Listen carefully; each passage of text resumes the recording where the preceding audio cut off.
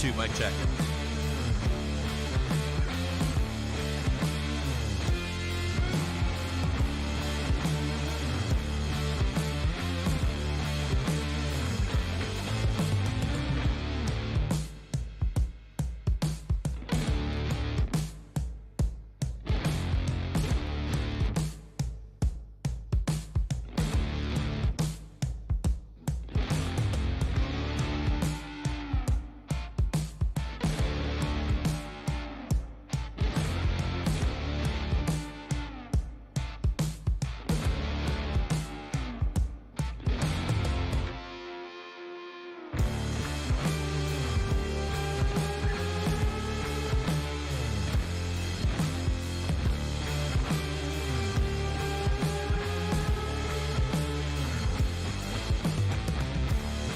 Good morning out there. How's everybody doing?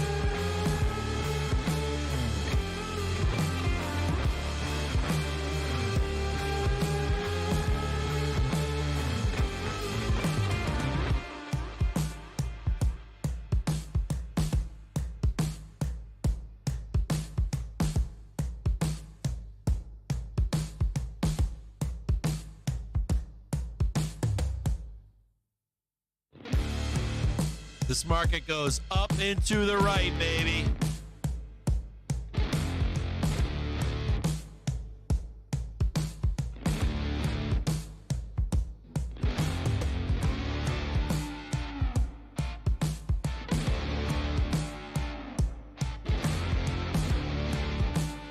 Who's ready to go back? You guys are hilarious.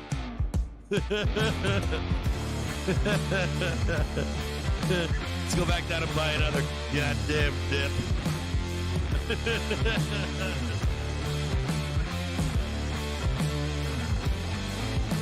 Woo!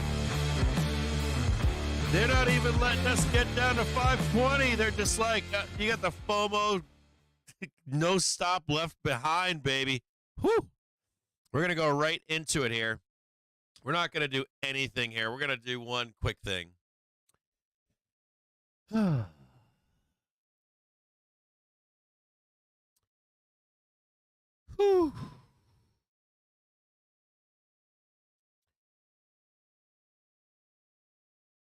You know, I got to say something. One of the most stressful parts of trading, I don't care if you're a seller or a buyer, is when you're taking those trades. Everybody's telling you no. I mean, I'm not a seller. I will sell, but I'm not a seller. It's not my what I'm good at. But I got to think that if that's what you do is sell, you got to feel the same way, right? You got to. Buying the dip's just too easy. There we go. Put that down there. But it's very stressful is the point. It's always stressful. And then this morning I was stressed out this morning and like on the screens. And I'm like, you know what? As soon as I close this trade out, I'm just gonna take a break. I need a break. It gets so stressful, you know. It's like make bad trade, make bad trade, make good trade, make bad trade, make good trade, then make really good trade. And then you're like, whew. And you have to be relentless. Relentless.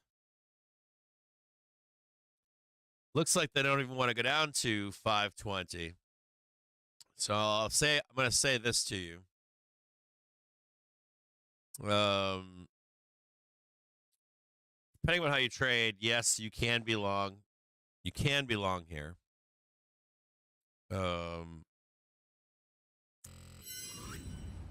But you'd have to be able to take the other side of the trade and sell short. Well, I wouldn't say long with 0 dates. I mean, you could own the S&P 500 right here. You can buy the S&P 500 right here, 100 pack of it, and then short it if it goes underneath the 1-minute trigger. That's the safe thing. If you're a bull or a options trader, Well, you follow your. Well, I guess the rule would be as long as price is above the 1 minute trigger, we take it. But after this move down here, well, you guys remember? Do you remember buying that down there yesterday? Do you remember what 421Cs cost down there? They're 27. Well, for today, they were 27 cents. That's a pretty big move right there. A lot of this is in after hours, pre-market, that kind of stuff. I guess there's two ways we can do this. It's definitely leave no gap behind, right? We got a gap up there that needs to be closed. Right?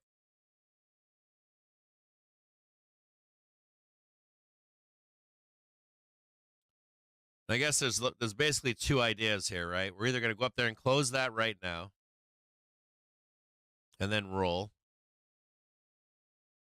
or we're going to roll down, catch some support, and close those gaps. Kind of one or the other, right? I like this idea better, personally.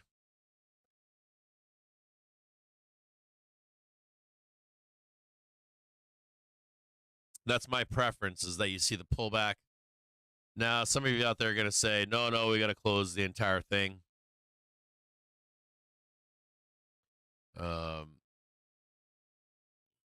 But this would be nice to close. I like always seeing this get closed out really quick.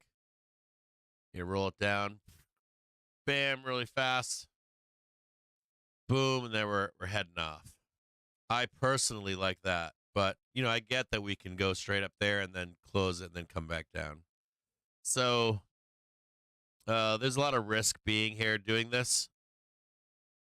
If you can be really tactful, you can, but I don't know if that was the trade. I'm assuming that a lot of you out there right now are saying we're going straight up from here. And notice that when a lot of you are saying that, and no one was saying that down there, right? It was just pure panic. And yes, the hourly trigger did hold yesterday, didn't it? And how did we know it would hold yesterday? We knew it would hold because we were buying all this shit down here, right? All this hourly velo. Where's hourly velo now? It's kind of up here, right? I mean, so we could go up there and trade a few more handles, but we know the best trading is when we're down here, right? It sucks. It ain't fun buying down here. I'm not gonna lie to you. It's like the ship made of nightmare fuel, but you do it, right?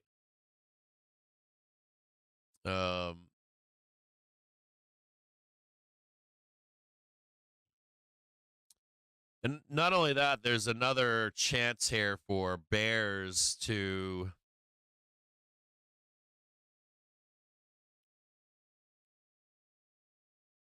so we can get that up there. Or at least in my view, there's another. Well, not just another chance for bears. What I'll say this. I mean, if you're a bear, you must be happy, right? You're getting paid. There are some nice pullbacks in here, but I guess my point would be I still think there's another roll down here before the big trade to 532, 535, something like that. 1, 2, 3, and then a straight moonshot. So, I mean, we're splitting hairs here, aren't we? I guess we could go straight up there, but this looks more realistic. This makes more sense, right? I mean, I could have the count wrong, 2 and then 3. And then this is the power push right there. We'll see how it plays out.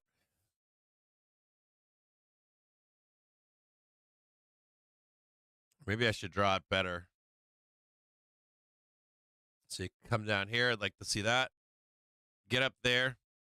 Then goes the roll down. Bam, there's your third one. And then there's the monster swing high. That's a gorgeous trade. It's like a beautiful looking trade, isn't it? It's gorgeous. Now we'll chase if we have to. I won't. Well, I can't because I have a meeting today. I've got an affiliate meeting I gotta head to here shortly. But if it was me, but wait a minute, sorry, wrong one. If it was me,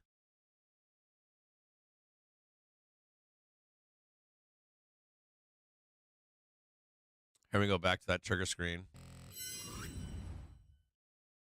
If it was me, we got that tick right there. So we got 2 more ticks, right? We got this tick already done, tagged it, 1 more above it. If it was me, I would be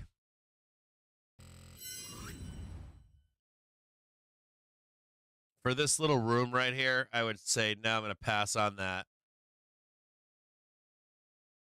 And I would be looking for some kind of a dip buy down here to trade that. Now, let's say that doesn't happen.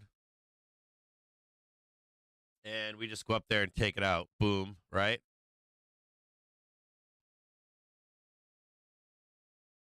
Then I would say to you, no, there's no trade until we get down there. If anything, you're selling that.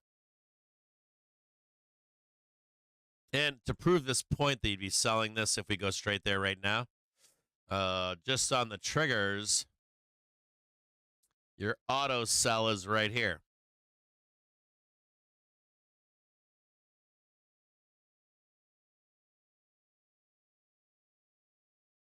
So this is your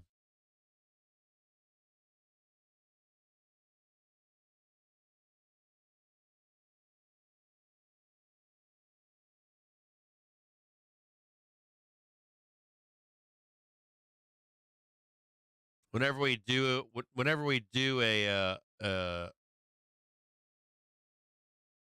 2 sigma move, it's an auto sell every time. Well, not you can lose it sometimes. We actually had one where we had 2 sigma moves in 2 sessions a month or 2 ago on the downside. But at least on the buy side, it works fairly well. So I would prefer something like that as a setup. And I'm sure if you're a seller, you're just waiting up here anyways.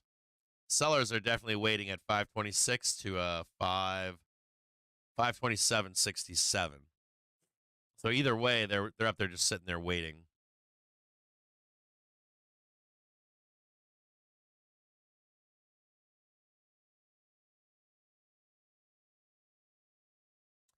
Well, it's not quite an auto sell. It's not like you slam the short button or 1-day puts, but you will statistically get paid. If you put on like a 5-day put or a 2-week put or something like that, you're statistically we're going to roll up there or roll down like the next day or something like that. And that's what the S4 and S5 are for, and the R4 and R5 are for. On an intraday basis, we rarely go to R4 and 5, S4 and 5. So if we do, it would be a signal to buy the dip. Even if we roll down the next day, like a week later, we're back up swinging high again. So I'll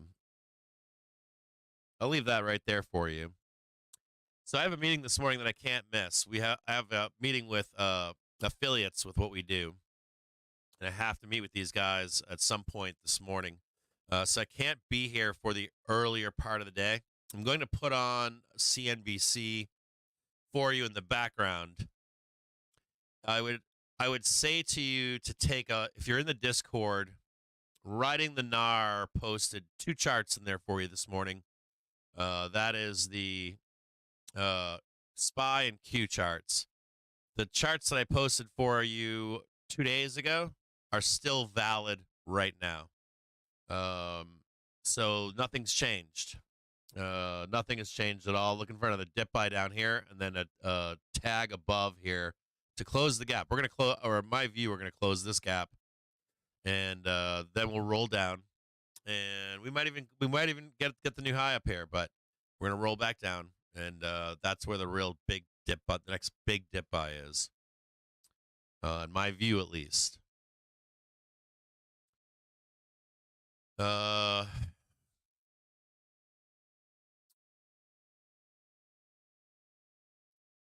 all right, so that's all I got for you guys on this stuff. And NVDA trading like a meme stock right now. It's kind of wild to watch, isn't it? And silver with a little bit of a rollover this morning, but the dip is being bought on it. So keep your eye on this one. You'd want to have a squeeze, new high, and then a successful back test. So you'd want to see price here squeeze up to a new high. Wait a minute. How's that not working? You want to see this squeeze up to get a new high, come back down and retest, and then just like we did yesterday, something like that.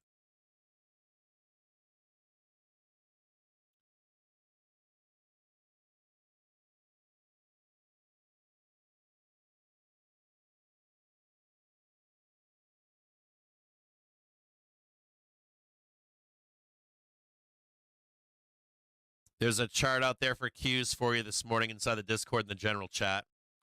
CL, this is pretty good down here. This is a nice dip buy. I like this dip buy down here at 84.83 on CL. I like this as well. Bitcoin. Yesterday we said, and the day before I think too, right? I've been saying this for a little while. We are saying we'd get a roll down on Bitcoin. This Bitcoin would be bought down here, and then this would be a new run to 80,000. And currently, we were saying this down here in these lows. Actually, we were saying we would get the roll, and we did. We actually got the roll, and we called it. And then we said this would get bought, and it did. And that it would be trading towards 80,000. Now, there is a meme going around out there. I've seen it on Reddit for 2 weeks, 3 weeks. Then it made itself on a Twitter. I saw the meme where the guy is saying Bitcoin to 80,000. No, 84,000. Sorry. I would be really scared of that. I think you're going to get sold into before you get exactly to 84,000. They can materialize and happen, but oftentimes right before that's going to happen, or too many people have seen it, you'll get sold right into a few dollars lower. Happens with Tesla all the time. Once everybody's got the same target and in the same mind, right before it happens, they rug pull you and sell into you.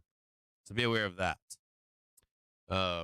Dixie coming into some kind of support this morning on its hourly trigger down here.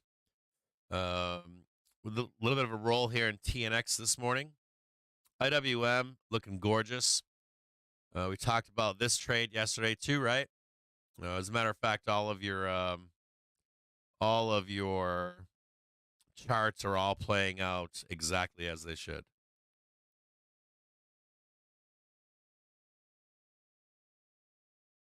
So we're going to be looking for what down here on IWM, and we're looking for a dip buy on the hourly trigger. Down here, you might even get as low. It's possible you could get as low as this 205.19. It's possible. But you'd be looking to close that gap up there. So IWM just looking for a dip buy. IWM can get stretched like Qs can. You'll see some nonsense. GCT. Talked about this one yesterday. Talked about where to catch a dip. Told you yesterday when the pullback was here. It was on 35.03. I told you in the stream. It's trading a high right now, 38.17. GCT. A great company. Check out the fundamentals in that company. SPX. Give me a quick second here, and we'll update the gamma levels for you.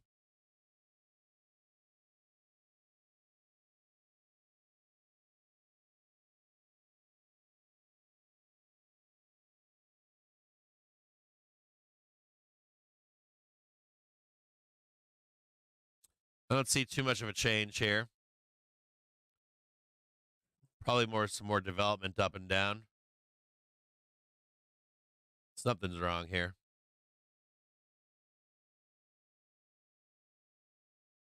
We got some wonkiness going on this morning. Whoop.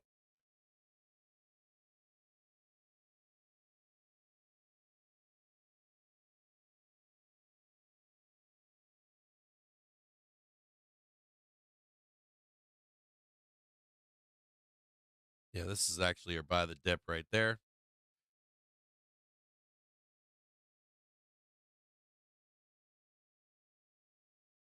Right there.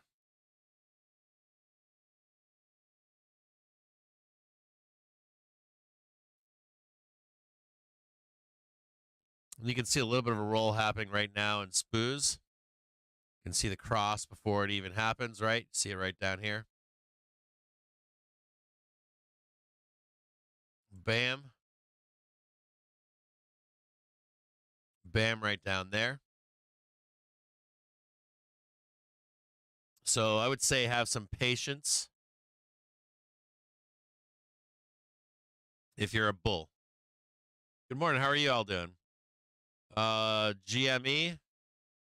Hang tight 1 second. We'll take a look at it.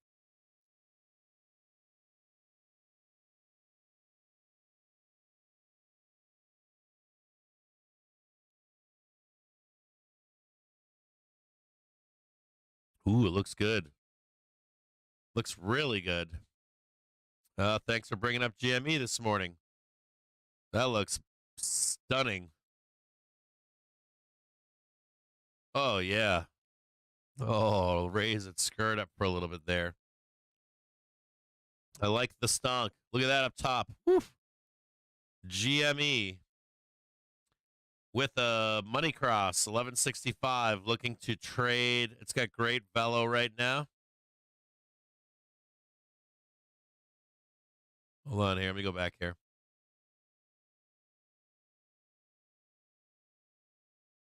Hold on a second. We got some work to do. Hold on.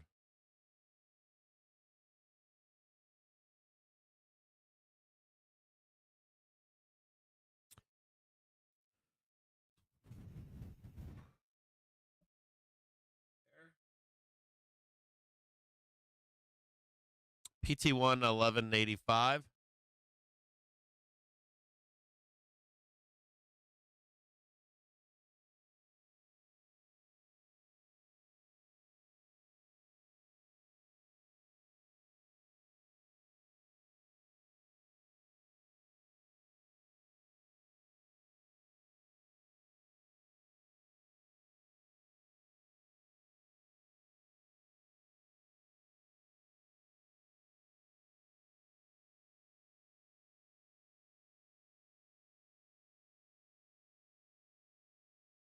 Whew.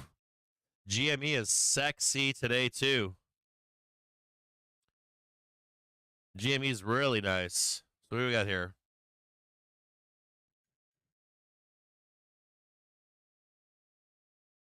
You want to do the retrace, don't you?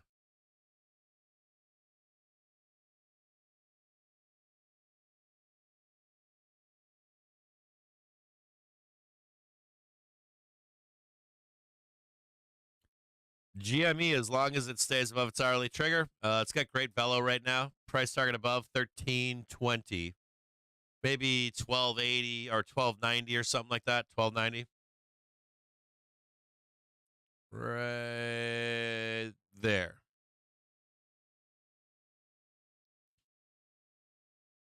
Going straight up right now. Green bars. FOMOers don't want to give it up yet, do they? Savages, dude. I can't take that trade. I don't like buying the top of this shit. All right, so I got GME on there. GME looks, that's a great ticker to be calling out this morning. You guys have any other tickers you want me to put up for you? Nice V shape.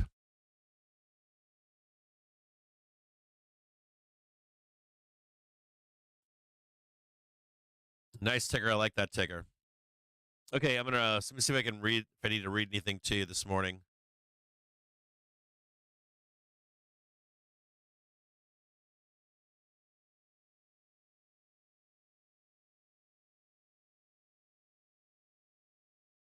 I'm going to read something to you this morning. This is more context on the U.S. consumer from Goldman Sachs. A shift, but not a verdict. We don't think the verdict is in on the consumer. We don't believe a coordinated and permanent consumer slowdown is happening. Employment is still steady. And for each company that has called out a slowdown, it feels like there's another company talking about strength. However, there are enough companies across end markets who have spoken to more cautious trends to realize that the consumer is stretched. We all know that, right? We all know that the consumer is stretched. We know that people have to work. We know that people have to take on 2 jobs or a job and a gig. I just talked to you 2 days ago about the Michigan subreddit. Had a post from an adult that said, I have to move back with my parents. I don't make enough money. And there was some very candid, frank conversation in that post. And due to it not being a front page, main page Reddit thing, when you're in a smaller subreddit, you can actually get good conversation going on these smaller subreddits. It was on the front page yesterday, too, of the Michigan subreddit, but it was a very frank and candid conversation. We know people are stretched. They're wary of all the price increases and much more picky about where and when they spend their dollars. Investors seem on board with the narrative now as well, after previously defending almost all issues as idiosyncratic. The logic? Sentiment shift in consumer. For the last few weeks, there have been a parade of companies speaking to a slowdown. However, it was primarily explained away as idiosyncratic or explainable factors. This is still Goldman Sachs.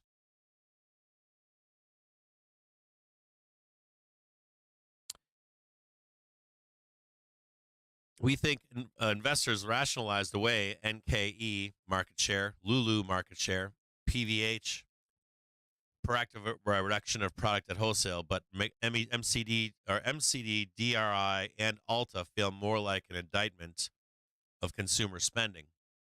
The sentiment shift. The sentiment on the group did feel like it changed yesterday based on our conversations and flows. Maybe Alta has some share issues in their prestige business, but them calling out a slowdown that is broad-based and across products felt harder to pinpoint just on them.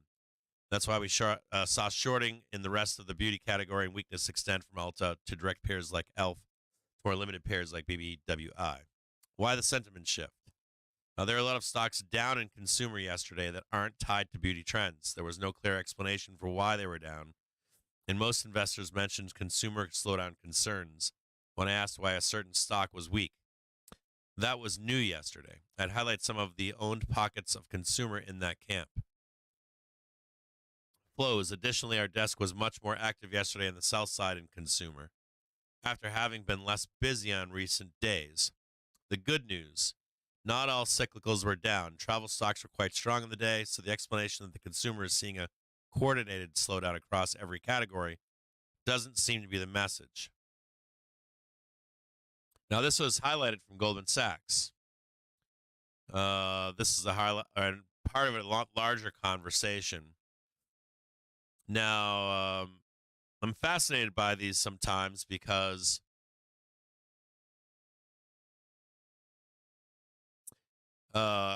consumer staples. Do you guys know anything about consumer staples right now? So there's a lot of talk about consumer staples, right? Consumer staples. Now that you're hearing a conversation from Goldman Sachs, right? It's Goldman Sachs, right? We talk about around here about AUM,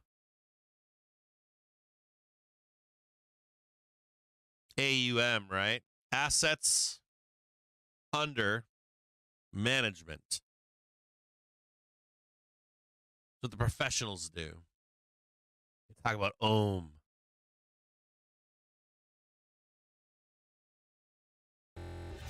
You'd read that and you'd say to yourself, wow, things are bad right now.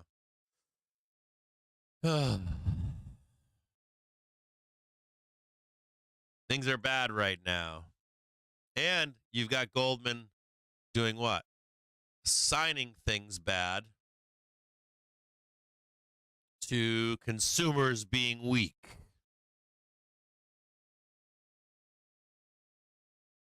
This is XLP, by the way.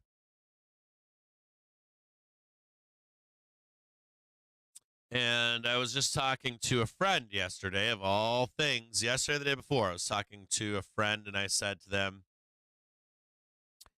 we're going to look at XLP. This was, I think, 2 days ago. We're going to look at XLP. And he said, why? And I said, well, so right now we're trying to figure out supplemental projections or projections for supplemental charts for our pro traders. And I said to him, when we start posting these charts, I want to post a chart with expectations just before a sector comes into seasonality, so that you can see where to short that ticker. And then 2 weeks later, we'll come back to long it once it's in seasonality. And we actually talked about XLP, and look what happened here. Got shanked, right? Why were we talking about XLP a couple days ago? Because of this right here. And consumer staples, XLP, healthcare comes into seasonality on April 25th.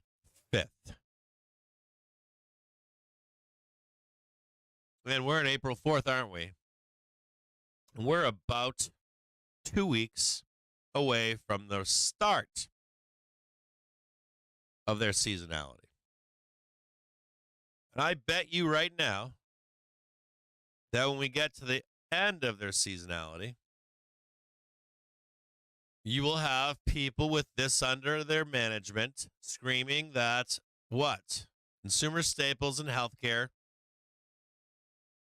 are amazing and not tied to the economy. Or if they are, it's really, really strong. And then you have to see who's actually talking, right? Who is speaking? It's Goldman Sachs. Where's their bread and butter? Probably here in XLP, for one. And where do they want to buy XLP? They sure as shit don't want to buy it there, do they? Thing's been running hot like a madman over here. It'd be really nice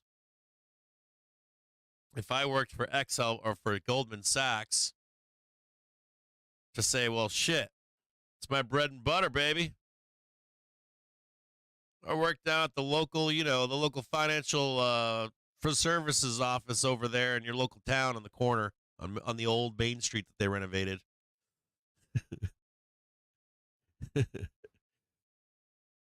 But all my old people I got to invest for, I want to get a better dip buy on it. Because if we're going to be in seasonality into December, and I'm going to long the hell out of this stuff, I want a better price than where we are right now. Isn't it fascinating? We're like 2 weeks away from seasonality for beauty, consumer staples, and they're shanking it right now, telling you that it's the worst thing ever so they can get a better price. So pay attention to XLP the next couple weeks. Normally what happens is this: people will get they get too excited too early. But oftentimes, right before you come into seasonality, you'll see promises. They'll shank it, and then they start to talk shit about it as much as they possibly can to get a better price when seasonality actually starts for a sector. So, and look at that. It's getting shanked again right now.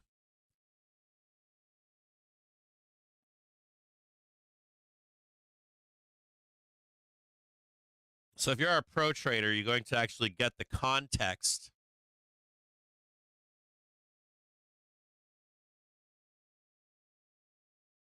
You'll get the context as well as like, where are we? Like, okay, we're going to start doing this supplement on this sector. We're going to tell you we're about 2 weeks away from the beginning of their seasonality. It lasts until this point over here. Let's look to short this shit down to the ground. And then once we get into their seasonality, look for a dip to buy and ride for a season. So if you're like, Cap, I hate trading zero dates. I like to buy stonk, or I like to buy indexes. And XLP is pretty boring, right? You know that if you can get a good price before its seasonality, you can sell puts on it all year long, buy a 100-pack of it. So that's $7,500 or something like that. Pretty cheap, right? And we're going to be doing that for commodities and indexes for pro traders for the rest of the year and moving forward.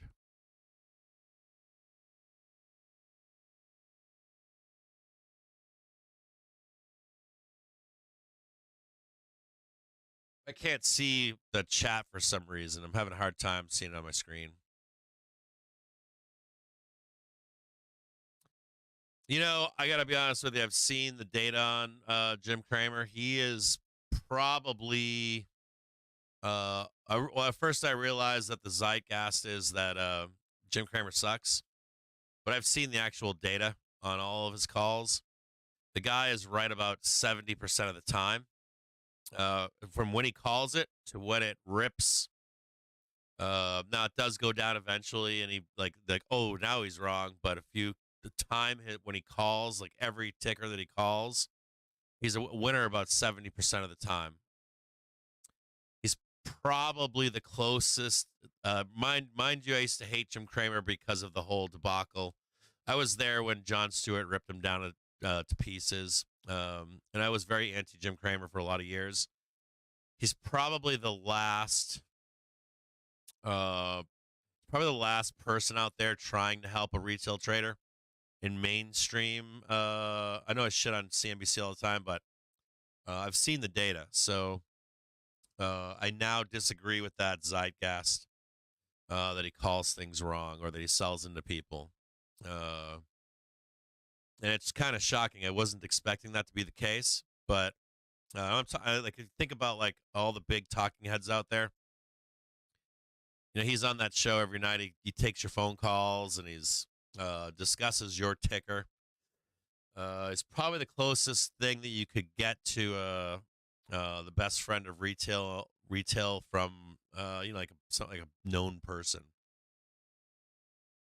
Is there anybody else out there that maybe is like someone with that star power, I guess? Is there anybody out there that you could think of with more star power that cares about the retail investor? And I realize I get that, like the stuff way back in the day. I get what he was doing. Bye. I remember it. I don't think I'll ever forgive him for that. But when you go back and look at the actual facts, Jim Cramer makes some really good calls. Is the point that I'm trying to make. Okay, so we'll monitor XLP and see what happens between now and April 28th. If you want to as well follow along, just keep an eye on it, because now you've got consumer staples and healthcare comes into season in the 28th.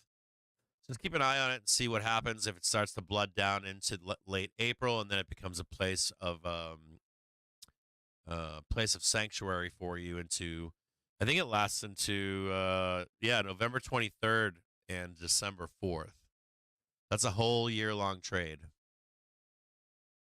Who do you got there? Charles Payne. I like Charles Payne. Yeah, I used to think that I used to be very anti Jim Cramer. You know who turned me on to that? My own conviction about Jim Cramer being wrong. Winky did. Winky Face was he changed my opinion, and you know, Winky Face is He sends me emails every day or two for me to share with you guys on stream. I've been too busy to share them the past couple weeks, um, but I trust Winky and his stock picks. Always have, always will, and he's a stock trader, right?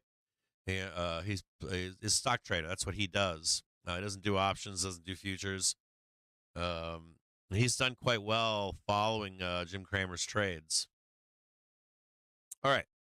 So I will be back with you. I'm going to take. Not going to be here for the morning. I have to do this once a week.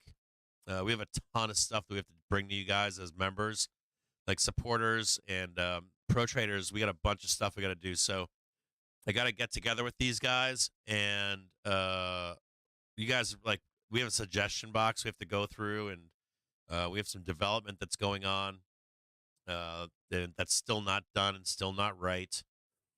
So I want to make sure that we stay on track with that stuff. So just be patient. You can be long above the 1 minute trigger. You know that, right? You know how to trade that. Personally, I would say just hang out today and let it come down to you around 5:20.53 or 5:21.17. Wherever that hourly trigger is down here, whoop, looking for a dip buy down there. And there's a little bit of close down. You see this down here? That's why I said 520 is because right about here. That would be that gap close.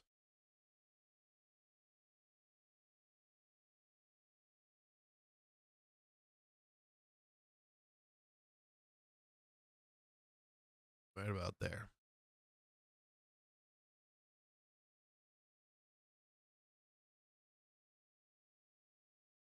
All right, I'm back with you guys.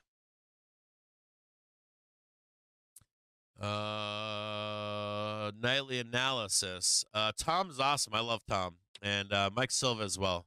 Guy's a great technician.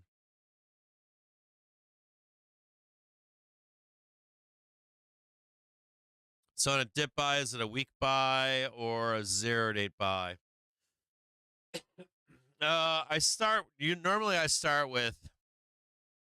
Normally as we make a turn, I'll try to start with 0-dates and not get crazy. And then I like to go into with size on a confirmation bounce with call spreads. Now, the price action this year has been a challenge to take those trades because we move so fast. We haven't had a lot of expansion, right? Any kind of sideways, an ability to take a call spread for not until this year or even October. You'd get a few great moments, right? A year where you're like, yes, we had a liquidation. We liquidated every sector.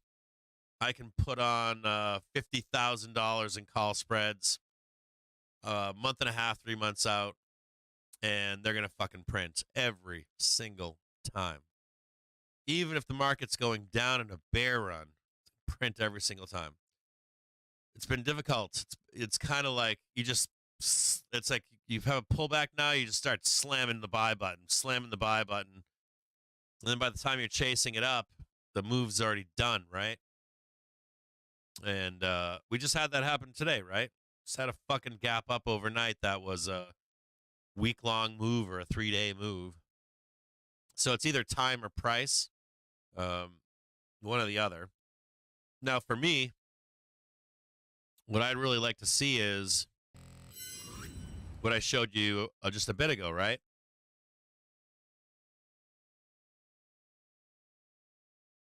I just showed it to you.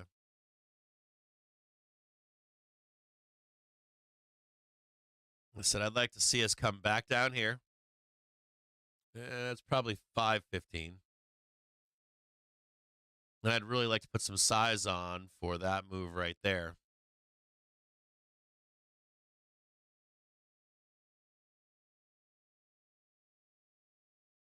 Right, so getting aggressive with it, right? Came down here, getting aggressive. I'd like to take a weekly trade there. And then I'd really like to take this with call spreads down here. Some nice call spreads, 515 to 535. Maybe a month out or so. I'd like to date them for, if possible, I'd like to date these for maybe the week after May 2nd or 3rd, something like that. I think that's the date. Like May 3rd, 535 C's be really nice. And then we sell in May and go away, right? This is if we wind up here in May, late April, May, sell in May and go away, have a pretty decent correction. It's a nice correction, right? Sell in May, go away, buy the dip for summer, trade 550, right? Trade 550, and then we get a bloodbath into election volatility.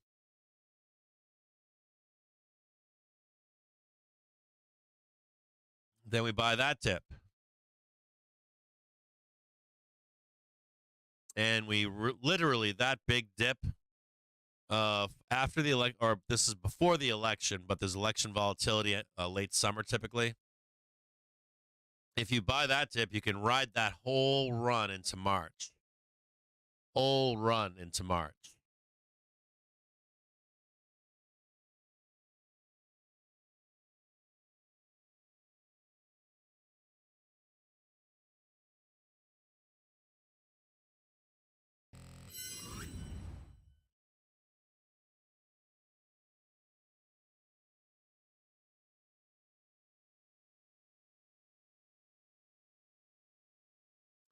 I like to do call spreads, debit call spreads.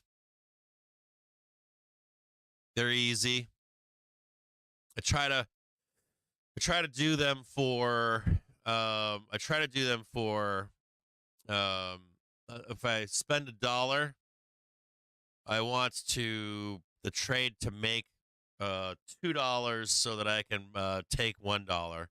I like to be out at 50% of the trade, but I want that to be 100% of what I put into it.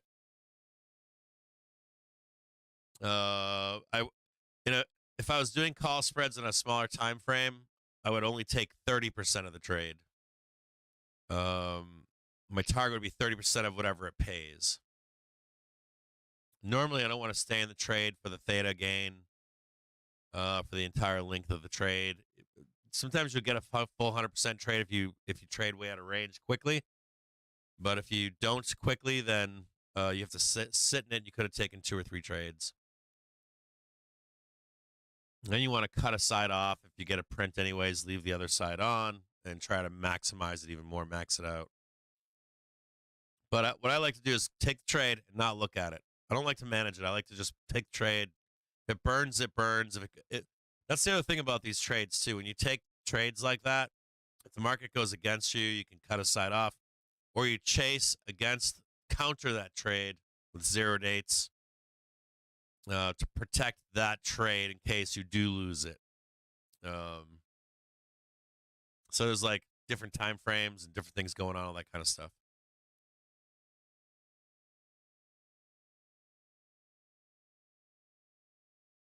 Yeah. But I don't like to look at those trades a lot. I don't like to overly manage them. I feel like I let me get scared, and then I start drinking the Kool-Aid, and then I'm like, I gotta close them here. And I'm like, fuck. Like a month and a half later, I'm like, oh, they printed pretty well, or they didn't go to quite 0, or whatever it is. So, well, no, I shouldn't say that. If they're outside of range, they never fucking print. They just go to goddamn 0. But yeah, just simple call spreads, not credit spreads. Just simple, easy stuff. I used to do complicated trade, and I don't do that anymore.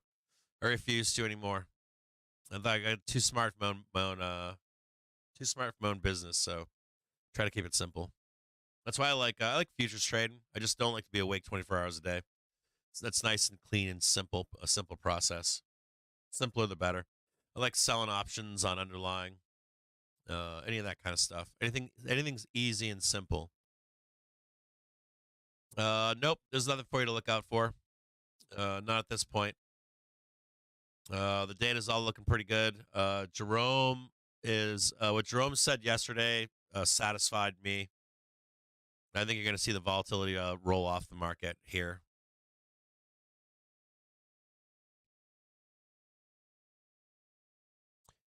All right, so I'll be back with you guys. It's 10:55. I got to take off. I'll put CNBC on. I've got a quick meeting I got to do. I don't know how long it'll last. Could be an hour. Could be two. I'll be back with you guys in a little bit.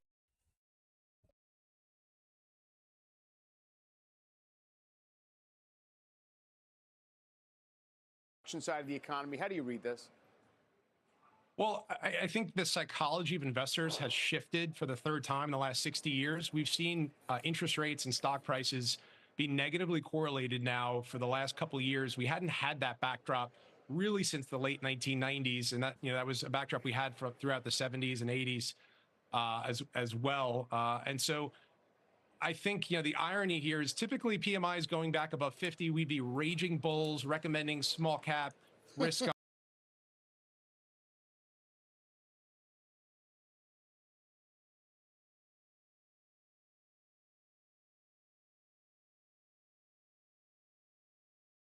While he was CEO. So let me tell you, the ego is the issue. Well, when they spoke to David Taylor or to the chairman who was initially against you and then told me, you know what, this McNern, that you were valuable, did they not get a sense that maybe you'd be valuable here, even though you weren't necessarily the guy who understood Prel? I mean, that wasn't your thing. You understood process, you understood business units, you understood how to make people accountable. That's what that was about. That's what Procter was about. When they spoke to Taylor, did they not get that sense that you could help them? Let me tell you something. They don't want to hear what they don't want to hear. That we gave them so many people to interview, people who were against us coming on boards, and then let them talk to them, call them up. We gave them dozens of people. You know how many people they called? None. They're very busy. That's what they did. They're busy people, Nelson. Were very I know those busy. People. Very, very busy. Well, that's why they couldn't. That's why they couldn't interview Chapek. Well, it is discouraging. What's Jay going to do? Jay Rizzullo, is he? I mean, I thought he had some good Disney knowledge here. Jay has become my great buddy. Jay and I are going to work together again at some point in time. I think the world of him. I really got to know him up close as we went through this process, and he's a star. He is really smart. He understands this business, and he understands business. And I can't thank him enough for being at my side as we went through this. Okay. And Disney would be so smart if they used Jay even as an advisor. He's got so much to give, but it's that three-letter word, Jim, that stops them from doing it. Well, is that three-letter, this CEO, the biggest three-letter word that you've heard, which is ego? I mean, look, you hang around with Elon Musk, who I know is against Tiger. I mean, could you do a little ego comparison? Can I tell you something? Elon is a friend of mine. I think the world of him. This guy has no ego. Okay? That may be hard for you to believe. But having spent the amount of time I have with Elon, he is willing to listen to anybody. It has the same attitude we do, that will steal any good idea and be proud of it. But his ideas are beyond anything I've ever seen in my whole life. He's a brilliant guy, understands so many things about the world. And all you want to do is listen to a lot of what he's got to say, but he's a good listener as well. And the really smart people in the world are good listeners. Now, last night on Last Call, Jeff Sonnenfeld, a Yale professor, said that you're finished, that's it. Care to dispute, Jeff, or even comment on it? I do not even know how to pronounce his name. Well, I think that's pretty definitive, frankly. At that point, Nelson, did you hear that? I think that as a shareholder for my charitable trust, I hope too that the corner has been turned, and I understand exactly how you feel in terms of trying to make changes at Disney. Thank you, Nelson Peltz, for coming on Squawk on the Street. Carl? Jim, thanks for having me. Absolutely. Have My a pleasure. great day. Thanks to you for coming back. We'll see No you problem. tonight, Mad Money, 6 p.m. We'll take a quick break here as we watch stocks pretty steady. Nope, Dow's up 168. We actually will not take a break, even though the prompter says differently. I'm here at Post 9 with Courtney Reagan as Money Movers get started. Jim with Peltz, Faber with Iger, and I think we're going back to David in Burbank with some reflections on both. Hey, David. Is the proxy fight actually over? It doesn't feel like it, does it, Carl? It doesn't. It really kind of doesn't after all of that. No. I mean, it sounds like he may hang around, and who knows, right? I can't imagine we're going to go through this a third time. Obviously, I thought it was very interesting when it's all about performance. He wouldn't tell Jim whether or not he's going to actually sell down any of the shares at Trian. And, of course, as Jim pointed out, and we have many times, most of the Trian stake here was Perlmutter's, who's been a very long-term shareholder here. Obviously, we heard from Iger earlier. We spent about, I guess, Carl, 10, 12 minutes talking about the proxy fight, going through a lot of it. The focus on succession, of course, being such a key part of what at least Peltz had been talking about, and getting Iger's reaction to that as well. So interesting to hear from Mr. Peltz. It certainly sounds like he may hang around. And he didn't give us any clues about what his next stake could be. That was for sure. He said he has to build it here first before he gets here. But, you know, it was very interesting when he was discussing his relationship with Bob Iger personally, sort of saying it was the succession issue that he takes issue with rather than Iger himself. And that's kind of a board scenario. Yeah, I mean, we spent a decent amount of time talking about Right. it. We've discussed it before. It certainly has, I don't know if we have the tape itself, but certainly Iger has made it job number one in some ways, equal to others. You can take a listen to some of his comments when we discussed sort of where succession stands right now.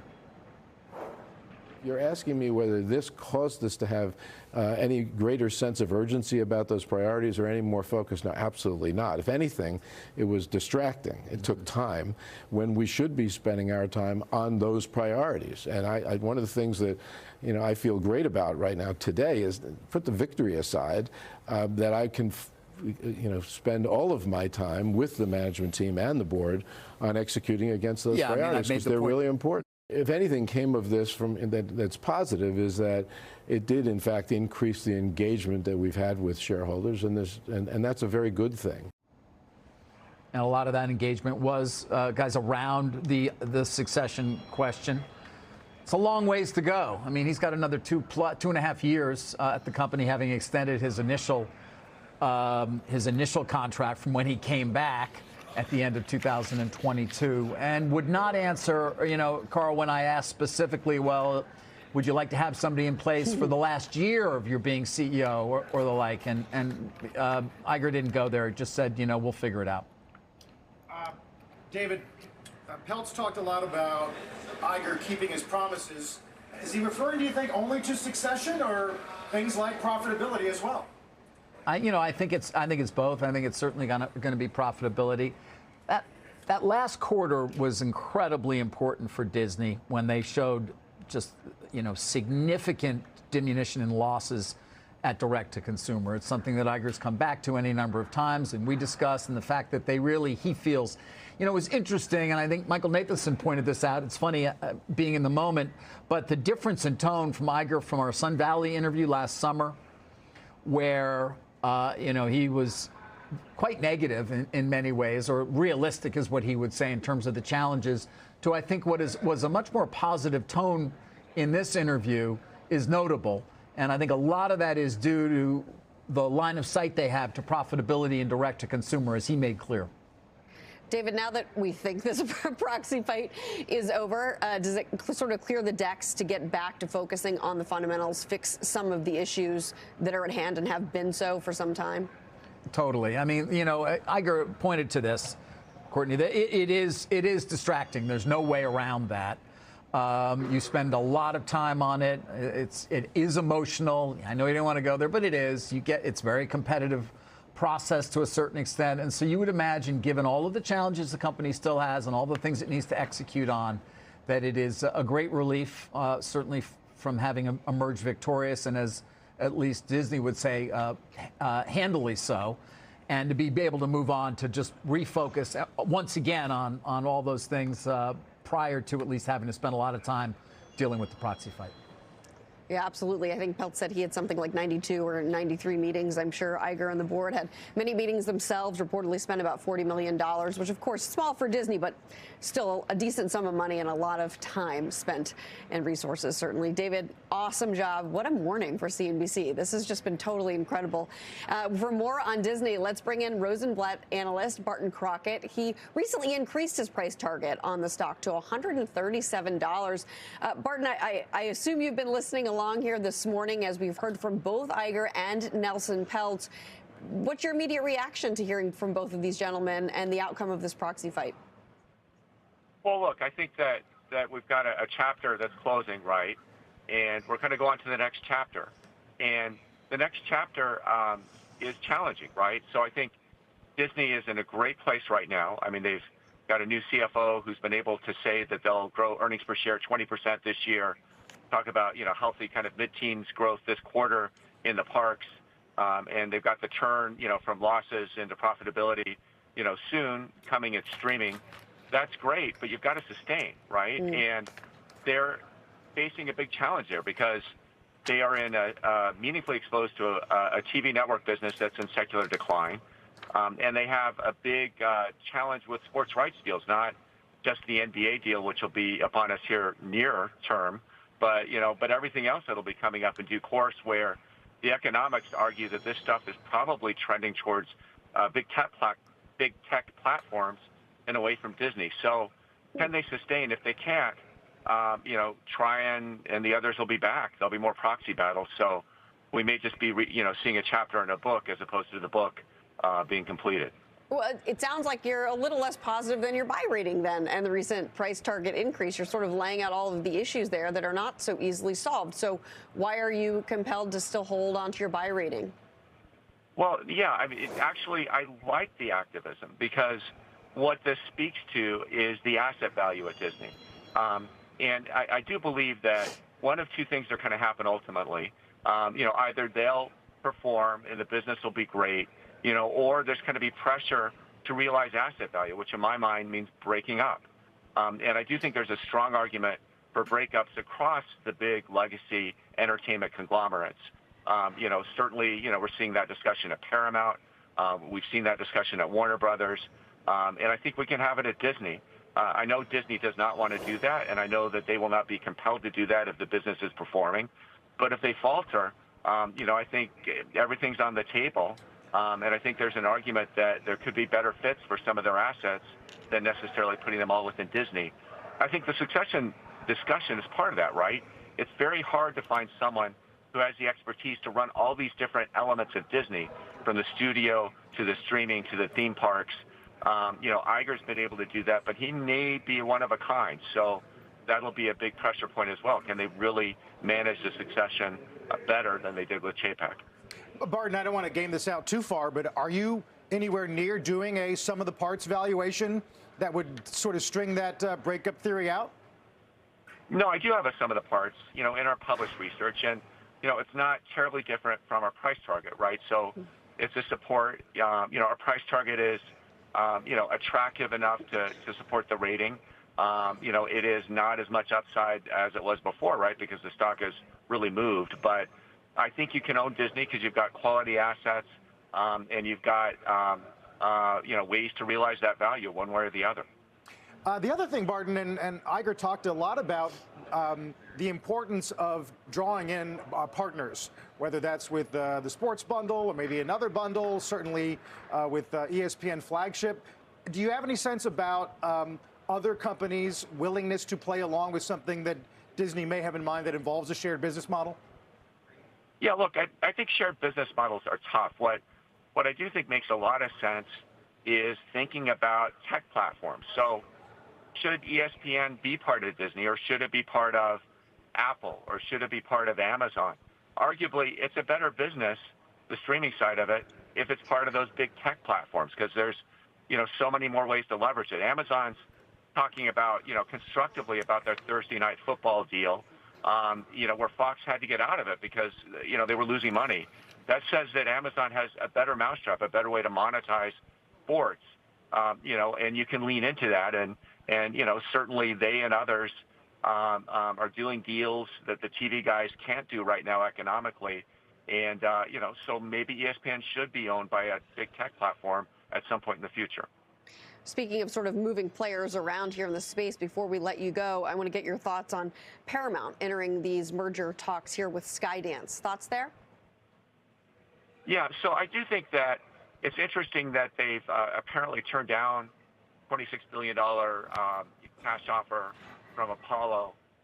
It would appear from what I'm reading that a deal with Skydance wouldn't necessarily be Paramount stock being sold, for a premium. It'd be just, someone new in control in place of the Redstone family.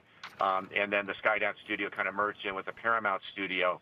And, I think that there's probably a little bit of near-term disappointment from people who are looking for a takeout at a premium. But I think the opportunity in the future is to think about breakups there. And, if the Ellisons move in and if they do what Sherry apparently doesn't want to do and look at breakups, there's potentially some value that could be unearthed at Paramount over time as they work through this process as well. Hey, finally, Barton, on Disney, Iger talked quite a bit about Succession, the urgency with which the committee's treating that issue. Gorman and Parker on that committee talked a lot about the unique set of challenges that the prior successor in Chapek had dealing with COVID. Are there thoughts about who an heir apparent would be, at least at this stage of the game? Is Walden's chatter, is that for real?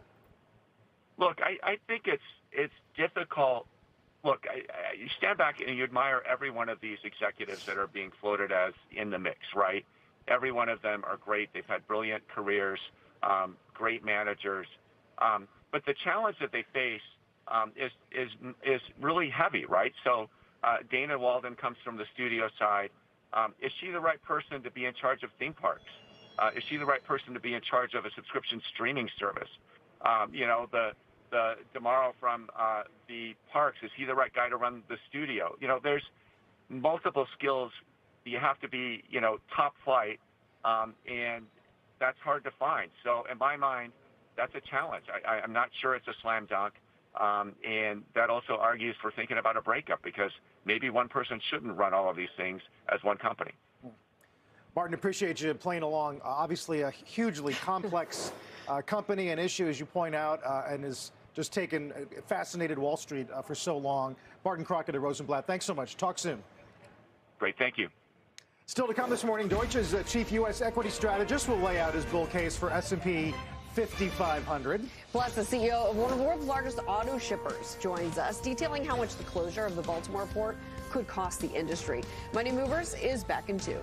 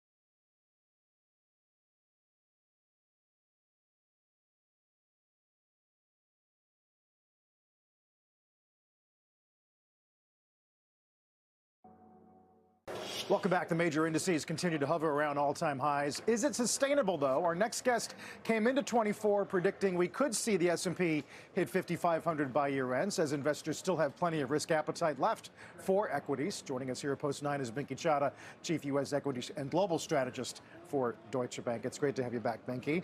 So this was 55 was a bull case, yes? It was a bull case at the time.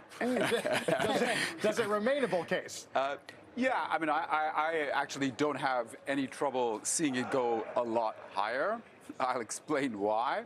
I would say the biggest driver really of sort of the reset and the rethink all through 2023, and again, basically since, the October lows, has really been a revaluation of the macro cycle. So if you recall, 2022, everybody's calling for a recession, and that kind of lingers on. It was in our house economics view in January of this year. And since then, there have been plenty of upgrades. And I would say, if you look at the consensus today, it doesn't look unreasonable. It's at about 2% GDP growth is the way I would put it for the year. 2% is what most people think of as sort of trend growth. The only small issue is that, we've been running at 3% plus for a year and a half. So at 3.5% plus, which is what you would get basically in, a sustained productivity boom scenario. A sustained productivity boom scenario is also interesting because the boom scenario is that productivity grows at 3%. For 3.5% for many years. Each point in productivity growth maps into GDP growth. So we're talking about 3.5 to 4% GDP growth running 5, 6, 7, 8 years. And everybody's waiting for the productivity boom and for productivity to get to 3%. But it's already been there for 3 quarters. Right. So what I'm saying is that the macro environment looks pretty good. And that's really the case for bullishness. And so beyond macro, and when you're looking at the drivers, the equity drivers, are we counting on NVIDIA to have the strength that it had? Or are we hoping for more of a broadening out? Yeah, I'd say we've already had a broadening out. And you think we can hold it? And I think not only will we hold it, we will push further, is the way I would put it. So upcoming earnings season, we are looking for year-on-year growth to hold steady, go up a little bit from, let's say, 9% to 10%. But we see a pretty big rotation happening underneath in terms of the sources of growth.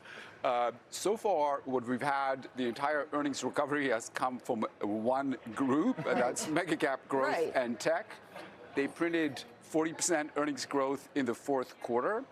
Their trend growth is 11%. So how did they produce 40%? It's because they have an earnings cycle. There's a very, very clear trend channel for their earnings. The pandemic, of course, took them a little bit above the top. 2022 saw them collapse to the bottom, but the bottom was in the fourth quarter of 2022. 2023 has seen them basically, saw earnings rise pretty close to the channel. The channel's 40% wide. That's where the 40% comes from. But if you have great earnings and the channel holds, it's held for 20 years, so we can talk about that. But if their earnings stay at the top of the channel, it still implies growth is going to decelerate. So both the consensus and us a little bit less so than the bottom-up consensus, is looking for pretty significant slowing from sort of 40% into the high 20s. We are looking for the low 30s. But that slowing continues going forward. Now, that's the part, you the market work without them. That's the part where, our measures of positioning say we are at the 95th, 97th percentile. So there's a question of, how the market basically absorbs that. But the cyclical backdrop, macro that we were just talking about, looks pretty good. And so what we should see is the rest of the S&P 500 earnings, their earnings last year were negative for 4 quarters in a row. We should see the first quarter of year-on-year positive growth. And sequentially, we're looking for a pretty good quarter for the S&P 500 as a whole of about 5% growth in the quarter, year-on-year, close to 10%. Your S&P earnings number for this year is? I have a range again from 250 to 270. Oh, wow. For this year? For this year, yes, that is correct. That's above consensus. It's a little bit above consensus, yeah. So you have to remember that everybody looks at the consensus, looks at the annual numbers, but going into every earnings season, earnings get cut, and that is, of course, reflected in the numbers. So I don't think it's anything more than sort of the choreographed show that takes place. So your 5,500 maybe it doesn't imply euphoria or stretch positioning and by any sense by year end? If that earnings number comes in. Yeah. So what I would say is, earnings and multiples are one way to think about the S&P 500. There's a parallel way to look at it, which is just simply equity demand supply. So that would be positioning. That would be so that's existing money in equities and how it's positioning. There's new money, which is equity inflows, and then of course there's the buybacks, which are huge and very important. If you look at the rally that we've basically seen since November, the very striking thing to us is that for the last 2 months, positioning is perfectly flat. It is overweight. On a Z-score basis, it's at about 0.6, so it's halfway up, basically the upper half of the band. But it's not at 1 or 1.2, which it got to. In fact, where if you look at our measure of positioning, which happens to be completely in line with macro indicators of growth, it's actually a little lower than it was in July of last year, which is striking. And so the rally over the last couple of months is really coming from this broader demand supply. It's coming from equity inflows. We've had 150 billion in inflows just year to date. Wow. And then, of course, we have the buybacks, which we would argue as sort of this cyclical overhang on corporates continues to lift. You should start to see a pickup.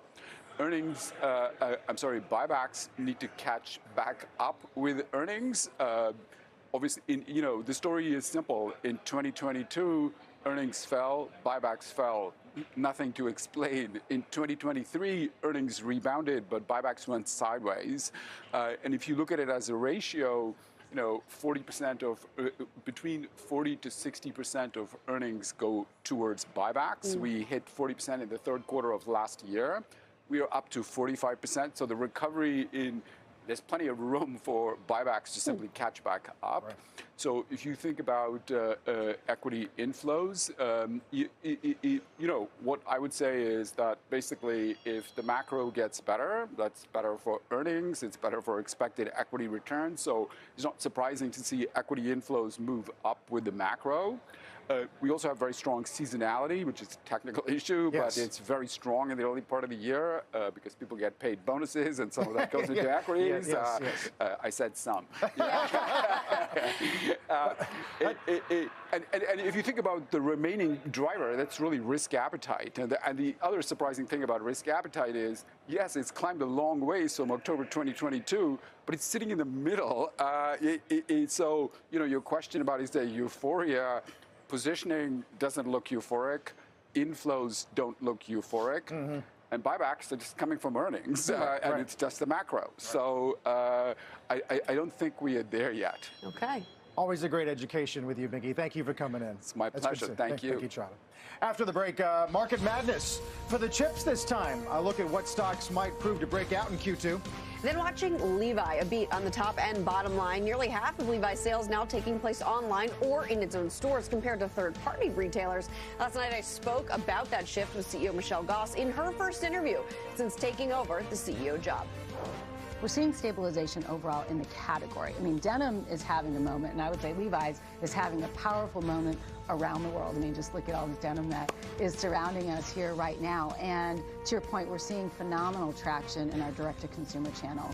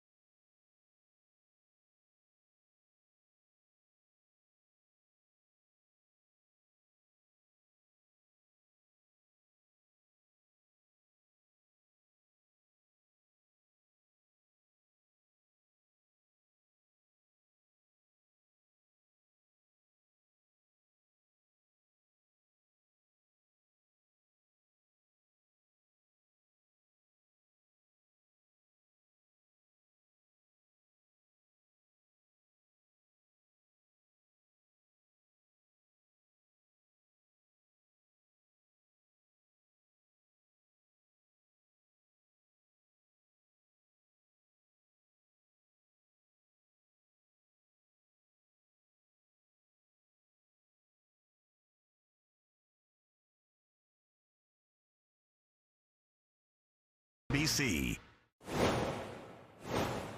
We are a week removed from the collapse of the Francis Scott Key Bridge in Baltimore, closing down America's busiest port for autos for the foreseeable future. Our next guest oversees one of the world's largest car shipping companies, transporting nearly 1 million tons of cargo through Baltimore last year alone, and joins us with a look at the disruption and the logistics to the global supply chain. Let's bring in Lasse Christoffersen, CEO of Wallenius Wilhelmsen. Lasse, it's great to have you. I wonder what your thoughts were when you first saw video of the bridge, and if you knew right away what kind of impact this was going to have. Yeah, and thanks for having me. Well, first of all, this is a tragedy, and there are human lives involved. So first of all, and first thought was this is tragic. And then, of course, from a business perspective, Baltimore is a key port in the U.S. For us, it's the biggest terminal. It's actually the biggest terminal in the U.S. for imports and exports of rolling goods. So we immediately realized that this is going to have quite significant impacts on our operations and the operations of our industry. It didn't take very long. In fact, just a few hours before we started to hear from Ford, for example, was presenting at a conference that day and said they were already at work at rerouting. Can you talk about how that effort for the industry has gone? Yeah, I mean, first of all, I think this is a proof of how we work together in the industry, and it's been really good collaboration. We all hands on deck immediately, and we were able to reroute all of our vessels into other ports. Unfortunately, we have one vessel stuck in the port of Baltimore, Carmen. Besides that, we had 10 more vessels inbound or soon inbound. So together with our customers, we've been rerouting to other ports like Newport News. We've been in Newark, down to Savannah and other ports, and trying to get the cargo flowing despite this tragic accident. What is the financial impact to your business having to service these reroutes? I mean, what will it ultimately cost? Yeah, well, there are a couple of sources of financial impacts for us. One is, of course, our significant operations in Baltimore that is now slowing down and eventually will run out of cargo. Then we have one vessel stuck inside the port, which we can't get out. And finally, there are implications, as you said, to the whole shipping network and how we distribute cargo and run the vessels. So we have said that we estimate this to have an impact in the range of $5 to $10 million for us, assuming that the situation will be there for up to a month. When the Baltimore Bridge tragedy collapse happened, that was not, of course, the sort of only issue that you've been dealing with. Obviously, there's disruptions going on in the Red Sea. The war in Ukraine continues, potential issues in the Panama Canal. I mean, when you put it all together, is this sort of a record year of anomalies to have to deal with all of this together at the same time? How are you managing all of it in aggregate? Yeah, I mean, in many ways, yes, it is. But on the other hand, it's in a way, it's also the new normal with the uncertainties and disruptions we see. And you're quite right. We are, the lifeblood of global trade. We are moving cargoes from all continents. We have 15 trade routes. We're going to 6 continents. We're basically all over the world. And everything that happens from geopolitics to other things meet us. So we had in December last year, suddenly the escalation in the Red Sea, and we were to reroute our vessels around Africa. There is a slowdown on capacity in the Panama Canal due to less water. Now this tragic accident in Baltimore. So disruption is basically the new norm, and that's why we're now investing so much also into the digital space of our business, because we need to find new ways to collaborate in the industry and also orchestrate a world which is much less certain than it used to be. Well, this country's become a nation of supply chain information addicts, That's Lasse, true. so we appreciate the guidance. We hope we can come back to you from time to time. Lasse Christoffersen of Wallenius Wilhelmsen, thank you so much. Pleasure to be here. Thank you. Yeah, for so long it was such sort of an opaque area of business. You know better than most. Yeah, it was really tricky to get any information and learn more about it, but I'm glad we've gotten there at least a little bit over the last year or so. What is now time for a news update? Bertha Coons has that for us this morning. Good morning, Bertha. Hey, Court. An estimated 700 people are still trapped following Wednesday's powerful earthquake in Taiwan. It comes as the death toll from the 7.4 magnitude quake rose to 10 today. Local officials say most of those trapped were at a hotel and activity center near a national park, which was cut off by road damage. A new Biden administration rule makes it harder to fire federal employees. It prevents nonpartisan workers from being reclassified as political appointees or at-will workers who have fewer job protections. It would make it more difficult for incoming administrations to make sweeping changes to the federal workforce. In 2020, then-President Donald Trump issued an executive order seeking to reclassify thousands of employees, a move President Biden later reversed. NATO broke out a birthday cake today to celebrate its 75th anniversary. The occasion comes with a somber message from the Ukrainian foreign minister. He urged the 32 member states to provide his country with more air defense systems as the Russian invasion of Ukraine now enters its third year. Back over to you, Carl. Bertha, thank you. Bertha Coombs. Coming up after the break, what names in the chip sector can continue to dominate in Q2 and what names might prove to be breakout stars? Our Market Madness series is coming up next.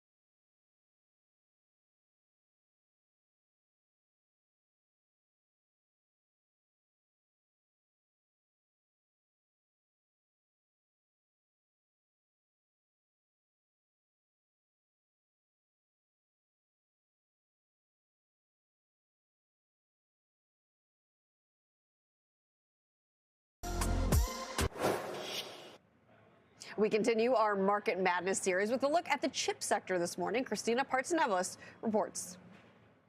One can't mention chips and AI without naming NVIDIA, our #1 seed. Sure, you've seen NVIDIA's share price soar 240% last year and another 80% this year, making it the third highest valued company in the world.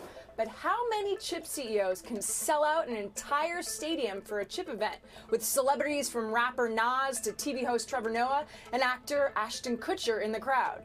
No wonder some are calling NVIDIA CEO Jensen Huang the GOAT of the chip space, especially as NVIDIA launches a new platform and graphics chips like the B200. Jensen Huang calls it the world's most powerful chip for AI.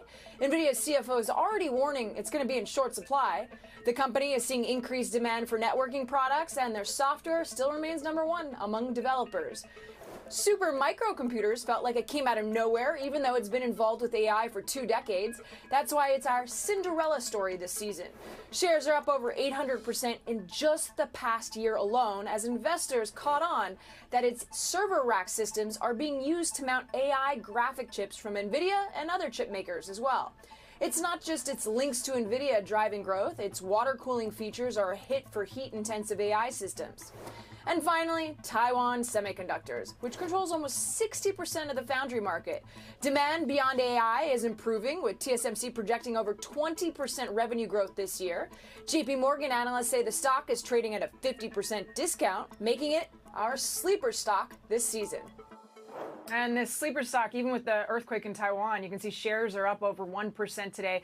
TSMC assuring investors and customers that they've recovered over more than 80% of their tools as of today, with a quote saying only a small number of tools are damaged, partially impacting their operations, and certain production lines will require more time for adjustment and calibration. And they went on in their comment to say that luckily none of those really expensive machines, machines from ASML over $150 million, none of those were damaged. And that's a big deal because even the smallest shift of equipment or a speck of dust can ruin an entire chip production line, given how tiny so many of these chips are, which are even smaller than a strand of hair.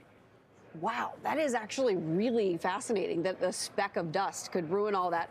Christina, did you have any other sort of chip sectors, chip stocks that were on the verge of being your Cinderella or your sleeper? Say that fast. I know. I wanted to talk about storage too. I think it's a sector of the chip area that we need to focus on, as well as Ethernet cables. NVIDIA has a strength in Ethernet, but you have Arista Networks as well as Cisco. These are these little cables that connect chips to other chips and to other parts in the system. And I think that we focus so much on the chip part and maybe, just pretty much the chip part and not necessarily all the other connections within that entire database. And so there's other companies that could benefit. Western Digital is another good one too, that the stock has actually climbed quite a bit. So it's not, people are aware of this, but we don't talk about it as much as we do the big players, the superstars, right? The GOATs. There's a thin universe of sleepers in this sector right now. Exactly. And the #1 seed was pretty obvious, I guess, in your sector, huh? Christina, thanks. Christina Partsinevelos. A couple hours into trading here. Very tight range on the Dow, at least. Let's get post to post with Bob Pisani. Hey, Bob. Gap up today and sideways after 2 gapping down days last couple of days here. Now, you heard about all these storms in the Midwest and what's going on there. The important thing here is take a look at generating companies. Here's Generac, big mover today. This has been a big mover the last several days. People seem to want to play this power generation theme here. Canaccord Genuity had a great little story out earlier this week talking about that. They said, we see increasing power shortages as an emerging threat, an investable theme as electrification gains momentum. We predict there will be a major grid outage in 2024, one that changes consumer perception on grid reliability for good and creates a boon for backup power, i.e. Generac generators. So some people have been playing this theme in the last few days. Keep an eye on that. Elsewhere, momentum, still some momentum in some of the industrials. Old GE Aerospace, another 7-year high. Finally, it's just one idea here. It's basically an aerospace company now that they spun off the power company, and that's a 7-year high for them. Elsewhere, some waning momentum in some formerly good areas. The do-it-yourself auto people, AutoZone had a great year. It was just on a tear the last few weeks, up 20%. It's run out of steam, though, in the last week. Not much energy behind it. Same with the other ones. CarMax. Here's CarMax over here. It's had a great year. It's up strongly too, and it's run out of what it seemed recently, just the last several weeks here. Finally, just want to mention, here's Taylor and Jacqueline here running through, and their mom saying hello, everybody, younger people here on the floor. Levi's and Courtney, I know we just ran a clip with the CEO talking about the consumer, and they had very good comments overall. They've raised their annual outlook. I'm just wondering, though, given the other retailers, it's been fairly downbeat for most of the other retailers. They seem to be bucking the trend a little bit, but you can see big move up here. One of the big movers at the down at the NYSE, Courtney. Yeah, that is true, Bob. And Michelle Goss actually told me last night she does feel more confident about the consumer now than she did 3 to 6 months ago, and has even seen some more purchasing power from the middle income consumer, which is sort of the one that we've been worried about the most. So that was surprising and a little different from what we'd heard from other retailers. Thanks for watching and listening to that one, Bob.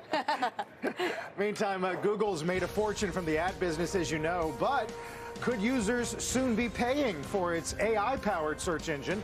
Tech Check is going to look into that after the break.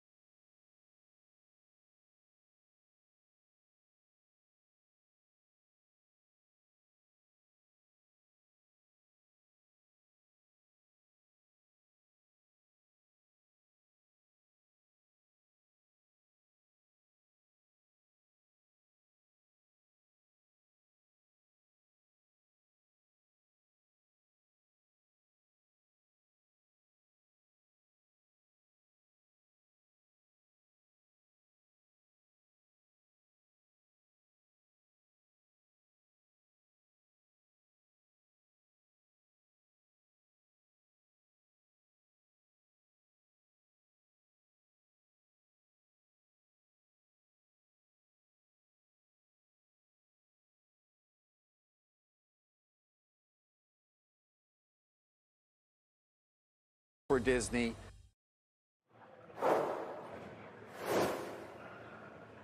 Two new headlines around Google's parent company Alphabet crossing this morning.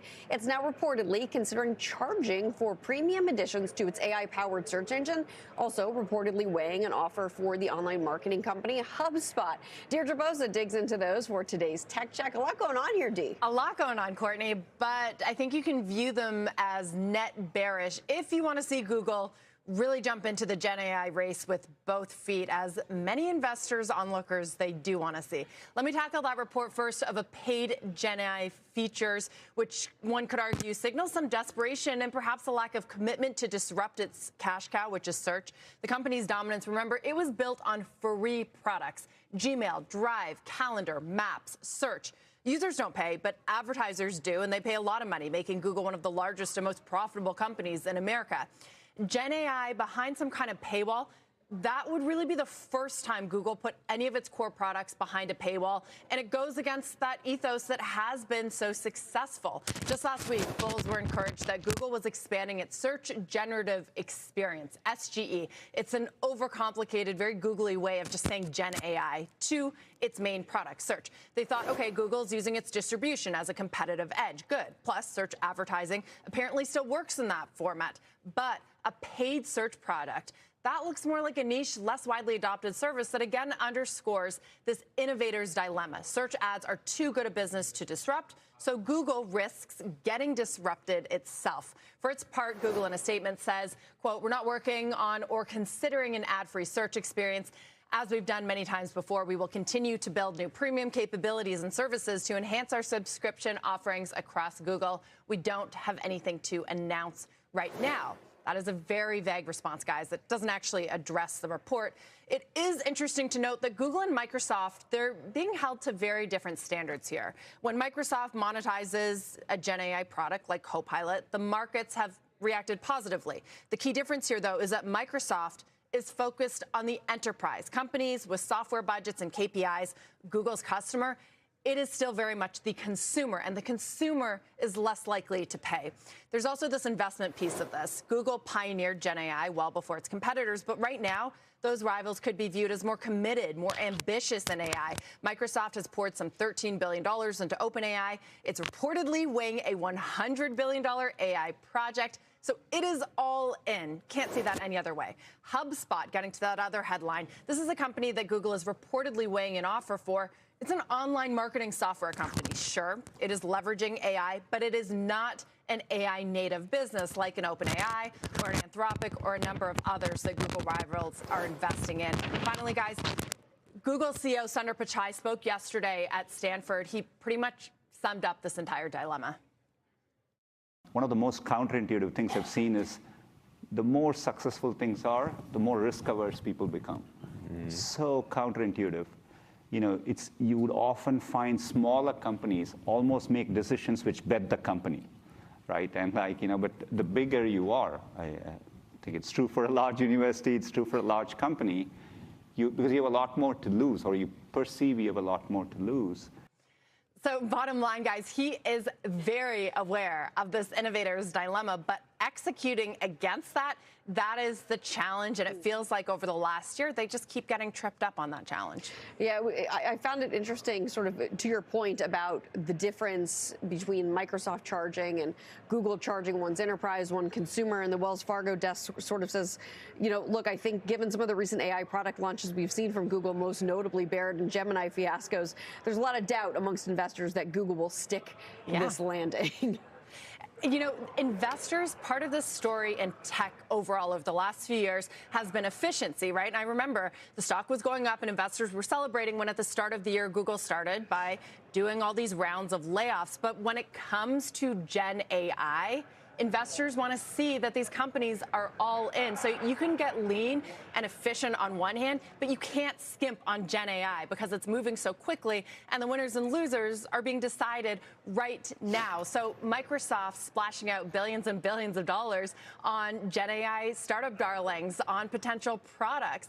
The market is going to forgive that. Google may be splashing out on a HubSpot to maybe beef up its core and its cloud business might be seen as less generous, right? It's not really getting it ahead in this Gen AI race compared to, let's say, Microsoft or even an Amazon, which is pouring money into Anthropic, another darling. There's also the whole regulation of it, right? Is there going to be a breakup fee? Are regulators actually going to let this acquisition go through if it does get to that point? Microsoft is even doing that in a very different way. They're doing deals. They're not doing all-out acquisitions. Yeah, pretty interesting debate about whether or not charging is a sign of weak margins or just a part of the general move to subscriptions. We'll see which voice is louder in the coming days. Dee, thanks. Deirdre Vosa. Coming up next, is Nat Gas having a canary in the coal mine moment? When we're back in 2.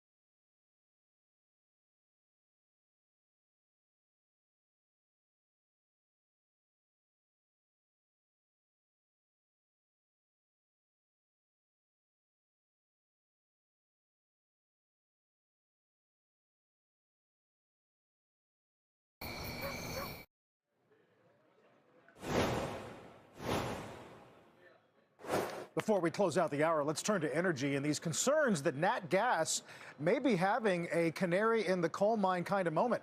Pippa Stevens looking at that this morning. Morning, Pippa. Good morning, Carl. Well, Nat Gas prices at one key delivery point have dipped into negative territory in a sign of just how oversupplied the market is, with producers effectively paying pipeline companies to transport it. We're talking about Waha in the Permian Basin, which straddles Texas and New Mexico. Oil is the cash cow there, and gas is produced as a byproduct, meaning that even when Nat Gas prices tumble, production doesn't slow, especially with WTI at $85. Pipeline infrastructure hasn't been able to keep up with all this new gas coming out of the ground, And with demand weak after a warm winter, there's just nowhere for the gas to go. Now, it's important to note that Waha prices have been negative before, especially during shoulder season like right now, which is between the higher demand periods of summer and winter. Still, OTC Global Holdings Campbell Faulkner told me Waha is a canary for the wider North American gas market, or as he put it, an ocean of supply, but not enough consumption. The much more widely followed Henry Hub price is still positive, although it's under $2, forcing some producers to curb output. Guys? Meanwhile, Pippa, interesting takes this week about the administration and how they may think about the SPR differently if oil continues this run higher at 85, gasoline at a 6-month high. So part of your question did cut out, but just when you're talking about oil continuing this run higher, it's important to note that this gas in the Permian is associated gas. And for existing wells, WTI at $37 is right where producers are break even, which means they're going to keep on pumping that oil, and they're willing to take a negative price on that gas, meaning that for the time being, we could see Henry Hub staying below that $2 level. Pretty amazing, especially the amount of liquefied that we're exporting. No other country in the world is doing more at the moment. Pippa Stevens, thanks so much. Interesting market session. VIX not quite back to 13, right, but 13 and change. Obviously, indices are green, mostly done with earnings for the weekend data, except for tomorrow. Except for tomorrow, of course. Yeah, we're really looking forward to that. And then all of a sudden, bank earnings are right around the corner all over again. I feel like, didn't we just finish this? Yeah. But really interesting, of course, as we continue to follow and speculate about the Fed and what they'll do with rates there for the bank sector. Also a series of new highs, all-time highs for some industrials and insurers. Let's get to the half. Carl, thanks so much. Welcome to the Halftime Report. I'm Scott Wapner. Front and center this hour, big moves from the investment committee today, which is also debating the state of the rally. Joining me for the hour right here, Post 9, Josh Brown, Carrie Firestone, Bill Baruch, and Liz Young. Let's check the markets. We're green across the board today. Do have a nice rebound. Rates are down. Oil's holding steady. Dollar's a bit weaker, and all of that is playing into this story. We do want to begin, though, with some significant moves from Carrie today, which we're going to show you on our wall, at least the beginning of, because you've trimmed a number of stocks, big name stocks, many of which have done quite well, and that's probably leads into why you're trimming them. But let's show the wall as we track your trades. You've trimmed Home Depot, Amex, Blackstone, Booz, and Sherwin-Williams. Tell me why. Well, you hit it, Scott. There's been a rally, huge rally. We're up 28% since the middle of October, and these stocks have participated dramatically. Some of them on the basis of interest rates perhaps coming down. Now we may not have that rate cut as quickly as we expected, and so why not take some profit? So I think by and large, we're talking about housing-related stocks, defense, banking, finance, Amex all-time high, and so we trimmed them. Okay, so are you, I almost feel like you're also suggesting that stocks that went up a lot on rate cut hopes might be in jeopardy of losing some of those gains if we're not going to get the kind of cuts we thought we were, and you'd like to get some off the table before the pullback happens. Well, either a pullback or they underperform. They could be flat and just underperform. There are other opportunities. And so we're going to transpose money from here to other places that we think we have more upside. You sold completely out of O'Reilly. We did. Why? Well, I feel terrible about this, Mr. O'Reilly. It's been such a good stock. We've owned this for years, and we may own it again. But if you look at the chart of O'Reilly Auto, it's a fabulous chart, and now it's an expensive stock on a multiple basis, on a value, however you look at it, same store sales, and you think about why the parts and auto repair business has been so strong. In a way, because people were not able to get new cars. Now they are. They weren't trading into used cars that were newer than theirs. Now they are. So we think that this might be a time to take money off the table. Okay. It's not all about selling or taking money off the table. You are deploying capital into Booking, into CarMax, and Health Equity. Yes. And those stocks, we think, have more upside. They trade for below market multiples. People are traveling. We talked about that yesterday. We also think that, if we consider what's going on just in the world of cars and being able to find used cars at reasonable prices, that's better. And so, we're making these choices based on where opportunities are. Do you think, Josh, we're vulnerable in the sense of what has in part at least driven Carrie to trim the names that she has. Many stocks in this more broad market over the last month at least have gone up a lot on the prospect that we're going to get these rate cuts that we think we're going to get. Well, you know, whether it's Powell yesterday or Bostic or whomever, and you're going to get some more Fed speak, a lot of it today. And I think we're going to have some headlines coming up as some of those speakers make their remarks, that the market's gotten a little, and a lot of these stocks have gotten a little ahead of themselves on what will turn out to be false hopes. So we're in this moment right now, and we've been in this moment for a little while, where we're back to higher interest rates on, let's say, the 2-year, the 10-year, negative for a certain type of stock. Big stocks, important stocks. But then when those rate fears ease for the day, it's like a green light to go out and buy them. It's very reminiscent, Judge, and you'll probably remember this, of the risk-on, risk-off stuff from 2011, 2012, when on a Monday it would look like Europe is Armageddon, and then the next day European currencies would rally, and there would be this like whole group of stocks you could just blindfold yourself and buy any of them. We're doing that now with interest rates, and it's fun, it's interesting. Eventually, everyone learns the game and it stops working. But look at today. You get the rate fears cool off a little bit. What are your top 3 leadership groups? Surprise to surprise. Real estate number 1, up 1% on the day.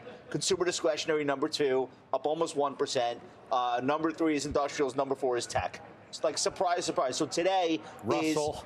So here's what I want to do. I want to coin the term. We're going to call it cut on, cut off. Today is a cut on day, right? You got a little bit of easing in rates. People are a little bit more sanguine about, you know, what's happening with the inflation story, and they'll let these stocks run. If you get something that seems to be negative on the inflation front, or tomorrow's jobs report is a blowout number, or average hourly earnings are way ahead of schedule, you're going to see it be a cut-off market. And you're going to see industrials down big. They'll crush the real estate names. They'll hit consumer discretion. So this is the new game. I hope you all learn it. I hope we can have this game for, I don't know, as many weeks as we have until June, July, and then eventually it'll end. But that's what's happening right now. And you could track it yourself on your screen. So if it's that binary, cut on today, as you suggest, right? Rates up and, you know, cut off, rates down. Cut on. So, Liz, do you feel like we are vulnerable? Whether it's Carrie expressing it through selling or trimming some names that have gone up a lot on these hopes. You know, Josh laid it out pretty well. The market is obviously super sensitive at this moment about higher interest rates because it's traded a little uneasy as rates have backed up. Well, they're back off, and here we are green again. Yep, and if you look at something like the MOVE index, which is the volatility in yields, that's gone up quite a bit this week. And even though we have a little bit of a back off in yields today, we're still up 15 basis points in the 10-year this week. That is a huge move in Treasury yields. So far, it's been a short-term change in trend, meaning yields up, stocks down. That's the change in trend. The year-to-date period saw yields up, stocks up. So I don't think it's definitive yet that that's what's occurring, but I do think that the market is going to run out of patience for this waiting period. We somehow digested going from 6 cuts to 3 cuts very easily, and at some point we continue to keep pushing these back. I think really the bigger risk, what we are at risk for, is a reheating and a reacceleration in inflation that extends beyond the February numbers because those were explained away by seasonality. If we get hotter inflation for March, we get hotter inflation for April, I think you're going to start to hear conversations about actually hikes coming back into play, and that will make people very nervous. That would be super cut off. That way cut off. Look, you've just talked about, it was weeks and weeks ago, about the biggest risk you see is the possibility that we do have reigniting inflation more sticky than people think, and then the Fed's got to either act on that or just keep rates much higher for much longer than even people suggest. That is the risk, and I think if you listen to what the Fed had to say the last time they had the presser, they were basically like, look, a strong labor market alone in and of itself is not going to interfere with us doing what we think we need to do on the interest rate side. I don't think the market believes them, quite frankly. So I would be looking to tomorrow. And don't worry about headline. So we're looking for 216,000 jobs. Don't worry so much about that because if that's at 300,000, no one's going to fall out of a window. Look at average hourly earnings. look at hours work, like look at the stuff that's really going to filter into PCE in the near term. That's the stuff where the market really might not like it, to Liz's point. She's exactly right. And I remain of the thinking, earnings are not the risk. It's just, it just isn't. International stuff is not the risk. This is the risk that the Fed says, you know what? One more wouldn't kill anyone. And we're back to talking about when is the next 25 basis point hike. I don't think we're there yet. I just think if you want to worry about something, that's the thing you should worry about. So how should we view the markets here? Well, as Josh has said, tomorrow is big for near-term trading. But one thing I like, what I've seen within the CME Group's Fed Watch tool, is you have a 55 to 60% probability of 3 cuts this year. So it's not like it's really fully priced in. So the market is being prepared for some hotter data. Now, in the last couple of days, against your point, and the cut on as jobless claims a little higher than expected, services data a little lower than expected. But with all of this happening, CPI and PPI have started to nudge up a bit. And I look at 3 being a trend. We've only had 2. So I think the next couple of weeks here are going to be absolutely crucial for this market. No, but the market is definitely, in some respects, and it's not showing up all that well, and a couple of pullback days in the big picture don't mean anything. But the market's tying itself in a knot a little bit about the idea, well, what if the Fed actually does nothing? What if they don't cut even once? What if they just cut once? But what if it's not until the fourth quarter, like Bostic suggested? Now, Steve Cohen was on the network yesterday and said, well, market's pricing in 3. I'm not going to argue with that. I had the hedge fund manager David Einhorn of Greenlight on yesterday from Sohn, where he said maybe the market's ahead of itself as well. Let's listen. How many times are they going to cut this year? I think fewer than are priced in right now. So fewer than 3? Sure. Do you think they cut? Do you think there's a chance they don't do anything? There's a chance. I think inflation is reaccelerating. I think there's a lot of indication of that. What do you want to make of that? As we have been saying, it is going to be, live and die by the data. So right now we're live and die by what we have is non-farm payroll and then the CPI coming down the pipeline. But I also want to put the focus on that the market has reacted simply to Fed Chair Powell not denying that we're going to cut. And so overall, I think the market has relief of that. And let's not forget, we are in an election year this year. And I think that the Federal Reserve watches the stock market a lot less than people think, and they're a bit more political than people think. Let me also remind you that, you've got 7 Fed speakers, 7 throughout the day, including Richmond's Barkin, who is a voter and who speaks in less than 5 minutes. And we're going to have the headlines from our Steve Leisman once we know exactly what Tom Barkin is saying, and that plays into our conversation. Carrie, I guess the next step is things have moved in this market, or investors are starting to buy things in this market on the expectation that rates were going to start coming down, like small and mid caps, for example. JP Morgan's retail flows, okay, not institutional flows like the flow show that we look at from other firms. Big retail buying, uptick in small and mid cap. Are we getting off sides there, as Wolf suggests? Are we subscribing to the notion that small caps are officially breaking out? Not quite yet, they say. Yeah, I would say not quite yet. And those retail flows can move around a lot. You can have a couple of very big days on the downside, and that would wipe out that retail buying. I would just like to point out that on the question about inflation and what happens with cuts or not cuts, someone like Einhorn has been a gold bug for years. And he has bought gold in the past, I think big sizes of gold. He believes in gold. I don't think that because he's buying gold, we should therefore assume that that this is something brand new for him, that inflation he believes is going to be higher than he is far from the only one. Oh, I understand that. He's not an outlier. There are a lot of people who have come on the network, big names, and suggested, well, inflation's going to be stickier, or I wouldn't be surprised if we get no cuts like James Gorman had to say. But hold your thought, because on this note, we do have these headlines now from the Richmond Fed President, Tom Barkin. Let's get right to Steve Leisman, who has those for us. Steve.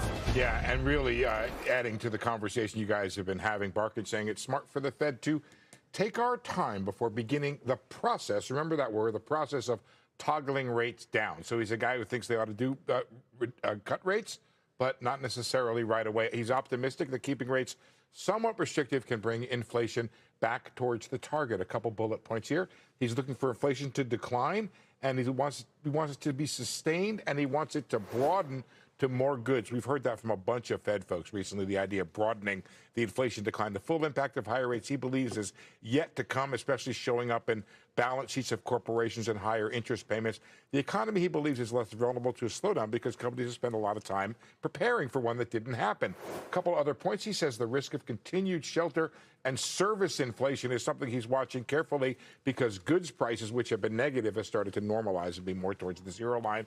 He believes the Fed has the firepower to respond to a slowing economy and knows how to react to the overheating economy. Because Josh and I like the same music, think about the markets the same way, I actually prepared a cheat sheet for just what Josh was talking about. We know, for example, 17 of 19 officials have forecast at least one cut this year, with the median at 3. But here's what everybody is pretty much saying along the same lines, Scott.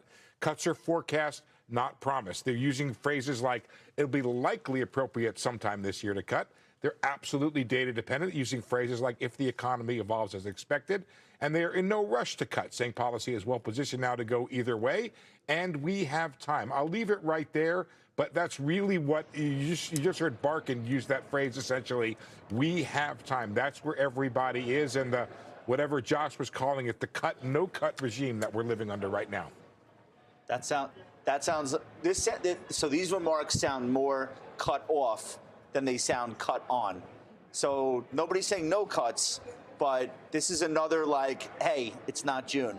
Just to me, Josh, can you nuance your phraseology? I know it sounds really good the way you said it, but it's not quite cut off. It's cut delay or cut later, or everybody's still in the cut camp. Same thing, Steve. We're talking about June, so it's cut on or cut off for June. Okay, so that explains the volatility that we've seen, by the way, over time. All of this is being expressed, guys, in the June probabilities. I've had it as low as 53%. It's now, I don't know what, after Barkin, but it had been about 62, 63% this morning. That is essentially where the doubt and the concern and then the confidence in the cuts is being expressed in June. You want to just remind us real quick as we wait for Goolsbee in 30 minutes' time, the Chicago Fed president, non-voter, by the way, who is going to have his own remarks, what we could expect from him later on in this same hour? You know, Scott, I keep waiting for somebody to step out of the fold and say something dramatic.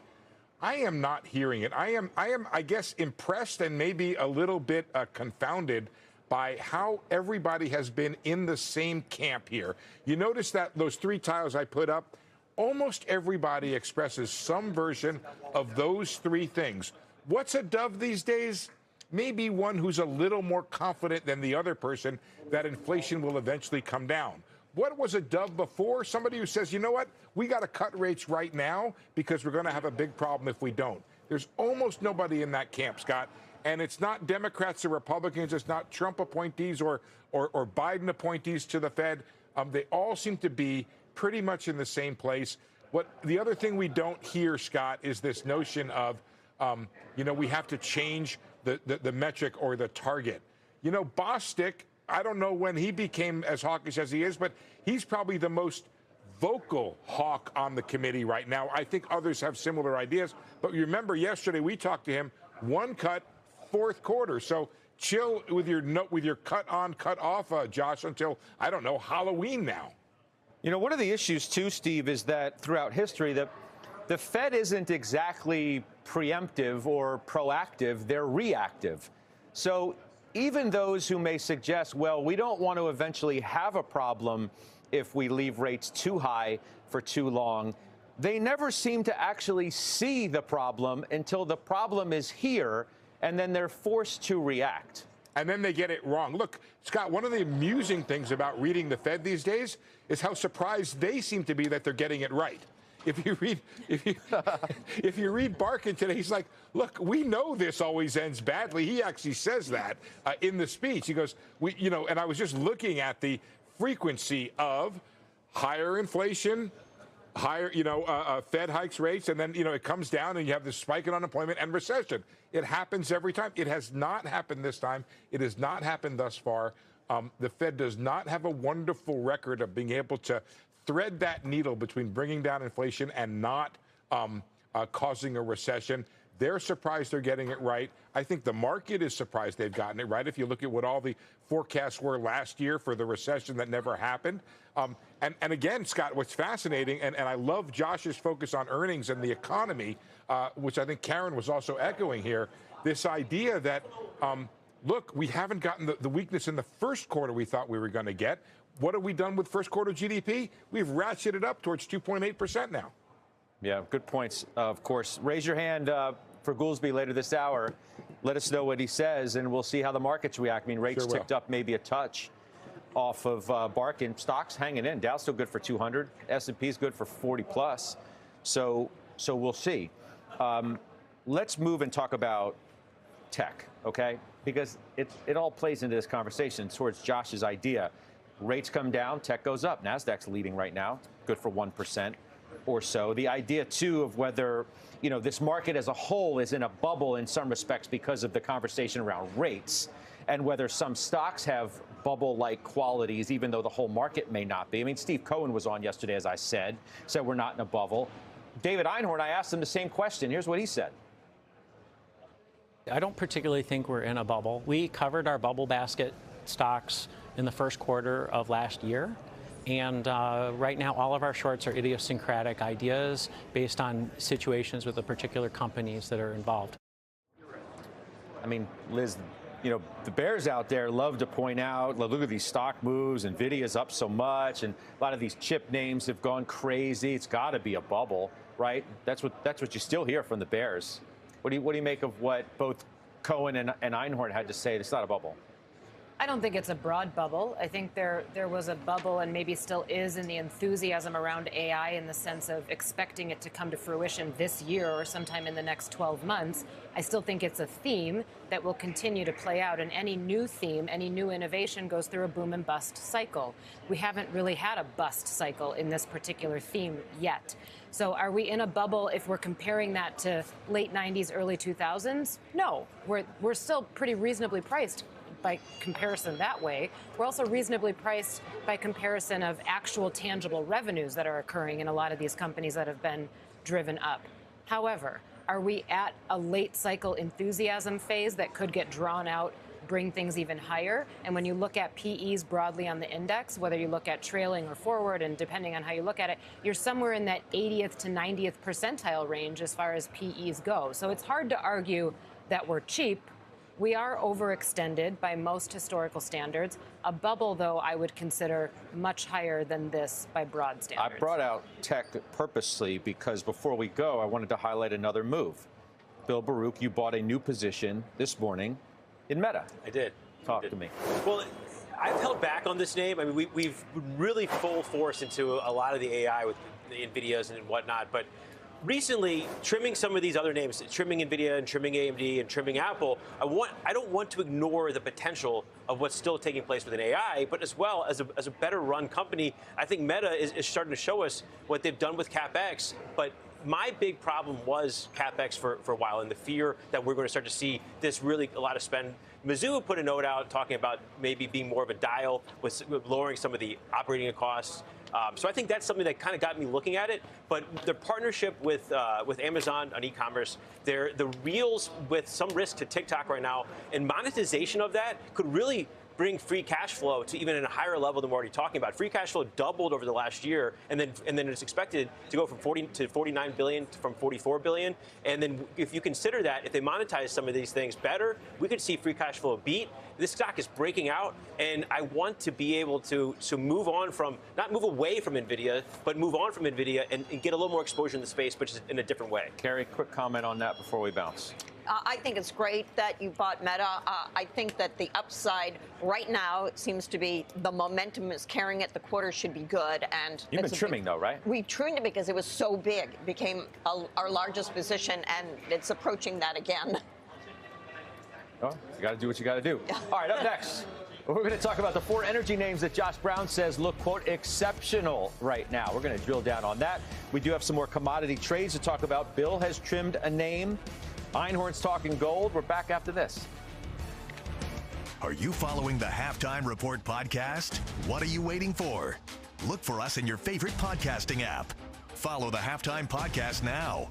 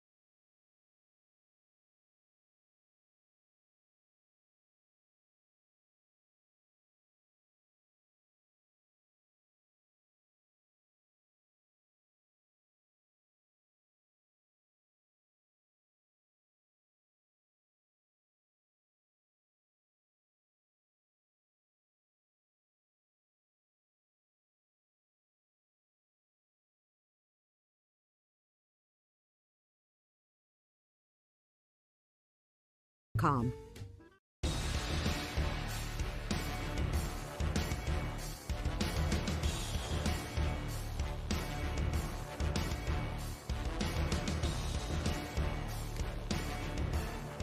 All right, we're back. Crude, taking a bit of a break today. It has been on quite the run. And you, Josh Brown, have your mind on energy, and you're looking at some stocks specifically that you think are looking pretty interesting these days. I do. Thanks, Scott. Last week, as my final trade on Thursday, I wanted to highlight IEO, which is the Explorers and Producers ETF. It tends to own the more high beta energy names.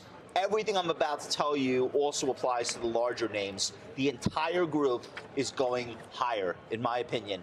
I think this could be a leadership group when we look back in December, just based on the strength that I'm seeing here. And I want to take you to trade school for 2 seconds. You'll hear this term tossed around a lot on this network and others, overbought. And a lot of people don't even understand that there's a statistical definition to overbought. And what they further don't understand is overbought is not necessarily negative. So the connotation when someone says, oh, that stock's up too much, it's overbought. Ask yourself the second question, though. Why is it overbought? Is there maybe a fundamental reason why everyone is accumulating this stock? There might be. Maybe it's overbought because the stock is going to keep going and go higher. So you have overbought names in the energy patch right now. And I submit to you, that's not a reason not to be in them. Maybe you don't buy them right this second. But here's what I want you to consider. You have the average RSI, that's relative strength, at about 78 in the XLE, which is the energy ETF, the largest cap names. This is the highest reading of all time for the RSI in the XLE. We have data going back to 2004. So in 2 decades, we haven't seen this much buying pressure in these names. And I'm telling you right now, to me, that doesn't feel like the top. That feels like a reintroduction to this space for people who haven't looked at it in a couple of years. Now, you look at crude at 85, the highest level since October. It's up 17% year to date. Then you think about how underweight most managers are to the E&P names, and you get excited. So here are some charts that look exceptional. Carrie, I'm going to come to you in a minute. ConocoPhillips, this is the largest component in the IEO ETF that I just mentioned. It's about 18% of the weighting. This thing is on fire. Marathon, MPC. Take a look at Diamondback, FANG, cute name. The other one is Phillips 66, which is, of course, a refiner. These stocks are all overbought. That's short term. In the longer term, there's a reason this much money is piling into these stocks. And I urge you, if they're not on your ticker, put them on your ticker, keep an eye on them, because I think there are some really exciting things developing. Bill Baruch, I mean, so you've got Marathon, you've got 66, you have Exxon, but what about Josh's thought here? I agree totally with them, and that's why we've leaned into the refiners. That's why I love you. They're not. Yeah, that's why that 4 to 5 years it takes to build more refining capacity. And so right now we are constrained. And in this market right now, you have crude oil elevating a bit. You have moonshots, really, with Marathon Petroleum, FANG, Phillips 66 setting record highs. I'm going to continue to lean into them. And as Josh's point as well, things can stay overbought. And if you look at Marathon over the last year, it just consolidates for a little bit and then goes back up again. So I really love the space. And crude oil is in backwardation, which is very tight supply and high demand right now. Carrie, Liz, do you guys also want to agree with me? Who wants to agree with me first? I do agree on energy. I do. All right. I mean, look, there's a lot of different reasons to own it right now, especially if you're worried about a reacceleration in inflation, which I am. I think energy has been a driver of that. The correlation between oil prices and real yields is very, very tight. I think that continues to go up. Plus, you've got energy stocks that are paying a decent dividend, and people want dividends right now if they're worried about rates coming back down. So it almost works for both of those schools. I would say that another way to play energy right now is natural gas, which has done nothing but go down. And if crude continues to go higher, natural gas will eventually. CNX is a stock that we think is very interesting, and it's a different cap name, different cast base, but I think you can do both. I would kind of disagree with that. I've been saying this for a month now or so. Natural gas is falling out of bed pretty hard. You do not see markets like this stop going down until there's a big capitulation. As a futures trader, I am staying very far away from natural gas at the moment. So I would be very cautious. What about, we can look also, the Diamondback again, it's Marathon, it's 66, it's It's Conoco, so specific in some respects to refiners. There are others, by the way, who love this trade. It was the best in March. Yep. And your overall suggestion is that it could keep going. The four names that I just mentioned, here's what's fascinating. Yes, the stocks are up a lot, but you're not overpaying necessarily for these names. The median trailing 12-month PE ratio for those four is 11 times. The median price to free cash flow is 13. You've got 7% expected earnings per share growth over the next year. So these are not like horrifically overpriced, monstrous semiconductor stocks. That's not what's going on here. These are under-owned, underrated names that people haven't paid attention to really until the last month or so. So I think that's really important. The second thing I would say, and this is a market-wide thing that I want you to understand, we keep a list of the best stocks in the market. And some of the things that we're using for inclusion, we're looking at relative strength. We're also, of course, looking for profitable companies. We're looking for companies that are within spitting distance of new 52-week highs. The most stocks in my list right now, if you look at the 11 sectors, are coming from the energy space. I got 13 of them from energy out of a list of 68. So there's something happening here that people should just keep in mind. Now, when do you buy them? Well, here's the thing with overbought stocks. RSI's at 78, probably not like the all-time greatest entry. So you're looking for low volume pullbacks in these names to start a position. In my experience, you will get them. On a day like today and yesterday, it feels like, oh, it's never going to pull back. It left without me. I get it. I understand that feeling. I have been through that before. You'll get it. Wait for those low volume pullbacks. Wait for the downgrades on valuation or whatever nonsense. That's when you want to get excited. All right. Wait till the upgrade on valuation. Many of these banks, like a Morningstar, they're marking these companies, these oil stocks, to $60 and $70 oil. Imagine if we have oil above 80 for a longer period of time. They're going to raise that, which means higher cash flow. Let's talk about another commodity play that's done really, really well in a really short period of time. It's Southern Copper is up 36% in a month. You took some money off the table as a result of that move? I took a little off the table, yes. We started this position in December. We added to it in January on the show, added to it again a few weeks ago on the end of February, early March. Just taking a little off the table. Our average price is in the 70s. We're up 50% on this thing. I still think that we are in a commodity supercycle, or the start of it, and I think that Southern Copper is one of the best run mining companies in the business. Tremendous free cash flow, turning good positive ways. Just position management here, simply. Yeah. And then, well, Liz, you can comment on this. Copper was one of your picks, right, as a contrarian pick? So it was January 18th, give or take a day. Bill and I were on together. We had to do a contrarian pick. I used an ETF. The ticker is DBB, which is a base metals fund. Most of it is actually copper. About 35% of it is copper. 30-ish% is aluminum. And I did talk about lumber during that conversation too, but it was more so the idea of inflation reigniting, the materials and commodities complex feeling that reignition and getting into it after it had pulled back, and at a time when everybody thought inflation was falling, it would go down in a straight line and all of these commodities would continue going with it. And we ended up being right on that contrarian play. Bill, you want to comment quickly, too, about what Einhard told me yesterday about gold owning more than just the GLD, physical bars as well.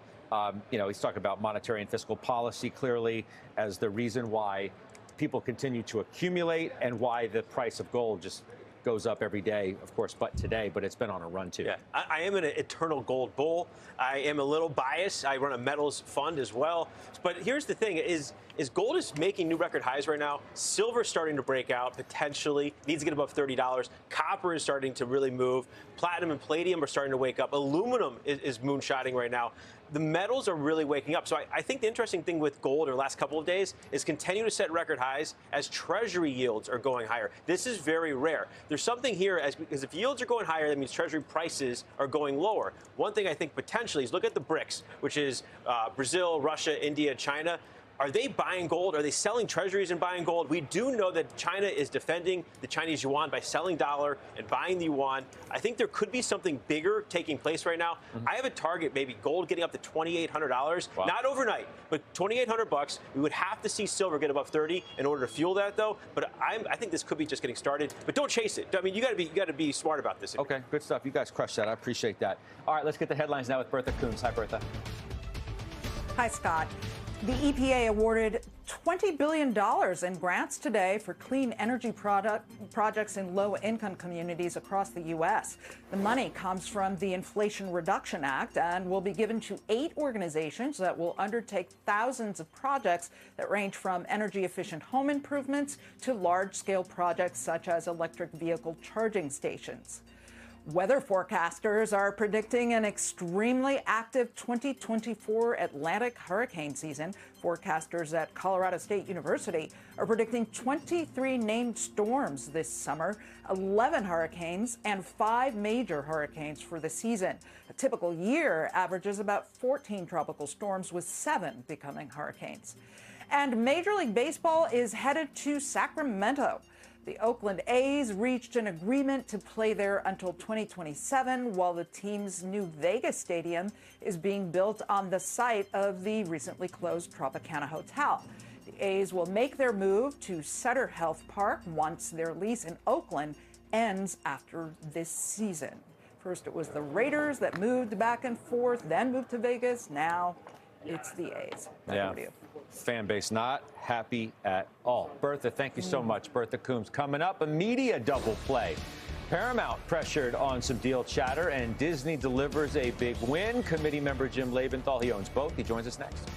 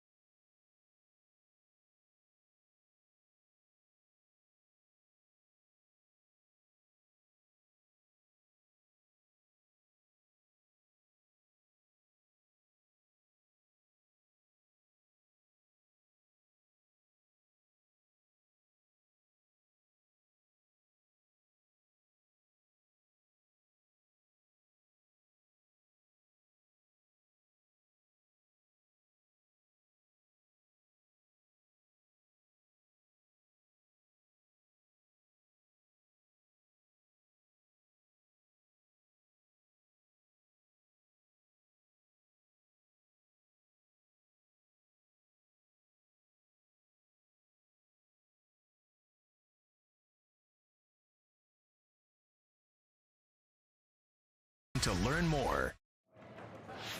All right, welcome back. Shares of Paramount down sharply today on reports it's in deal talks with Skydance. You see that stock down more than 9%. Did take a little bit of a leg lower as our David Faber was on the air today reporting from his sources that there would have to be an equity raise as part of a potential deal. So you see what's happened there. Jim Lebenthal, we said he owns the stock. He owns Disney, too. We're going to get him on that. But we wanted to get your take, Jim, because I think we morphed from I'm optimistic about the long-term streaming prospects of this company to I'm along for a deal ride. Well, now you've gotten some legit talk of a deal. and the stock's down 9%. So what say you now? Yeah, well, so the equity raise that you just referenced with David Faber kind of catches me by surprise, and the reason is actually the company's been operating well. So the last 2 quarters they've had $800 million of free cash flow against a market cap of $8 billion. That's not bad, and they probably should have another free cash flow positive quarter this quarter on the back of the NCAA tournament and the Super Bowl. But the hanging question here is, why is the stock down? And put it another way, why does everybody hate this stock? And I think there's 2 answers for that. One is there's a significant fear that Sherry Redstone, as the controlling shareholder, will do something that favors the A shares over the B shares. I don't think that's likely. One reason is that Bob Bakish, the CEO, addressed this on the last conference call. I was on that call. I heard him clearly say that any deal is going to benefit all shareholders. And he said that unsolicitedly. So I think he knows what's out there being rumored. Yeah.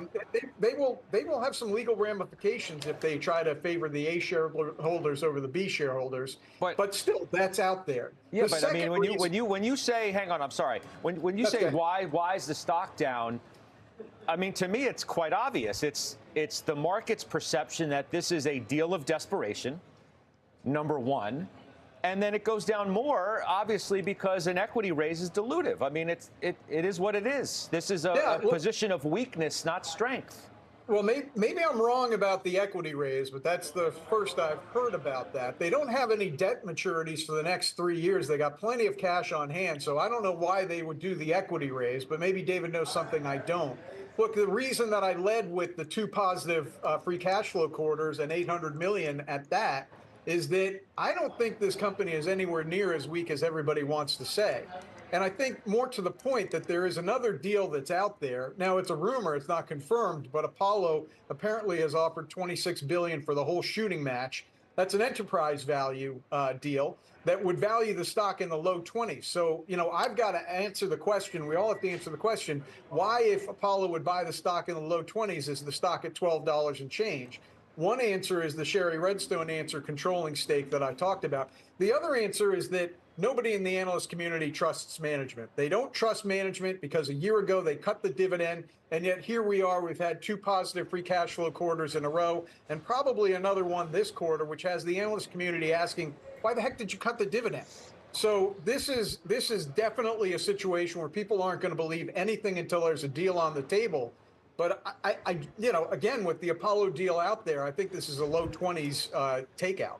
You want to give me a quickie on, now that we have a definitive win for Disney in the proxy battle with Peltz, which, Iger talked about on the network today and said now it's, the board is solely focused. Number 1 priority is going to be succession.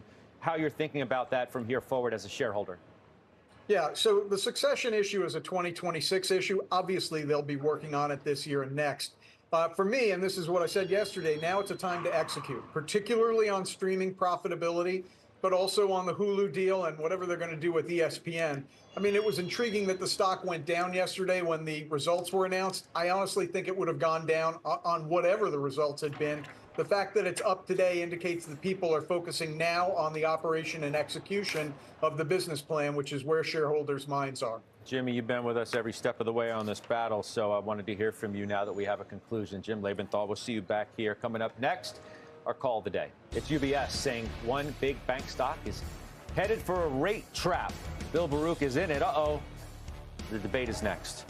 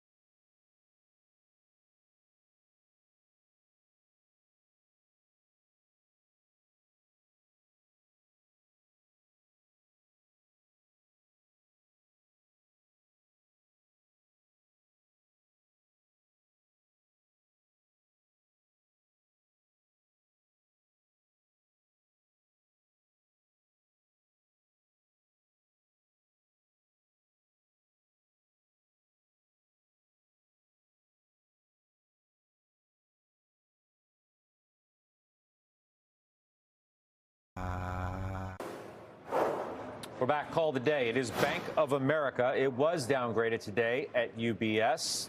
Stock doesn't care, obviously. They say the stock's headed for a, quote, rate trap. They do raise the price target to 40 from 39. Bill Baruch, you own the stock, which is why I want your assessment of this call and this stock.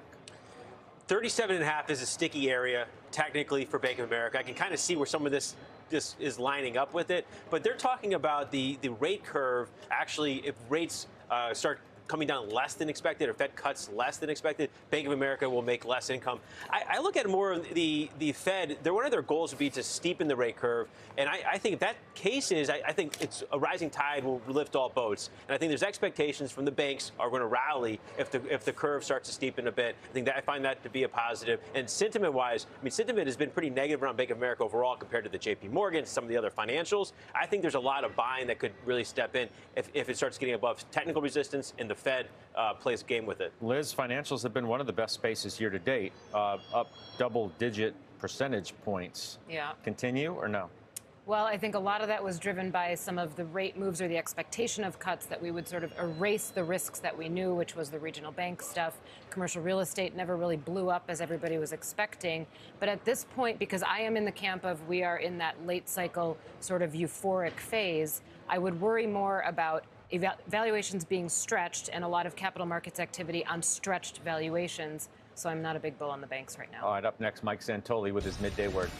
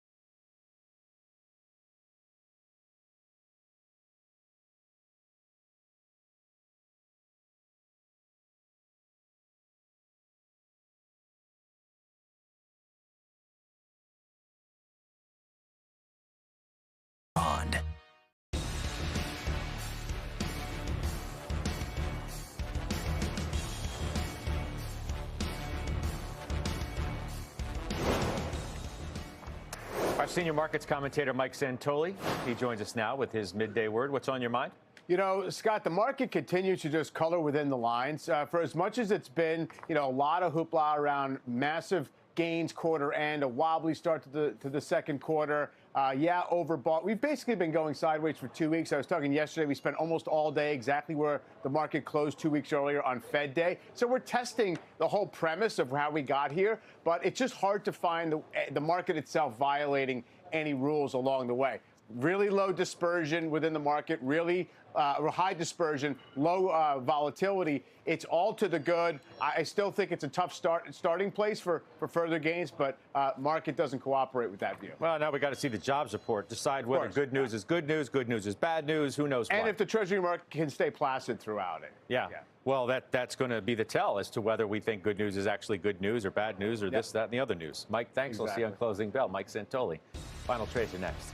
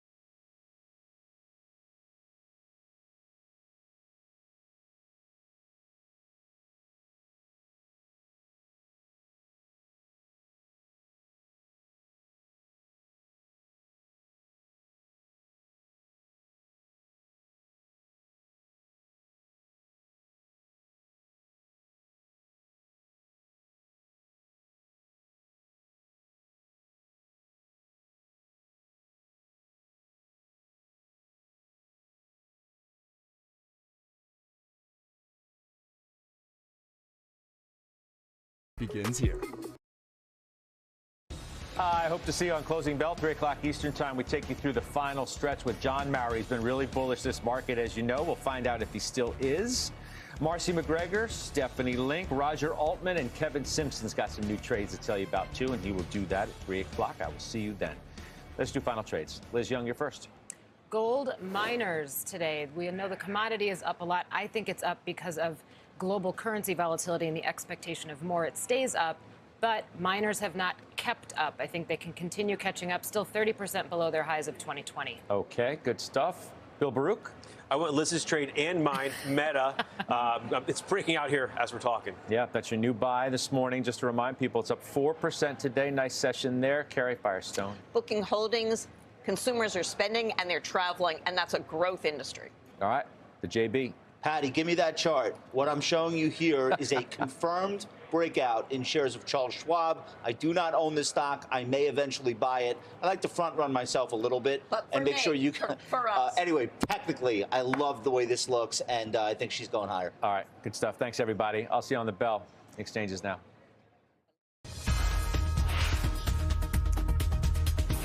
And thank you, Scott. Welcome to the Exchange. I'm Deirdre Bosa, in for Kelly Evans. Here is what is ahead today. Stocks, they're higher across the board. The Dow is on pace to snap a 3-day losing streak ahead of tomorrow's key labor data. Fed Chair Jay Powell reiterating his wait-and-see approach when it comes to rate cuts yesterday.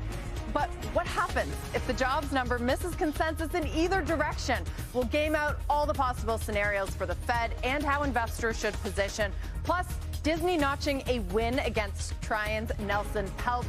CEO Bob Iger touting the victory, reassuring shareholders the board is laying out a succession plan. But there was Peltz, again taking a wait-and-see approach, telling CNBC that he has seen all this before at the company. So can Disney get the magic back? And who's in line to succeed Iger? We'll discuss that, too. Plus, the Magnificent Seven. It's up nearly 2% today. Tech is outperforming. We have a rare interview with Founders Fund partner and early Palantir employee Trace Stevens. He'll give us his take on the state of VC funding, the IPO market, and, of course, what's next for AI. We begin, though, today with market action. Let's get to Bob Pisani's for today's big movers. Bob, some optimism ahead of that big number tomorrow. Yes, there is. In fact, we're just off the highs of the day, and it's a fairly broad-based rally, Deirdre. 3-to-1 advancing to declining stocks. A lot of it's on cyclical stocks, not tech stocks. Let me just show you what's been moving here today. Dow Jones Industrial Average, positive. Microsoft strong today. Boeing strong. Amazon.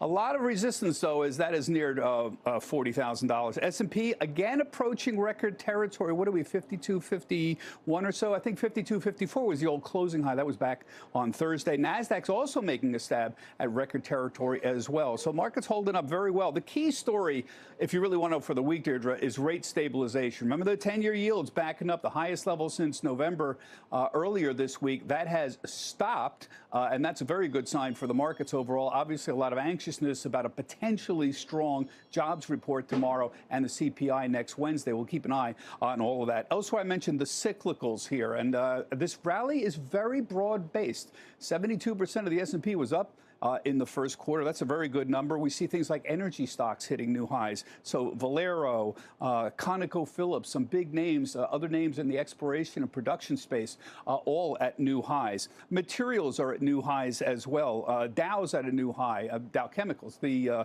Martin Marietta, Freeport-McMoran, Nucorp, all of them at 52-week highs. Another big cyclical group I keep talking about is industrials. Day after day, Caterpillar, Eaton, Parker Hannifin, Textron, all keep advancing. Caterpillar partly on the idea global machinery and construction sales have been strong. Parker Hannifin, Eaton, they're more global electrification stories. There's an AI play as well with them as well. And Textron's has been strong in the aerospace business in general. So the bottom line here, Deirdre, is markets are strong, and the advanced decline line is the key to understanding the story. It is not 6 or 7 tech stocks that are moving the market. Deirdre? Not like last year. Bob, stick around. We're getting a flurry of Fed speak ahead of tomorrow's jobs report, and Steve Leisman is here in studio to break it all down for us. Thanks here to, just the past hour, Richmond Fed President Tom Barkin weighing in with some familiar Fed refrains. He said it's smart for the Fed to take our time, remember that phrase, before beginning the process of toggling rates down. He's optimistic that keeping rates somewhat restrictive over time can bring inflation back to target. Barkin's comments fold into several themes we've heard in the last several days with the considerable Fed speak we've had this week. So let's take a look here at what these themes are. First, understand this. 17 of 19 officials see at least one cut coming this year. Those cuts are forecast. They're not promised. Cutting is kind of policy, but it's not necessarily the amount of cuts or not. And so they use phrases like it's likely appropriate sometime this year to cut. Notice that there's no exact time or amount in there. The cutting is data dependent. They use phrases like if the economy evolves as expected. And they're in no rush to do it. Policy is well positioned, they say.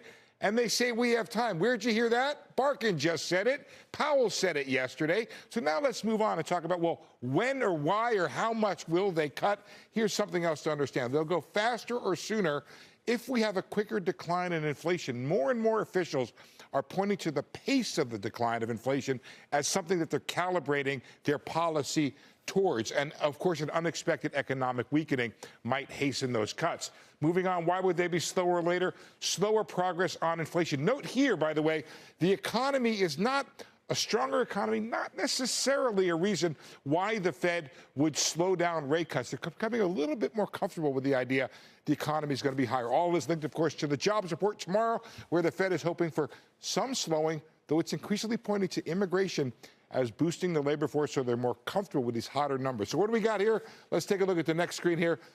I think when you get down towards 100 in this market, remember we've had 265 over the last several months, that's when you start worrying about this weakening that some people are worried about. 200 is the consensus, that's your Goldilocks number. Somewhere in here is a number that's too high. I put 275 in after talking to some folks. 275 tells you you're not getting the balancing or of the labor market that everybody's talking about, that wage inflation could remain a threat. However, many seem less concerned about those big payroll gains because of what's coming from immigration. Deirdre, I'll leave it there. Great setup ahead of those numbers tomorrow. As you walk back to the desk, Bob, let me ask you, that Goldilocks scenario with 200K being sort of the sweet spot. You're on the floor of the New York Stock Exchange all day. Is that in line with what you hear from the traders? And, you know, if you're too high, too low, what does that mean for market swings, do you think? It is. And so what are we dealing with here? We're dealing with a little stickier inflation than everyone anticipated, but still a strong economy. And the answer is look at the markets. It can handle that. Remember, back in December, everyone was talking about 6 rate cuts.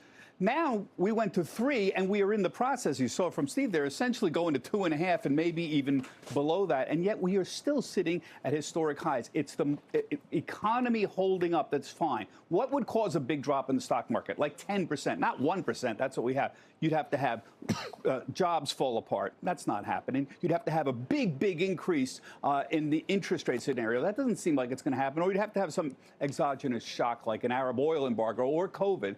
Also seems unlikely at this point. So the market is holding up because of the strength of the economy, and it's signaling that it might even be able to handle a little more delay in interest rates. All right, Steve, when it comes to inflation, obviously Fed is data dependent. We talked about this earlier this week, but we've had so many Fed speakers over the last few days. Is anyone yet talking about commodity prices and this rise, particularly in oil? No, I mean, and one reason is that what happens in commodity and oil doesn't necessarily translate one for one down to the consumer level. There are buffers and things that happen in between. You pay a little bit more for your wheat. It may not mean that you raise your price of bread the same amount. There is some upward pressure there. They are talking about the lessening of goods deflation, such as things like that you'd make out of commodities, and that then sort of not offsetting the higher service inflation. They really want to see that service inflation come down. They really want to see the housing inflation come down. Those are the keys to them for inflation. They remain optimistic. This is the key I keep listening for. They believe in their scenario that inflation will come down this year, and their whole policy scenario for the rest of the year is based on that belief. Okay.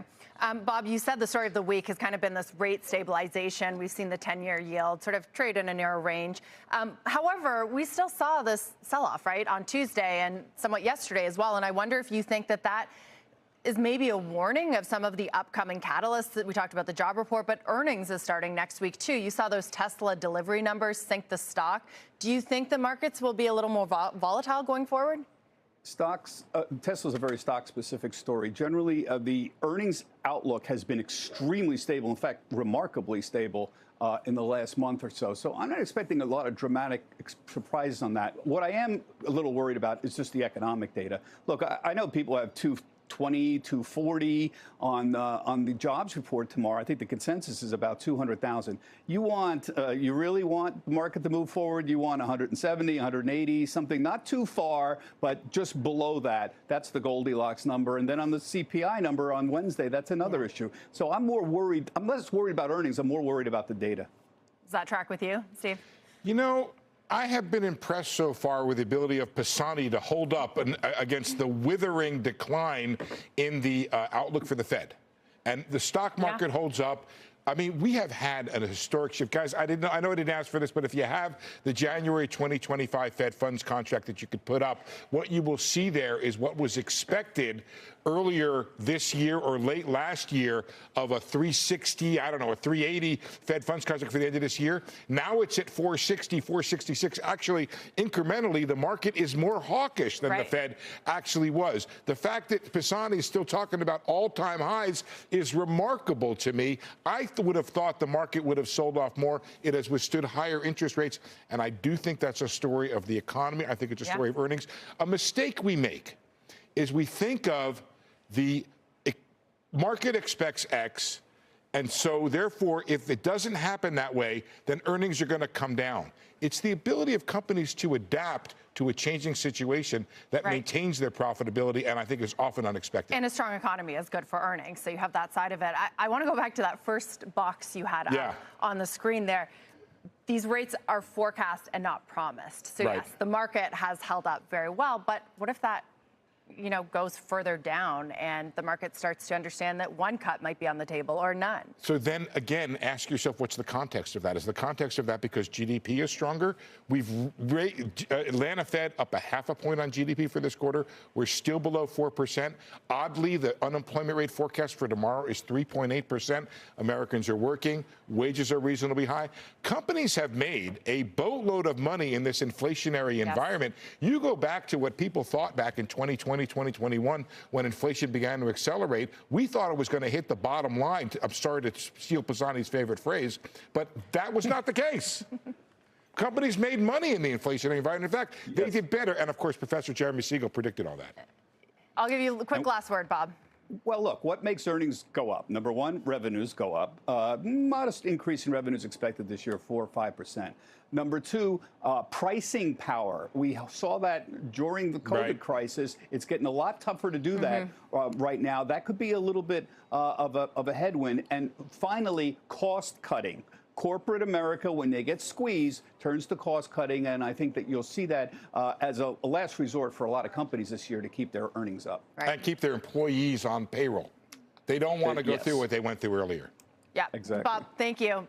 Steve, we're getting some headlines from Chicago Fed President Austin Goolsbee. What can you tell us? Okay, very interesting. Going right in line with the themes we talk about. The Chicago Fed president saying the policy stance is restrictive. And by the way, these are a little bit more dovish commentary here, but just marginally. He says we need to be mindful how long the Fed remains restrictive. Employment could deteriorate, quote, if we stay restrictive for too long. He's kind of emphasizing that. Others have said it.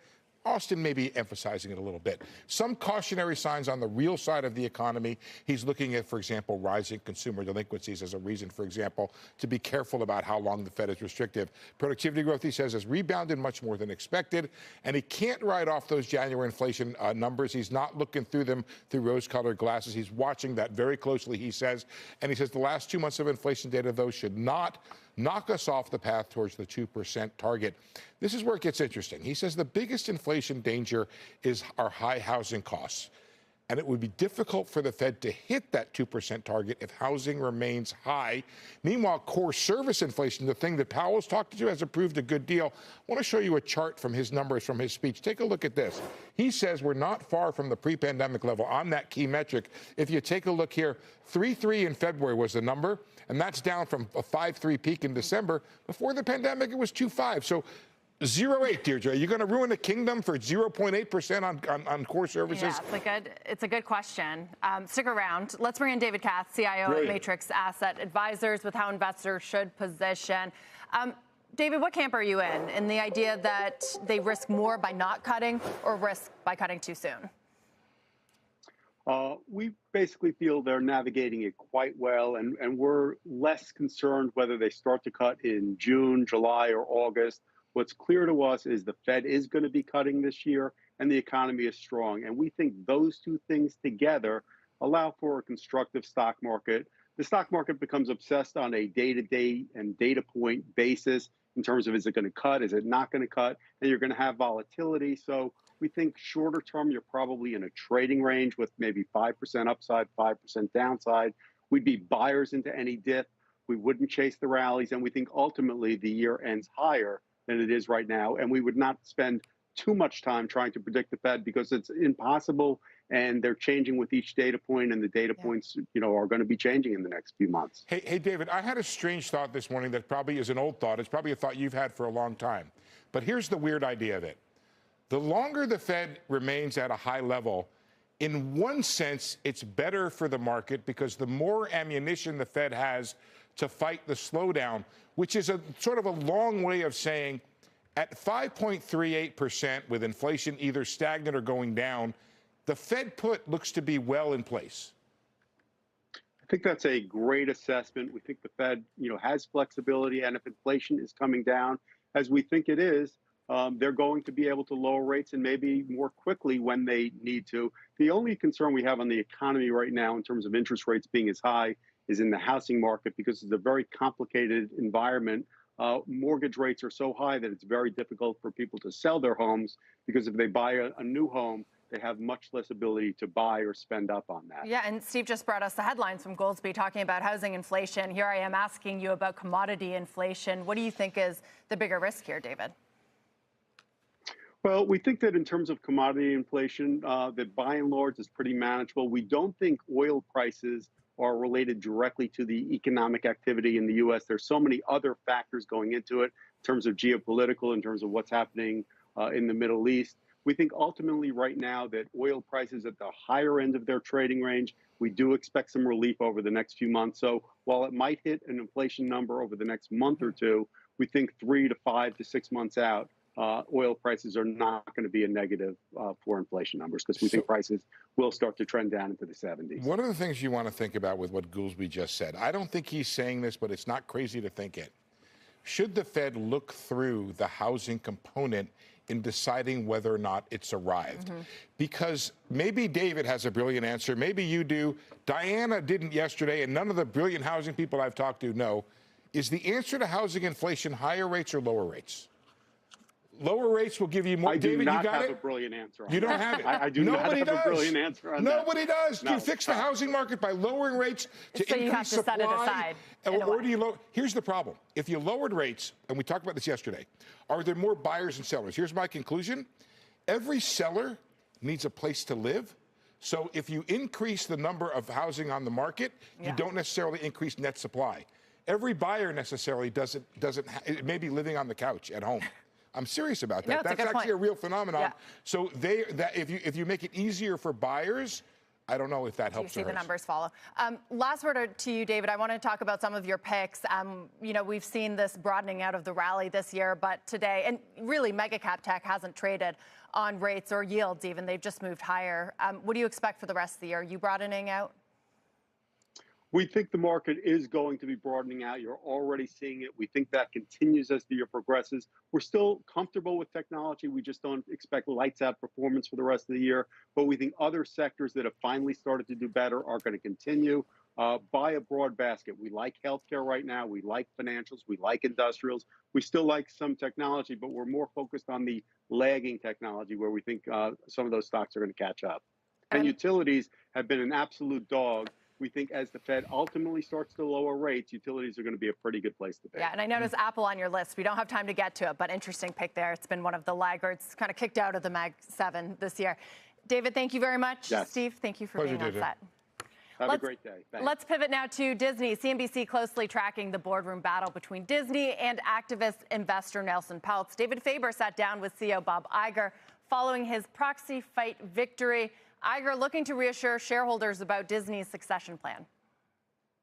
Clearly, shareholders are interested and care very much about succession. It is the board's #1 priority.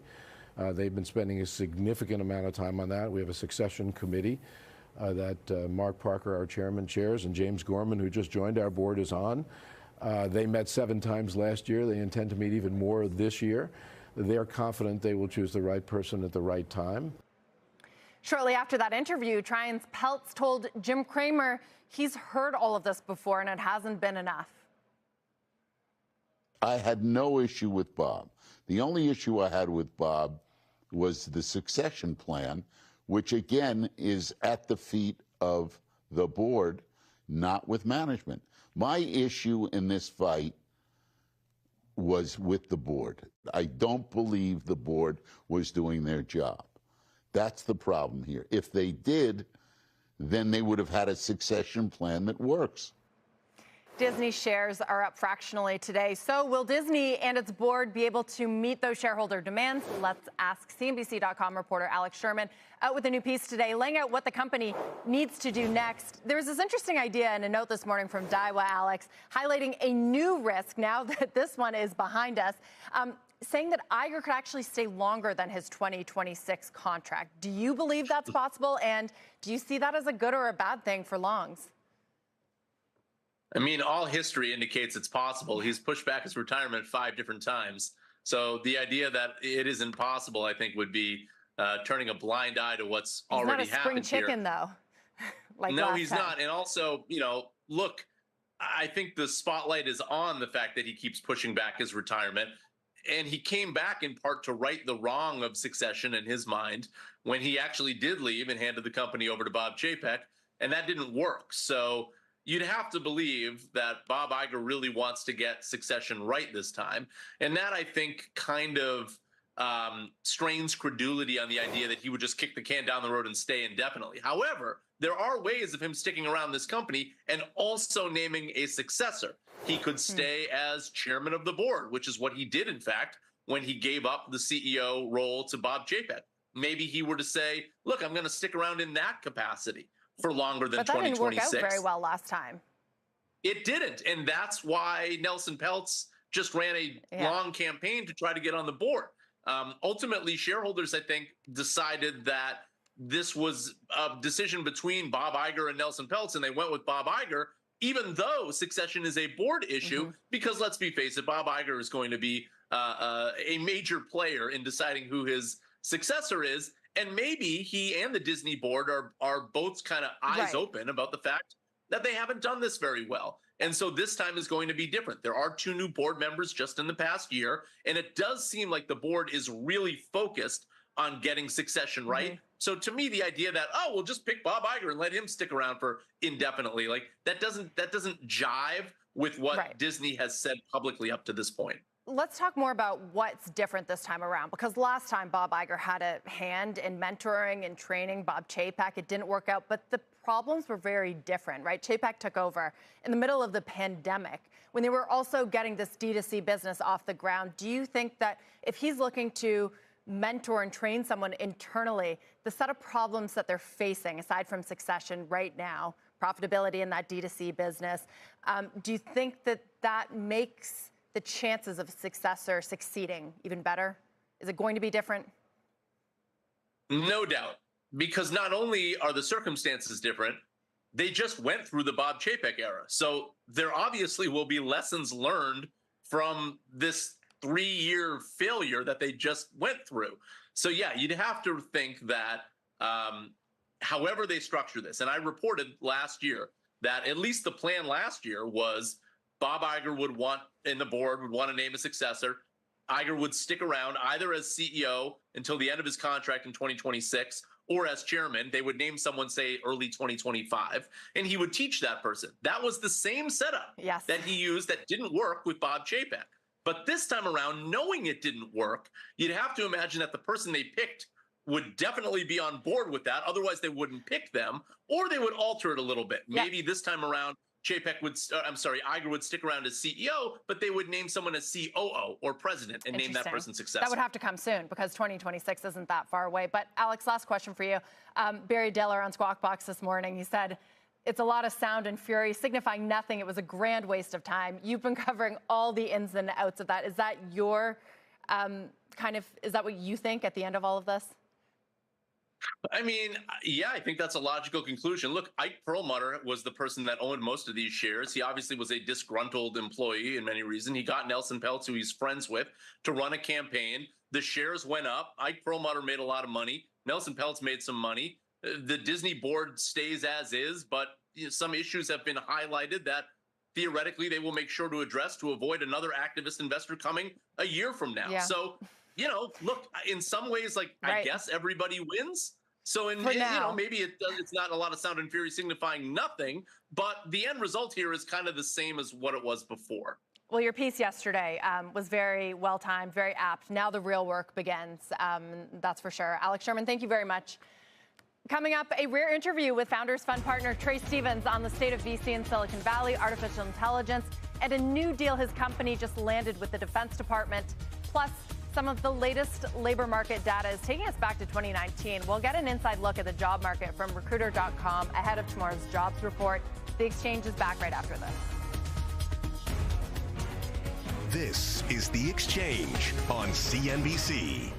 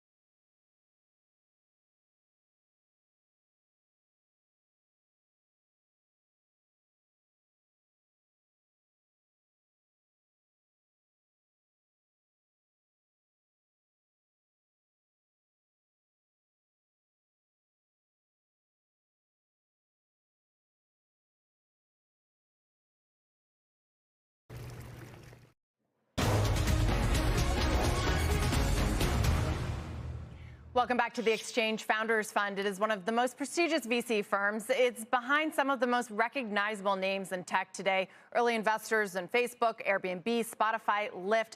Joining me now for an exclusive interview is partner Trey Stevens, an early Palantir employee who also co-founded defense firm Anduril. That startup, most recently valued at $8.5 billion, just landed a contract with the U.S. Army yesterday on top of a Navy contract earlier this year.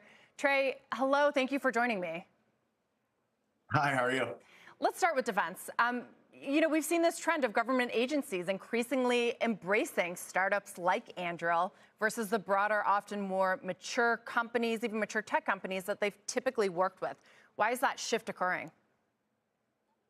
I think there's a lot of reasons. You know, that we went through this 30-year period after the Cold War where the, you know, risks to the country were kind of unclear, where we, you know, went through total superiority and then counterinsurgency, counterterrorism, and we're kind of re-entering this era of great power conflict and trying to figure out who are the types of people that we need to work on the core problems.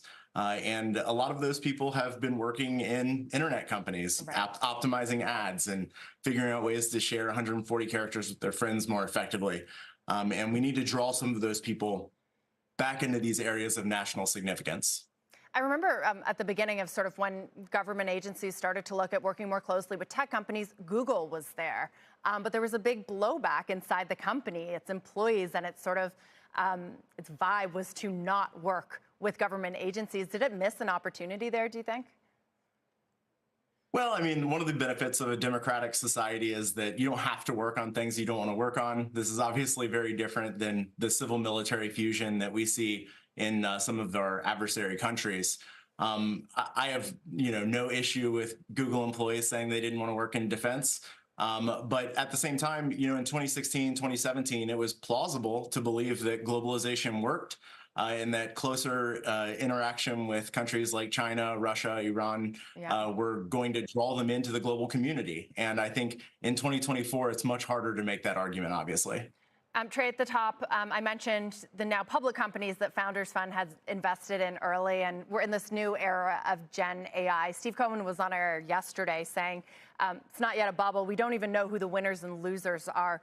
You look at early stage startups all day. Where are we heading? Do you think that we're going to see incumbents continue to dominate this shift, or is there room for the many, many upstarts to get in and dominate some of the space? As with any category, there are going to be winners and there will be losers. And I think what you see in the tech space in particular is this kind of movement towards category winners in kind of an almost monopoly-like way. And so at Founders Fund, our strategy has always been quality over quantity. We were investors in DeepMind before it was acquired by Google. We have a big stake in OpenAI, in Scale, in Cognition, which is the new AI coding platform. Not all AI companies, not all AI founders are created equal. We're looking for density of talent on founding teams, and not all of these companies are going to work out. There's going to be a lot of money that's lost, but no different than in any other category. Like, you know, if you're a space tech investor and you didn't invest in SpaceX, you probably lost money. I think AI will look kind of similar. And for our audience in particular, that mostly looks at a lot of, you know, public companies that are accessible to public investors, you just named a bunch of public names. So I want to ask you about the IPO market and when they might have a chance. And I want to play a soundbite for you. Greenlight Capital's David Einhorn sat down with our team and at Scott Wapner at the Stone Conference, and he said that a lack of buyers is what's behind the slow IPO market. We're going to play it for you, and then I want to get your take. The S&P is making highs, right? We're in a favorable economic environment, and yet where's the IPO market? Why aren't companies able to come public? And the reason is companies used to do these things called roadshows, and they would come to these managers, these long-only managers, and they'd say, hi, I'm the mid-cap manager of the such and such fund. Would you like to buy my new stock? And if that person isn't there or they don't have any new money, there's no one to buy that stock. And so you have a closed IPO market, even in the face of really, really favorable market conditions. Trey, that was kind of a perspective I hadn't heard that often, because I usually sit in San Francisco and talk to founders, many of whom kind of believe there's a bit of a stigma around going public, that you can't build for the longer term as well as you can if you're private. So what do you think of his comments and whether the IPO market is truly going to open up or not? Look, the reality is there aren't that many good growth companies out there. You could probably name on one hand companies, public or private, that are doing better than 30% annual growth. I spend a lot of time talking to growth investors, to bankers in my role as chairman at Anduril, and there are a lot of buyers. There are people that are interested in buying attractive growth stocks that have kind of a generational category shifting technology or approach to an industry. So while I think there's probably some truth to there's not as much new money flowing in. At the same time, for the right stock, the macroeconomic condition matters much, much less, I would say. Right. And Andrew, for example, is that a company that you think is a good candidate? Not immediately. Not immediately, but we're having conversations. I think there's a window that will make sense for us, but certainly not in the next year. Well, last question for you. I know that you guys are investors in OpenAI, and it still has this kind of unusual structure, right, of being a nonprofit. Is this a company, and some of the other Gen AI companies, are they going to be able to actually be public companies if their mission is to serve humanity and not financial stakeholders? I don't think there's any inherent tension between being a publicly traded company and doing things that are important for humanity.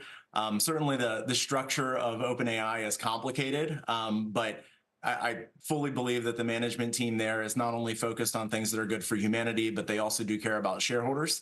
And I think that's why so many people have lined up looking to get into the business. That I don't think that would be the case if they thought there wasn't a financial opportunity on the other side. Yeah, and the board change-up reflects that. You've got some experience from public company CEOs there. Trey, thanks very much for being with us. Always appreciated. You bet. Thank you. Coming up, this apparel company is having its best day since March 2020. We will reveal it to you and tell you what's behind the boom later on in the show. We're right back after this.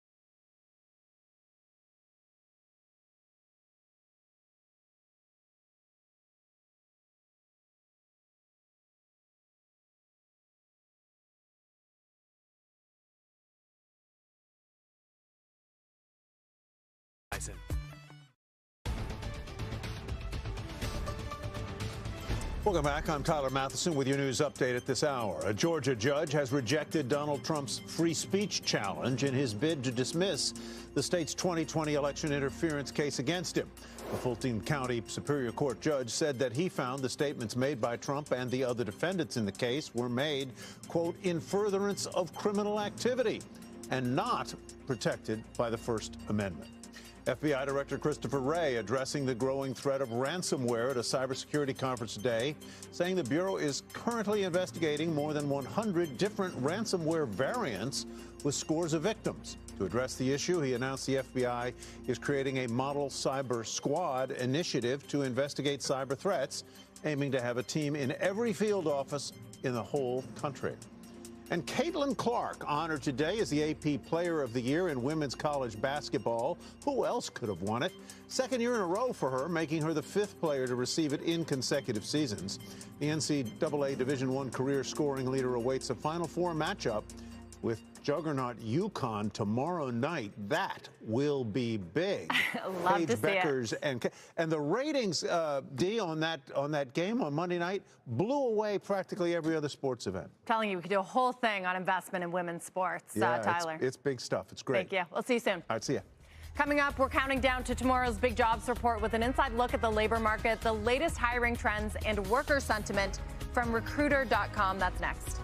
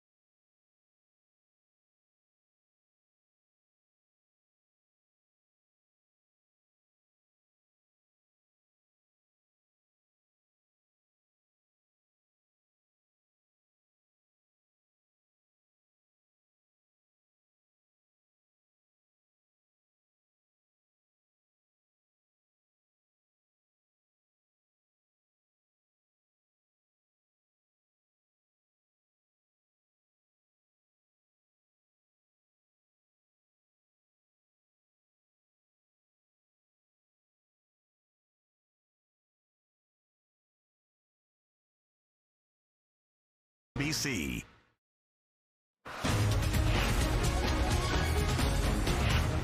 Welcome back to the exchange. Jobless claims rose to 221,000 last week, the highest level since late January. But the labor market remains fairly tight with signs laid off workers are continuing to find work. What does this indicate about tomorrow's jobs report? Joining me now with some clues, along with the latest trends in hiring, is Evan Sohn, chairman of recruiter.com. Evan, how likely are we to see that Goldilocks number that Steve Leisman showed us at the top of the hour, 200K? Look, I don't bet against Steve, right? The interesting thing is, never do that, right? The interesting thing is that, you saw this blowout number in January, but then it was revised down to something that was much more realistic last month. So there's certainly this gap between the actual job report number and then what it turns out to be. Recruiter sentiment stayed flat at 2.9 out of 5. Candidate sentiment dropped down to 3.4. out of 5 from 3.5 out of 5. And we saw the open jobs that the recruiters are working on also drop from 12 to 10. So that's pretty significant. Keep in mind, it was around 20 open jobs during the hiring frenzy. So when there was a lot of hiring going on, the recruiters are working on lots and lots of open jobs. Right at the pandemic peak. Talk about where we're seeing those openings. I'm looking at your notes. Value of a college education, not what it used to be. Right. So again, you mentioned a tight job market. Think about if you're going to go fish in a different pool. Hey, I don't need a college education. And we actually saw that the need for a college education from an open job went to 30% with no degree required. So that usually hovers around 20 to 25%, increasing now to 30%. Again, employers saying I need the talent, I need the skills, and I'll look in other places to actually fill those roles. But then there's the other side of that, right? Especially where I usually am in the Bay Area. In tech, we have seen sort of a wave of layoffs, but they're basically making room, right, for very senior AI researchers, which can be very, very costly. That's right. What are the positions, too? I want to know how these are actually advertised, the high-end AI jobs. So first of all, fantastic question. In our Aura jobs report, we saw AI jobs again increase by 50%. From last month, with financial services up again for another month in terms of the AI jobs themselves. So there's certainly a demand for AI jobs. And we talked about last month, maybe a flipping. Hey, I'm laying certain sectors off of tech, but I'm replacing them with other software engineers, certainly moving around in those overall areas. I think the other thing that we've really seen that's really interesting is the #1 spot in the open jobs was really staffing and recruiting. So that's a really good leading indicator. Staffing and recruiting, think about when you're thinking about hiring more and more people, I'm going to start beefing up on my staffing and recruiting jobs, the recruiting and the recruiter jobs themselves. I think the other challenge that you're seeing now with what you have on the screen is salaries have sort of not been increasing as much as everyone wanted. So if I'm less inclined to leave a job, remember in the pandemic, I was job hopping to get a much higher salary. Now, 43% of the recruiters reported that 43% of the candidates had 2 jobs in the past 2 years. So I'm really going to have this headwind of, do I really want to leave a job, my 3rd job in 2 years, if you will, for equal pay, maybe slightly increasing pay. So there's really going to be a little bit of hesitation there. And that's where we're really seeing companies trying to do more with less. Right, which has certainly been a theme. Evan, thanks so much for being with us. Evan Sohn with Recruiter.com. Thank you. This apparel company hiking its guidance on the heels of a strong first quarter. We will hear from the CEO on what is driving sales. That's up next. Don't go away.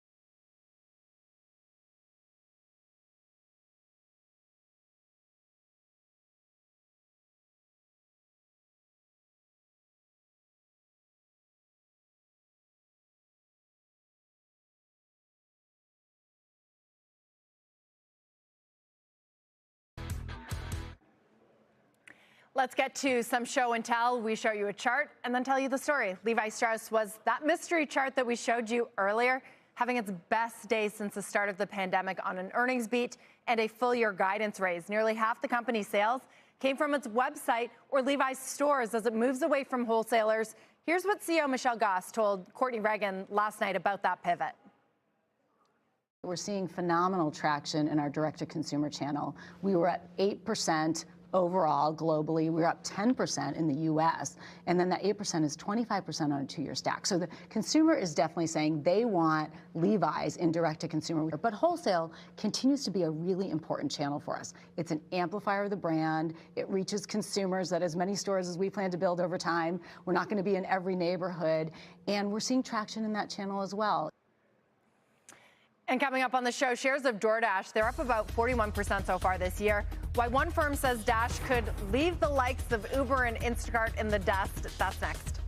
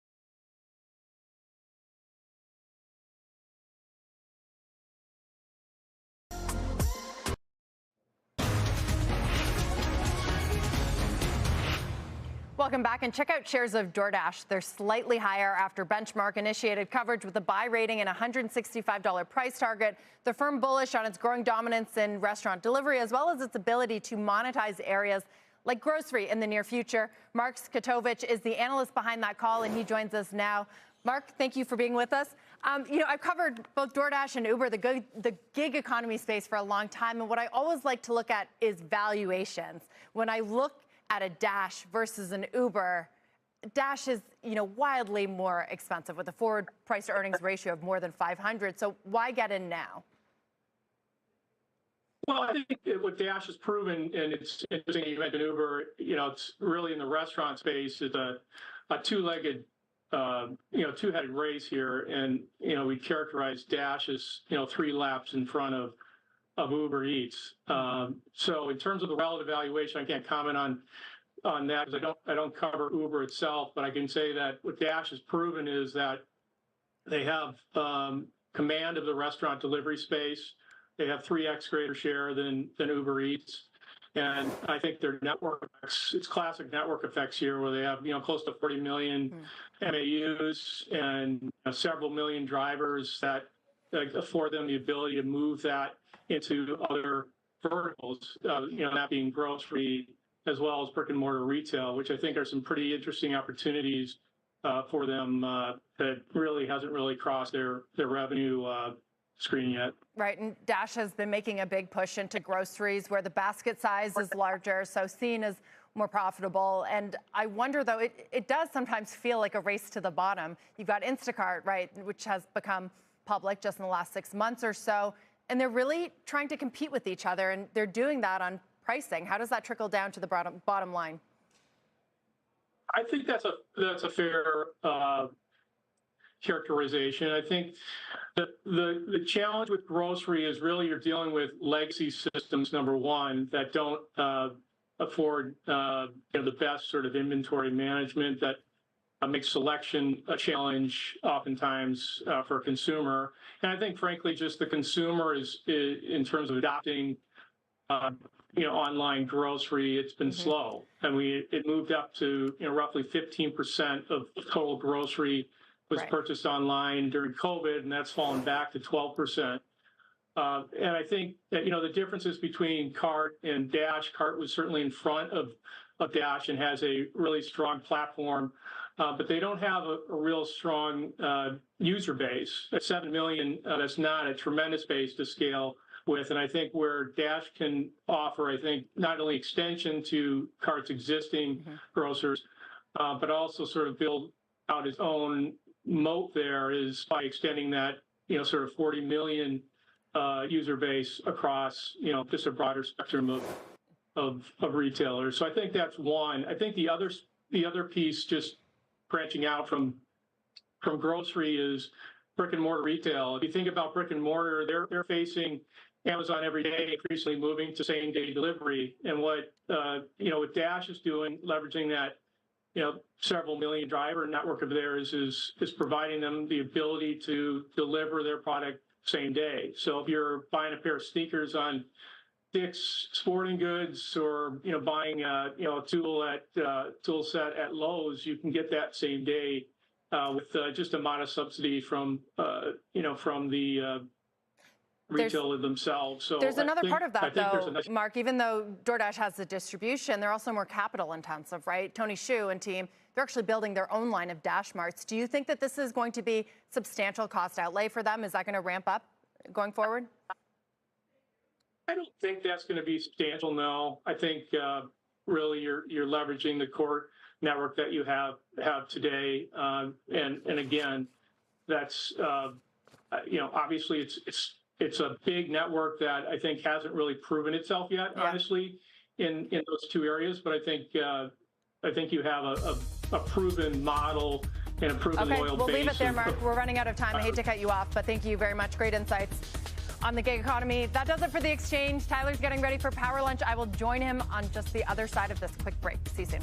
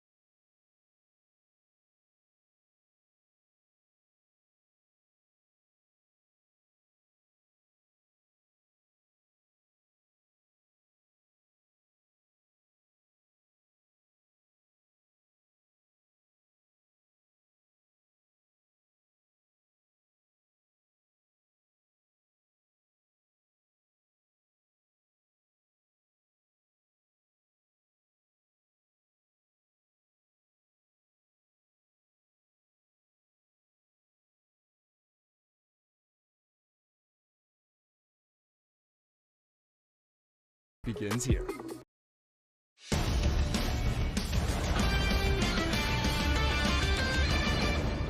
Good afternoon, everybody, and welcome to Power Lunch alongside Deirdre Bosa. I'm sorry about the weather here, Dee. You're probably not used to it. It's supposed to be better next week. Maybe so better next week that you be here. Welcome, Dee, and welcome to you. I'm Tyler Matheson.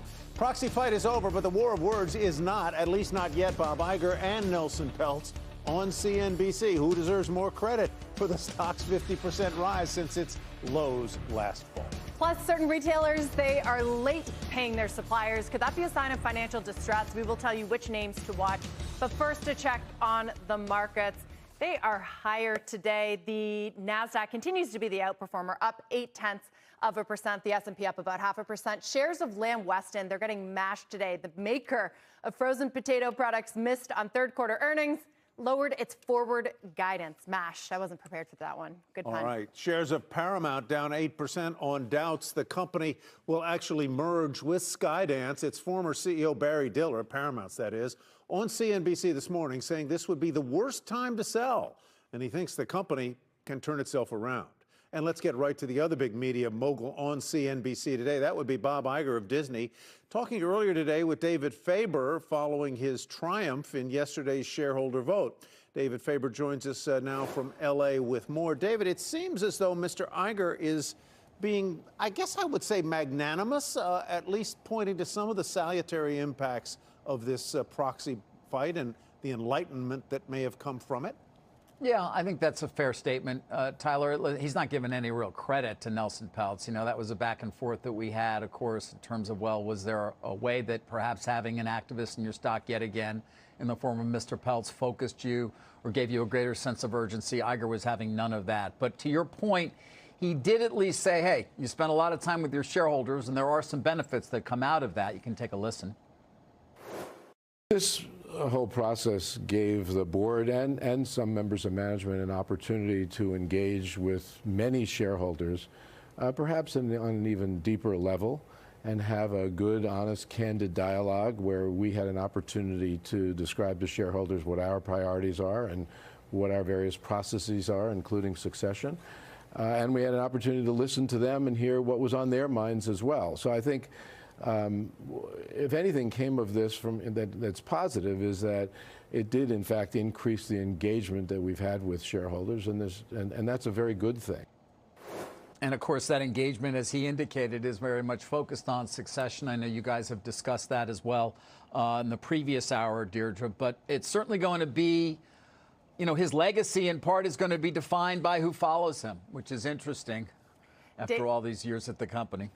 David, I was kind of chuckling this morning when you were kind of pushing him and asking if he was still having fun, and he was insisting that he is, that it's always fun to run Disney, even when he's facing these shareholder battles. Is there a chance he stays past 2026? Has that just been upped because of everything that's happened over the last few months? No, I mean, I know you asked that earlier. No, I don't see that at all. That would really be unexpected. Again, you are talking about somebody who's extended his contract so many times through the years. The first go around, of course, before he finally stepped aside. And then even the second time, if you recall, as you well know, he'd come back for what seemed to be a period of what was originally 2 years, only to extend for another 2 years. That said, Deirdre, I would be shocked, frankly, if it went beyond that. This board needs to get this right. They've talked about it a great deal over these last few months, how important it is. Mark Parker and James Gorman heading up that committee that on the board that will be looking at successors for Mr. Iger. And I just have a hard time imagining it would, in fact, go anywhere near towards the end of his tenure. The key will be when somebody does come in and how long that transition is. And Iger was not willing to give me a timeline. You know, I sort of said, well, how about a year? Would somebody get a year to sort of get a sense for the job while you're still CEO? But he wasn't willing to go there. Is the betting that it'll be an insider or someone from the outside, or do you know? You know, I think it's too early to say. There's certainly a number of the candidates internally. This is not a company that has gone outside, as you know, Tyler. That said, if you want to go way back, which of course I can, when Iger succeeded Eisner, there were some outside candidates. Meg Whitman was in there. I would guess that the higher likelihood is you have an internal candidate, but I think they will at least take a look externally. So what's next for Nelson Peltz? Is he likely? He's got 3 I don't know, 3 billion shares or $3 billion of shares. I can't remember which it is. No, it's $3 billion, yeah. $3 billion of shares. Yeah. And what's he likely to do? I mean, he can, I suppose, be satisfied that his stock holdings are worth more now than they were before this all started. Yeah, I mean, he's going to point to that, and certainly there has been a benefit in terms of the position that Trian has. Don't forget, though, most of that position is actually made up of Ike Perlmutter's stock. Right. Remember, Ike Perlmutter, the man who sold Marvell to Disney many years ago and was the main shareholder there, or got shares in Disney as a result of that transaction. And so, you know, you'd expect he's going to continue to. Listening to Peltz on with Jim Cramer this morning after our Iger interview, it was hard to even figure out whether this proxy fight was over. But it is over, and it was won fairly resoundingly by Disney. I think that's an important point to make here. And, you know, I think Iger is very much happy to be moving on now to focus on the things that are the key here, not just succession, but as you two well know, the success of the direct-to-consumer business, which is really the crucial component here in terms of growth for the company. Right, and in your interview, you talked about sort of Netflix being the gold standard here, and I wonder, David, how much time does Bob Iger have before perhaps other agitators get in here? What does he need to do? Is it that direct-to-consumer business? He needs to show better profitability? Yeah, I mean, listen, this last quarter, which helped the stock price enormously, Dee, was where they showed losses that were well below than what had been anticipated. And they are now talking about direct-to-consumer. It's Disney Plus that we're talking about here, is going to be profitable by the end of the year, prior to the end of the year. It is clearly going to be the number two. And I sensed from Iger in this conversation, certainly in contrast to our one from last summer when we were in Sun Valley together, a real optimism on his part. I think there is a line of sight now, specifically, it would seem, in terms of profitability. He believes it will be a growth business, that it will have double-digit margins over time, and perhaps even will compete with the likes of Netflix. That said, I also think there's an interesting component to our conversation that may have been overlooked, which is, well, what about the others? What about the Paramount Pluses out there? What about the Peacocks, our own, or even Warner Brothers Discovery's Max? You know, can they compete? Take a listen to what Iger had to say about that. We know what you need to be successful in streaming, and not everybody has that. And I'm not sure everybody can get it. We know that we can, given everything that I've discussed, given what, you know, obviously the content that we have and the technology that we're building and the brands that we have. I don't think everybody does, though. I think there's got to be some consolidation in the business. Which is interesting, of course, specifically as well as we sort of talk a bit about Paramount, too. You know, you mentioned it at the top there, Tyler, and what's going to happen with that company. So let's talk a little bit about the future of Disney with respect to the theme parks and to their what had been distracting political issues that had ensnared the company a couple of years ago, maybe less than, I guess a couple of years ago, in Florida. Those are largely behind it, are they not? They are. They've settled with the state of Florida. They do still have a federal case in terms of free speech, where they said, you know, they were being prevented from exercising their free speech, essentially. But this was a bitter dispute, as you well know, that pitted Governor DeSantis against the company. It had gone on for quite some time. There is still this sort of overarching anti-woke campaign against Disney to a certain extent. Iger, for his part, is like, get me out of these culture wars. He has no interest at all. He just wants to be focused on making great entertainment and doing that and appealing to as broad an audience as you can, right, Tyler. But I certainly think they're on the closer to the other side of that than they have been. And so if you take sort of the D2C business as sort of the number two problem aside from succession, last time he handed over the reins to Bob Chapek, that was just getting off the ground, right? We're some years into this exercise now. And does that give an edge to some of the internal candidates, the ones that are perhaps at the forefront of that business? You know, it may, particularly if it really does hit and exceed the targets that are in place. Remember, a good amount of it is cost cutting. They've taken $7.5 billion out of the business overall. That's all of Disney. But some of that is within the content budget and efficiencies and things of that nature. But certainly you'd think if they do hit and exceed profitability metrics, that would elevate, you know, the two executives to sort of have oversight for that. Dana Walden and Alan Bergman. So, but I think it's really too early to say. You know, people can start that whole process, but it doesn't seem to me that there's any sort of a fulsome debate yet in terms of exactly who's going to be in the running. All right, David, thanks very much. David Faber reporting from California for us today.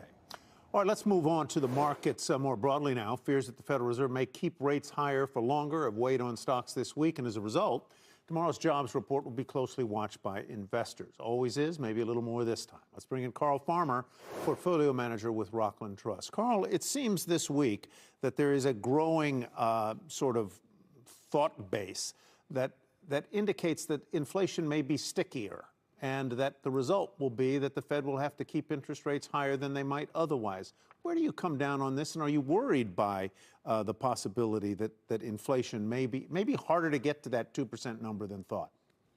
I think you're right. I think it is going to be a little harder to get to that 2% than maybe initially thought a year or so ago. Thanks for having me on today, by the way, Tyler. Indeed, appreciate it. One of the things that we may see here is that right after Powell spoke, there was sort of a 60% chance now that there'll be a cut in June, the first cut. Before that, there was about 50, but I'd say that's certainly not a given. I mean, if you look out to the end of the year, the market's still pricing in really just a 50-50 chance we even get the 3 cuts that the Fed currently has projected. So the fight against inflation certainly isn't over. I mean, you see some of that in the jobs report or the expectations as well. Wouldn't be surprised to see unemployment tick up a little bit above 4% before the Fed's job is done. And yet the market seems relatively stable. A little bit of wobble here in recent days, last 10 days or so. But the market seems relatively stable, as though they can deal with inflation that's maybe not at 2%. They can deal with maybe 2 cuts, not 3, or maybe even 1 cut if profits hold in. You agree?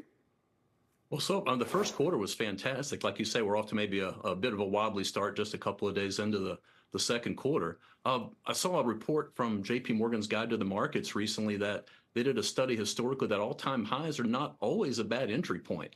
I think the one thing that may give you pause is that we're trading at 21 times next year's earnings estimates, but all-time highs really since 1988, subsequent returns 1, 2, 3 years out have been slightly better on average than any other day. So I think you're right. There's some optimism and certainly some momentum behind what the market is seeing right now. But I guess a quick reminder is that it's not all technology-led. The rally we've seen has also expanded to energy, financials, and industrials, which are all up more than 10% in Q1. So there's others to be seen out there besides tech. Certainly seen more in breadth this year. Carl, Steve Leisman brought up this idea in the last hour that maybe it's even better for markets if a rate cut is actually taken off the table in June, because that means that the Fed would still have it in its back pocket. A Fed put, will you have it? Do you think that the market would view it that way as well? Do you agree with that?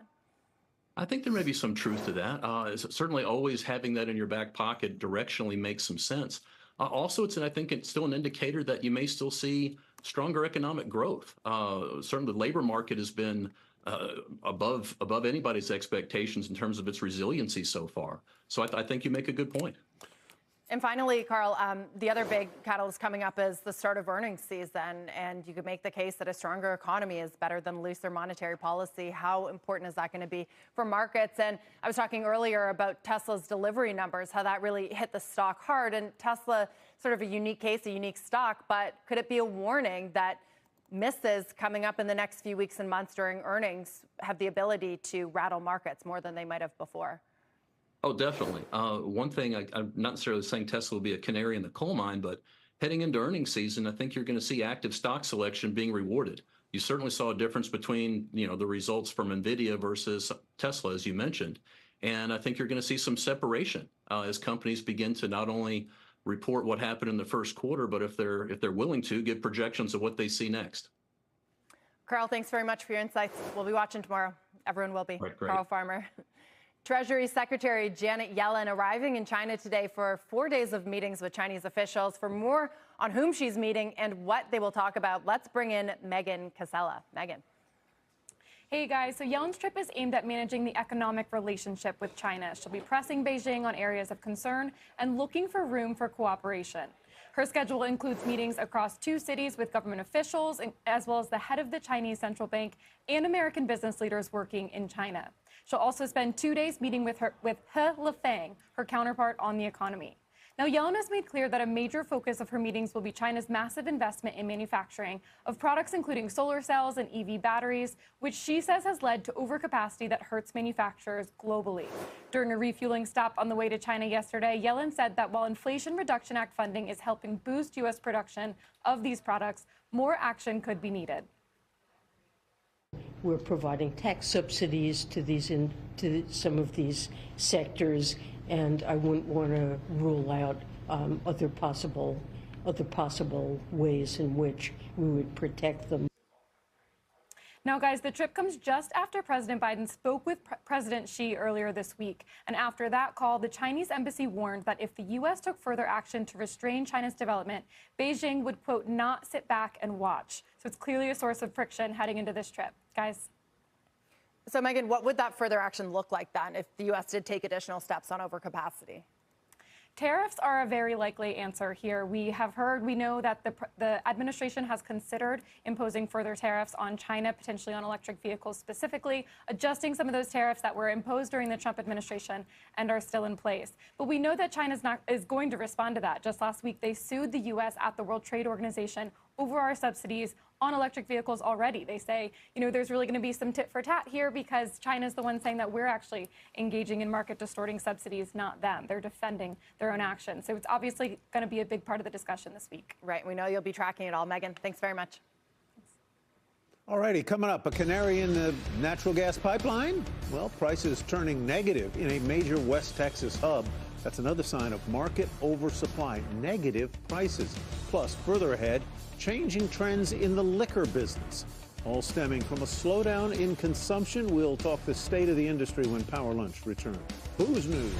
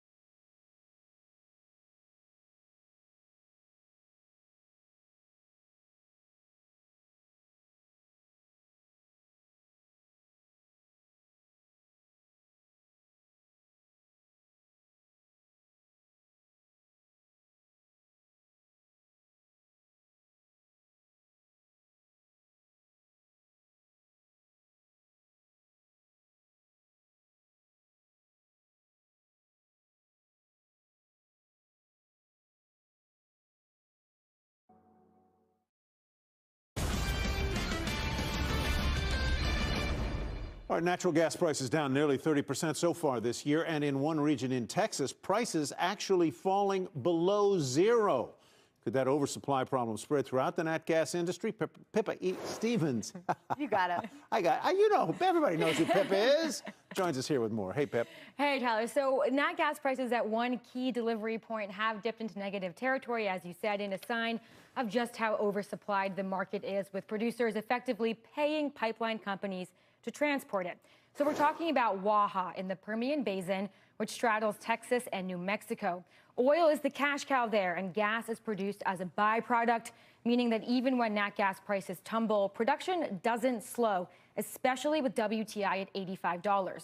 Pipeline infrastructure hasn't been able to keep up with all this new gas coming out of the ground, and with demand a week after a warm winter, there's just nowhere for the gas to go. Now, it's important to note that Waha prices have been negative before, especially during shoulder season, like right now, which is between the higher demand periods of summer and winter. Still, OTC Global Holdings' Campbell Faulkner told me Waha is a canary for the wider North American gas market. As he put it, an ocean of supply, but not enough consumption. Now, the much more widely followed Henry Hub price is still positive, although it's under $2, forcing some producers to curb output. Got to ask you, so when the price is negative, what you said there is that the companies that are producing the gas have to pay the pipeline companies or the transporters to transport it. That's right, yes. But where do they transport it if there's oversupply? Where do they take it? Where does it go? So they can squeeze out a little bit more in the pipeline usually, and there are some companies like Energy Transfer that might have some on-site storage capacity that's otherwise full, so they can put it there. But the other alternative, and what's traditionally been done, is flaring. And so what you really want is that oil. And then when you pump for oil alongside the crude, you also get nat gas and nat gas liquids. And so traditionally, producers have just flared it because they don't care about it. Means put it on fire, burn it. Yeah, exactly. Burn it. But now that's really coming under fire since it's so bad for the environment. I would think that that would not be a popular thing among the environmentalists. Exactly. But so we have to distinguish between the types of companies here, because the large publicly traded guys, they typically have those long-term contracts in place, so they're not really exposed to these negative prices. They don't really have to deal with it. So it typically is the smaller players, including the private players. They've brought a lot more production online with WTI passing 70. They've really ramped up output, so they're the ones. And they don't have shareholders to answer to when it comes to flaring. And Texas has traditionally, offered exemptions in certain cases for flaring, one being that you have 45 days from the start of production to flare. And so there is some kind of, wiggle room around the flaring, but producers are trying to cut back on it. And then there is nowhere for it to go, as you said. I'm going to ask a very cliche question, because when I think about natural gas, I'm increasingly thinking about data centers. A lot of tech companies are going to need a lot of that compute power for artificial intelligence, et cetera, et cetera. How does that play in? Is that more of a medium-term thing, or can you sort of tell how much demand there's going to be for an upcoming season? I think right now we're still in the early innings of what AI and data centers is going to mean for nat gas and power demand, but there is definitely this growing understanding that there is this huge surge coming, and renewables definitely can't meet that alone. For data centers, as you know, you need 24/7 reliable power, and renewables and batteries aren't quite there yet, and so you do need something like nat gas. And we're hearing all these producers talk about it, notably Toby Rice from EQT. When he bought Equitrans, he said the data center alley, access to that was so important. But I think another thing here is that if we have all this gas, but without the pipeline infrastructure to actually get it to the demand center, to where the data centers are, that really starts to limit things. And when you have prices at where they are right now, with Henry Hub under $2, there's no incentive to build new pipelines. Interstate pipelines are very hard. Intrastate are a little bit easier. But if you don't have the price signal, it's a big investment. You're not going to do that. Got it. Let's talk about the broader energy sector doing just fine. The S&P 500 energy sector. So calls are expensive here. Woo! Years ago. They are not cheap. Another record high today, and it's pretty remarkable given that energy was all but left for dead a couple of years ago. But calls are, so I'm looking at calls for tomorrow, right?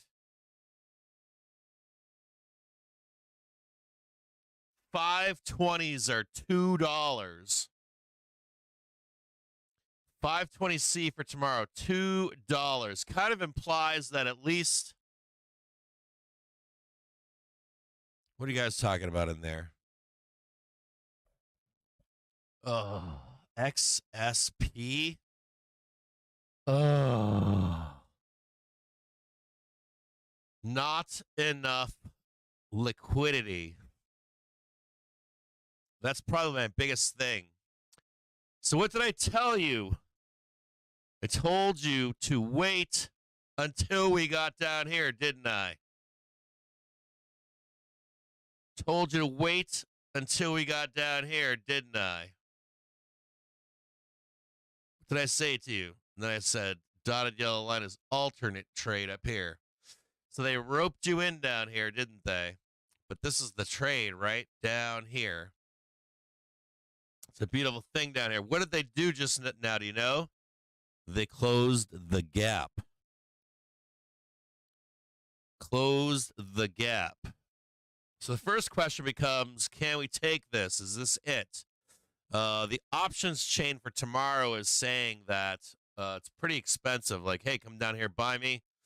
We're surely going to be at 520 tomorrow. So what I would say is wait just a few more moments. Wait a few more minutes. And we'll see if this is it.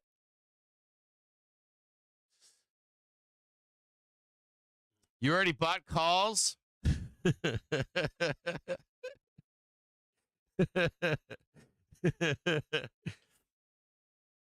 Hold on one second here.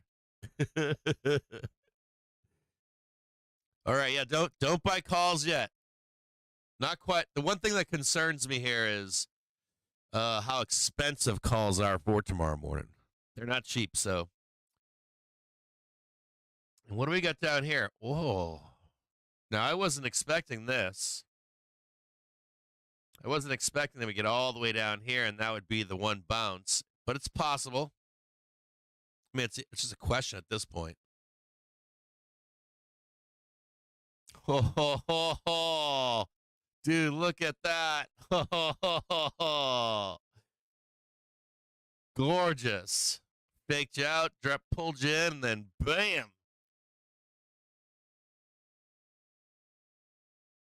Ooh, look at that doom right now.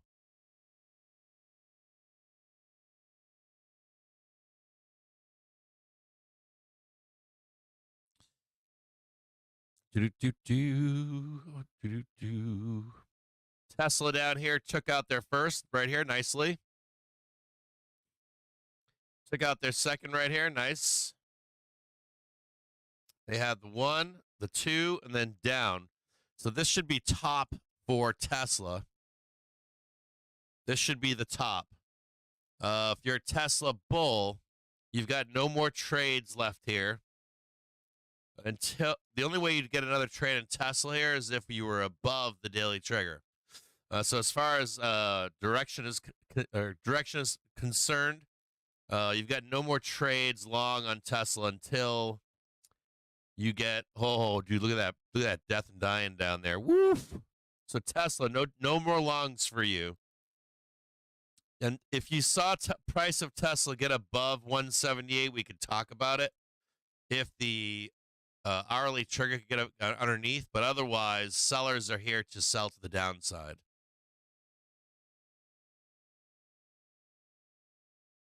Dude, look at that blood. Oh, ooh.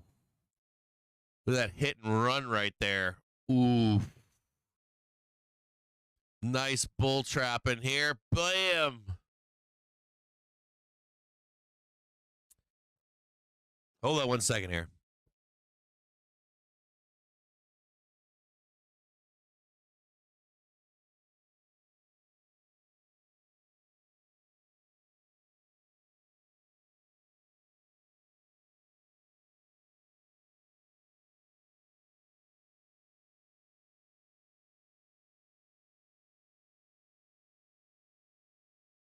I kid you not, I just got off the, hold on one second here. I kid you not, I just got off the phone with, one second here.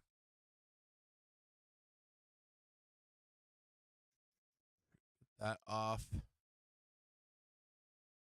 Get that off. So I just got the phone with Joe Donut, and I'm like, I'm so glad I wasn't sitting there with these guys, not to tell them not to buy anything until we went down. I was like, if I was sitting on stream all afternoon here telling people I was sitting here and stream all day long telling people, nope, don't buy the dip yet. Don't buy the dip yet. Don't buy the dip yet. Don't buy the dip yet. So, what's happening right now? Couple things, right? We got the big burr right here. Options are way too expensive to be buying for tomorrow right here. You can see it on the chain. 420s for tomorrow, 520s for tomorrow are $2. That is, you know how expensive that is? It's stupid. So look at that right here. Look at that big bull trap. Take it straight downtown. Crush bull dreams. This is the target right here. And then we have the low back here. Let's see where that is right here.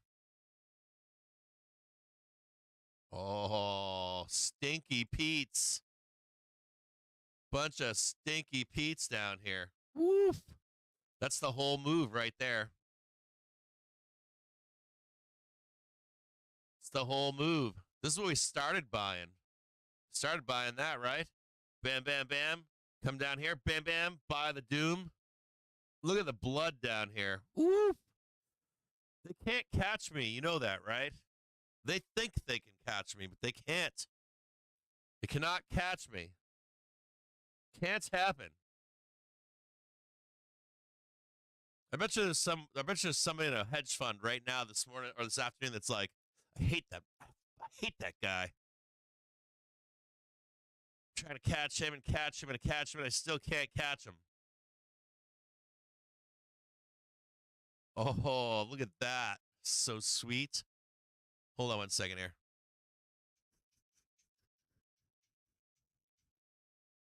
Oh, come on. Hold on one second here. Oh,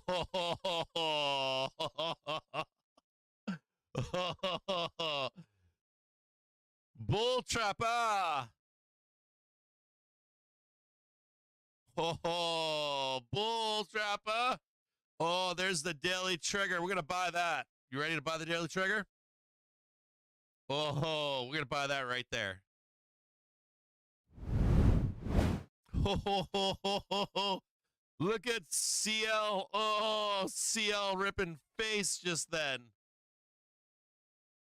I mean, we could buy this right here.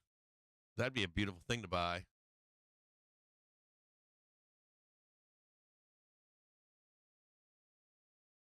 Oh, yeah, baby. I mean, just take it. We're already here.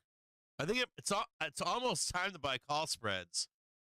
I mean, if we can get way down there, we might as well think about it, right? 513 to maybe just straight 530. Ooh. Ooh. Bitcoin rejection right here. Look at this. Not to be unexpected, right? 68.87 for.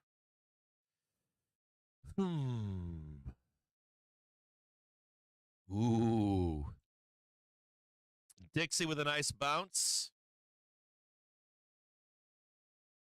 Bounce around here sideways. See what happens here. Oh, yeah. If you're a bear, dude, you must have made bank. Bank. 513.52.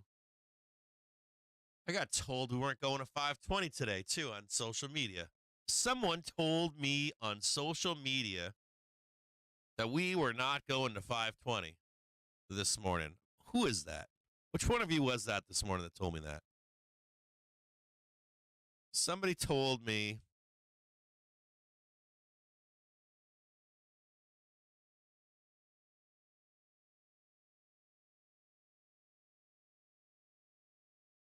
Hold on, I'm going to put Burr up on Twitter.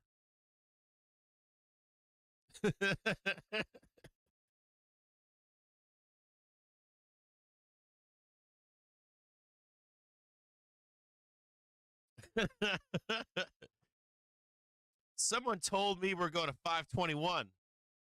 They go, you mean 521, right? I'm like, no, I mean 520.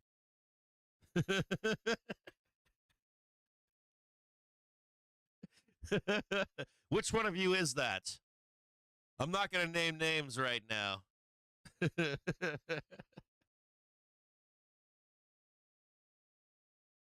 All right, let's look at there's two ways we can look at this. Friday, we can look at Friday, or we can look at what up, David AMS?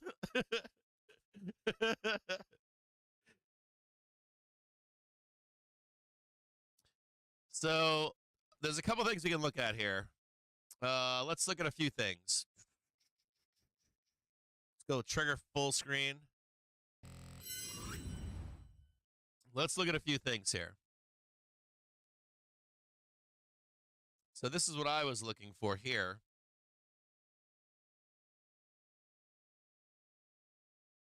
So I was looking for a roll down, right? And a bounce to take this out. And then down here to the daily trigger for the larger trade to the upside. Still possible here that we could trade that we could trade. It's a little bit more extra blood than I expected here, right? Still got a nice big burr, though. So I guess the question becomes, do we trade this to here? And then we go down to the daily trigger and then boom, a bigger one? That's pretty wild, right?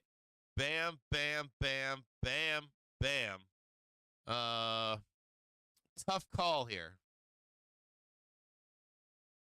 I mean, we're already down here. You might as well take it, right? Might as well take this and then that and then just go straight up.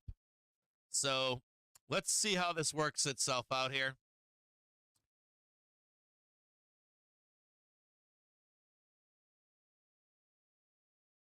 I mean, everybody's getting fed around here, aren't they? Like, everybody's getting fed. So let's see what this means.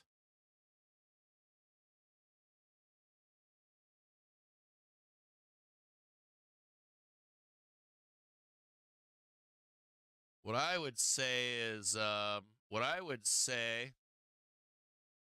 we just watch price action and see if that's the actual bottom or if we get pinned in here, ground down, whatever that is. I would think that you're not going to get higher than 520 until Monday at this point. So if you're a bull and you were long, you're probably trapped in here at this point. Probably trapped in here. So if I had to guess, if I was a dealer, I would say, yeah, suck my balls. And you're not getting anything now. Maybe you'll get it on Monday or Tuesday or something. But we'll trade this. If I was a dealer, I'd be like, yeah, we'll trade all this crap. Or we'll swing it up only into the close of Friday. So mechanically, I'd be concerned about when you're going to make this back. We could go higher than 520 here, but it's Thursday. We only have one more day left. The easy thing to do would be, if I was a dealer, the easy thing to do would be, don't allow anything higher than 520, right? And then you can either let price come up on Friday into the close, or Monday, you come up. Not guaranteed, but that's my thought would be if I was, unless you had a ton of buyers here. You need like massive buyers, so. Let's cool off for a minute and see where we go, because my thought would be that if that's the case, that we'd need to go lower to actually buy that dip to go up. So let's just hang out here. Let's be cool. And then what we'll do is we'll look for the actual dip to buy. Bunch of green balls down here, bunch of buyers down here. But even these buyers here could be mechanical buying. Not necessarily, yeah, we're definitely buying this dip. This is where the dip buy is. So, yeah, I haven't seen IWM yet. Let's take a look at it. Oh, dude, look at that right there. There's IWM. And that's near perfect, right? That's near perfect bounce. Boom, boom. And then let's send it up. So I think you can with safety buy a call spread for next week. Just not Friday. I wouldn't buy it for this Friday. I'd buy it for like Monday or Wednesday, maybe even Thursday. So you're like at least a few expiries ahead of where you think it's going to be. So here's IWM down here. So here let's look at it like this.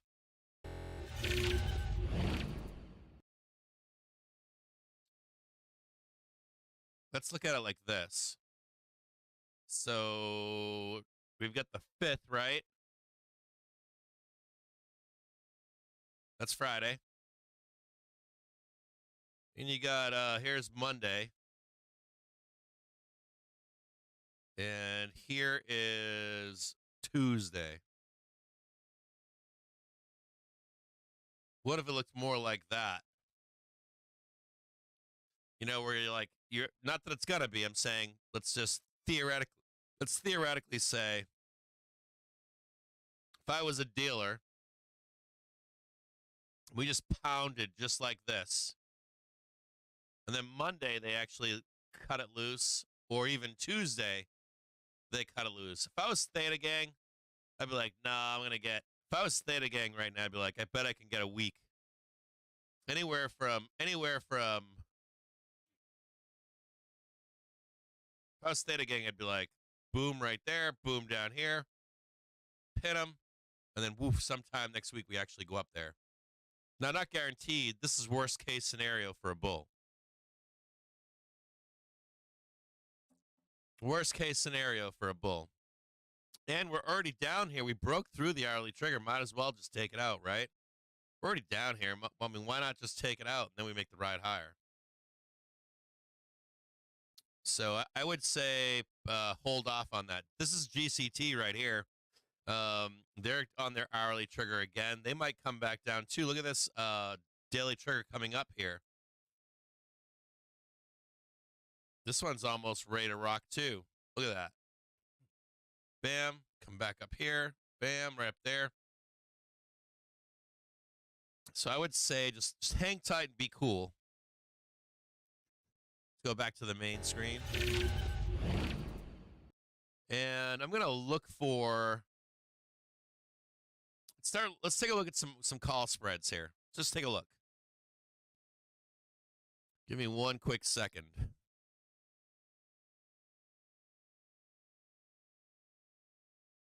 Let me post this on Twitter really quick.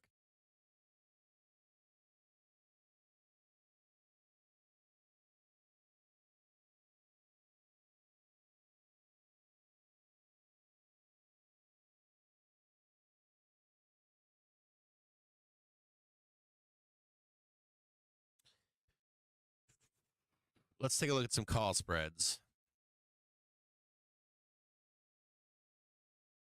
You know what sucks is that I won't be able to do the $1,000 trade with you till next week. Robinhood doesn't allow options trading for like 3 or 4 days. Ugh.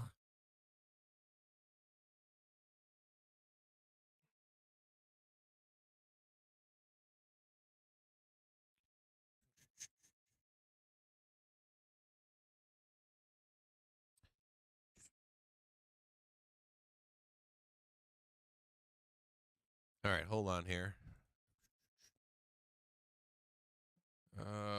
SPY.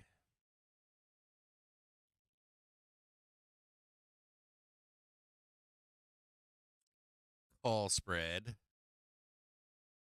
And what do we got down here? 513.52.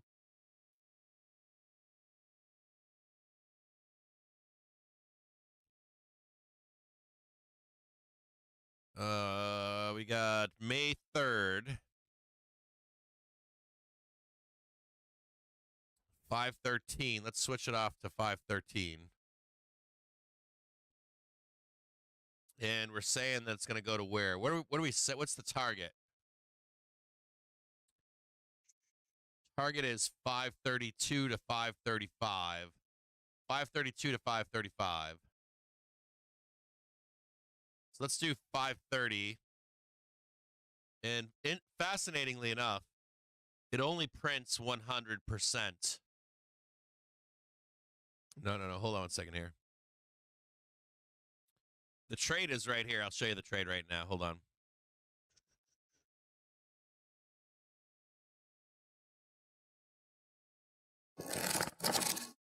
Here's the trade.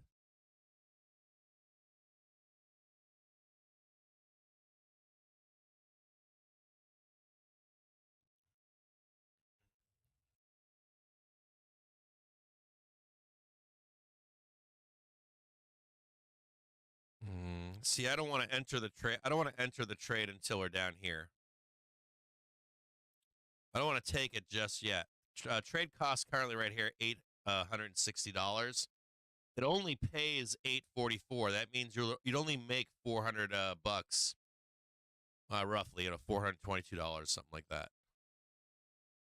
Before you'd exit the trade, like right there, boom. The other thing that I don't like about this trade is you don't get max gains unless we get above 530. So I don't like that. I don't like this trade as it's set up right now.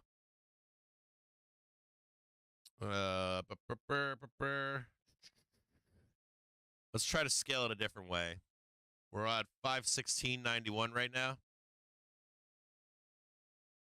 516. Ooh, that's nicer. That's not so bad. 660. 741.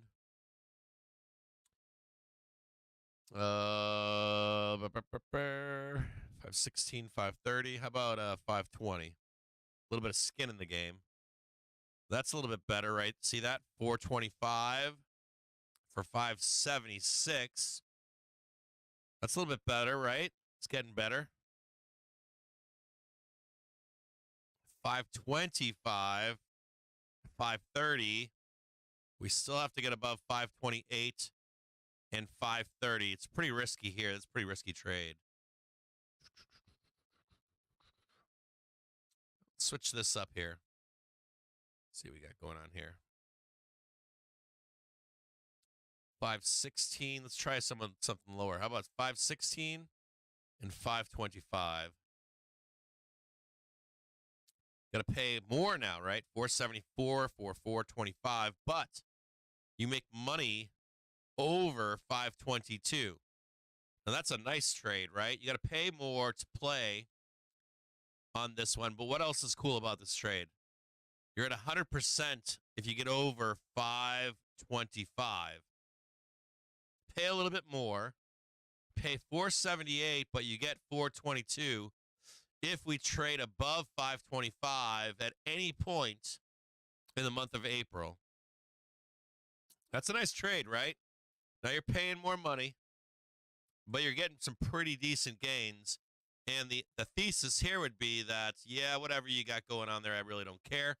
As long as we get up here, at any point in April, you're going to make $423, and you don't have to wait until expiry unless it's like much later here in time. Let's see where that is.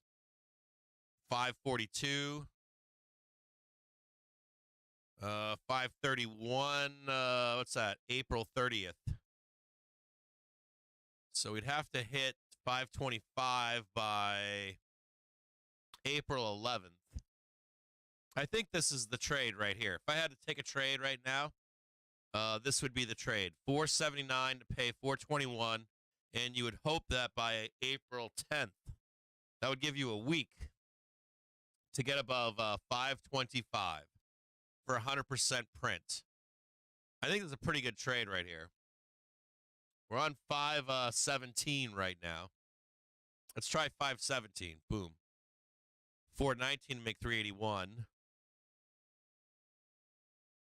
So here you go. Here's what I think is the easy trade. If you want to place a trade right now today, I think this is the easy trade. You pay 477, you get 423. Now there's some other mechanics here. Just on time, right? And if they're going to pin this for the rest of the week, if this is your top, there's likely another bottom here today or tomorrow. And my only point is I wouldn't execute it just yet. But you can see we're bouncing around here. Let's take a look and see if there's any lower targets on Bookmap. Like, see that one right there? I'd prefer to execute the trade down here and maybe change the strikes if we can get down here. So let's be patient and see what happens. But if you're like, I want to trade right now, Cap, I think 479, 421 would be a prime trade, especially at $1,000 account. You could put one in or two in. You're under $1,000, and you have the potential to make $840. You'd close your laptop too. You'd close your laptop, and you'd close your laptop and come back any time from now until the 11th and see if you made 100%, almost 100% trade. So you'd turn $1,000 into $1,800 by April 11th. So let's theoretically say we took that trade.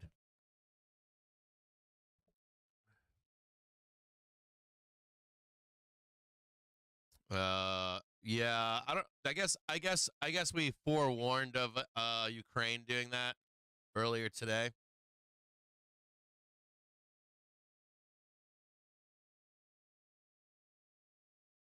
The market didn't like that. I don't know that I believe that. So we're going to park right here and watch this and see what happens. Let's see if we can get a better price here. Now, that would put us at 513.52, right? 513.52 would mean that we would look lower. So let me see here. Right here. So we're at 516 and 525. So let's change this to 513. Or how about 514? And we would change this down. Let's do 522. Right there. $461 to pay $339. But let's see this price here if it changes. Let's see if this gets cheaper. If we can flip the script here to costing $400 to pay $400, the trade will get juicier. So it's 461 right now. Let's see what happens.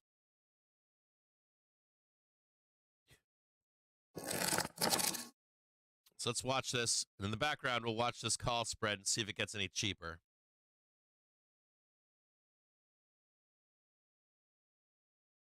Imagine a bad non-farm payroll. Don't tell me about it. They keep harping on the job side of this, that the economy or the jobs are robust, so it doesn't matter what the unemployment rate is. And I'm like, yeah, you get above 4% and we'll start seeing it. Start heading towards 5%, and we're hitting the SAM rule.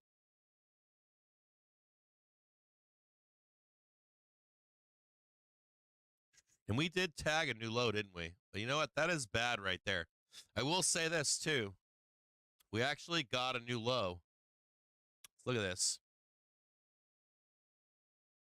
I think we got a new low. Hold on. Let's see if we caught the new low. We did. Woof. What does this tag up with over here?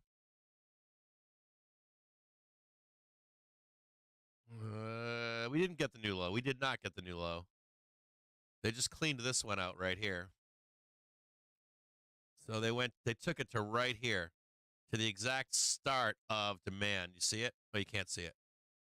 They took it right here. Took price all the way down to the beginning of the move right there. So there's another, let's see. There's another one right here. And there's another one right there. And this would be the actual new low right here. The tick right there. Let's make that one a 4. Boom, and see where that is. Oh, yeah, look at that. Woof. And then you go all the way down to 510 down here. That's the next move right here. Boom. Well, there's a little bit of push right here, too. I guess you could do a band. Right back over there. Let's see where we are right now. Oh, look at that. Look at price diving right now. How much do those call spreads cost right now? Now they're $437. They're $437 right now.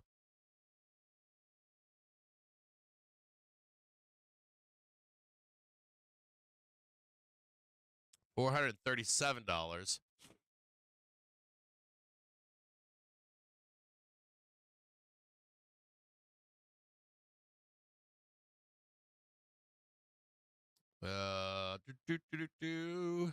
Let's look at that one more time. Let's go back over there and take a peek at it. Let's go over there.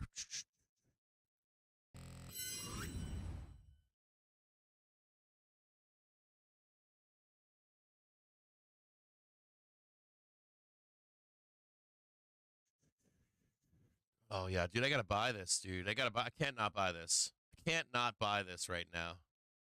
Like, this is all of that support right here. I'm not gonna lie to you. I can't not buy this right now.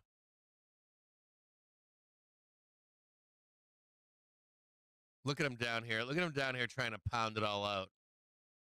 Doom. Half hour triggers being bought right now. Let's look at the 1 hour. There's your 1 hour bar. Let's look at the 4 hour bar.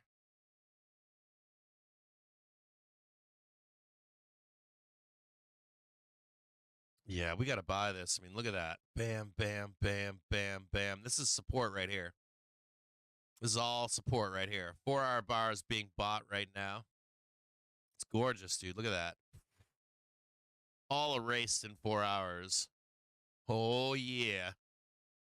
Down here at your expanding wedge, as everybody likes to call it. Coast to coast to coast to coast. So lots of noise down here right now, right?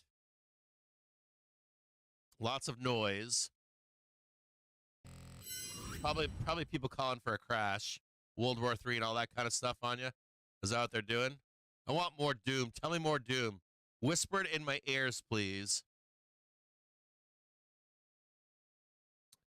Hold on a second. I'm gonna look for a trade on just SPY. Hold on.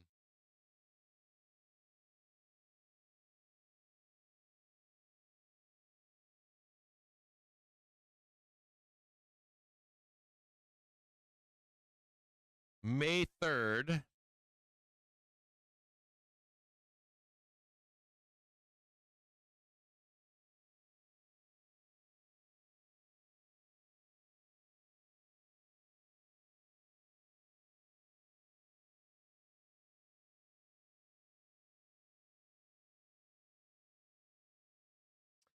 $3 for 530 Cs for May 3rd. Just under $3 right now. Let's take a peek at that trade for just a straight calls. Right now they're $3, but if we can get them underneath $3, maybe get them to like 250 or something.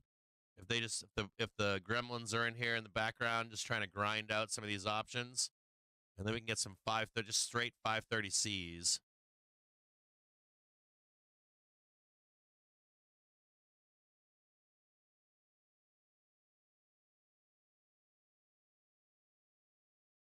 They're 291 right now.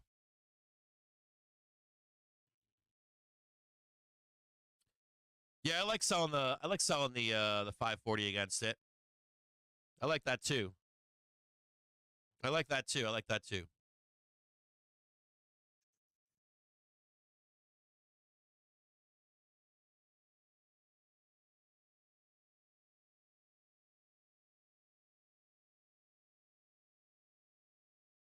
Oh, look at him down. Look at him down here probing. Look at him down here. Look at him down here just probing away. 285 right now for calls for May 3rd.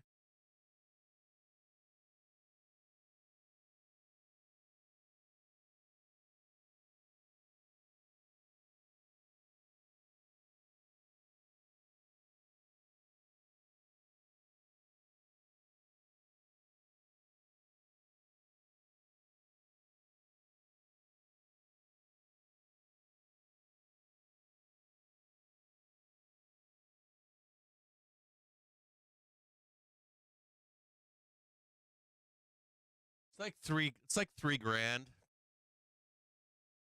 2,000 for 10 contracts.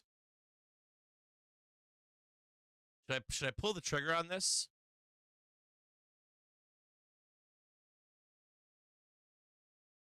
Please look at the daily. Oh, you want to look at the daily too? You can look at the daily. Oh, it's my bad. Hold on. You like to look at the daily candles too? We can do that. Hold on 1 second here. Let's look at the. So if you've got like $1,000, you could do a call spread. If you could do 4 call spreads. I think no, 2 call spreads, and then if you've got a $3 grand, you could do. Let's do it. Look at the daily candles. I guess we're being asked. Yeah. Oh, you think we're gonna go all the way down here? Is what you think? You think that the buy is lower? I'm guessing. You think the buy is right here? Yeah, that could be where the buy is. I see that too. I think the buy is here. But you're saying it could be lower, Cap, down here at 510. That would be nice too. Now, if the buy is at 510, where's the upside target? 530. So let's just hang out here and watch it. Let's leave this here. Let's go back to the 1 minute trigger. There's the green bar for the daily trigger. It's close enough in hand grenades and horseshoes for me. I mean, this is a month-long trade, right? This is almost exactly 30 days right here. A little extra. We're close enough. I don't think it's going to matter.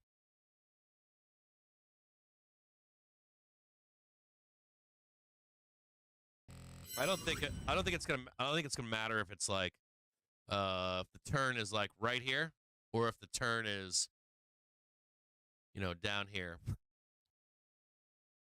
This is like splitting hairs down here, to be honest with you. In my view, it is. So we've taken all that out right there. Let's get rid of that. Bam. We didn't fall for that nonsense down there. We said we don't think we're getting above 520 until the weekend. This is the catch zone right here. This is why I put the red here for. This is kind of the catch zone. This would be like, if you're going to catch something, it's right here. You can see they came right down into it. That's probably bottom. I'm going to call this as bottom right now. That's bottom. I bet that's bottom. Now, some of you are saying it's down here. This would be the daily bottom, right?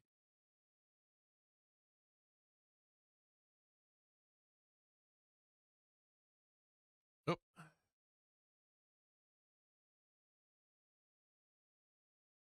We'll put that down there. Somebody asked for the look at a daily candle. I think this is bottom. I think this is the bottom right here. That's what I think.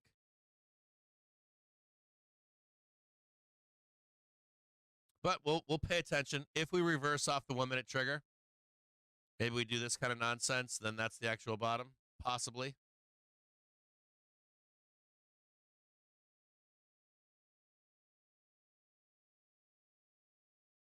I think this is bottom. Now it's just a matter of catching a trade, right? Like, what's your poison? Is it a call spread, a calendar spread? Is it a ladder attack? Is it doom or gloom?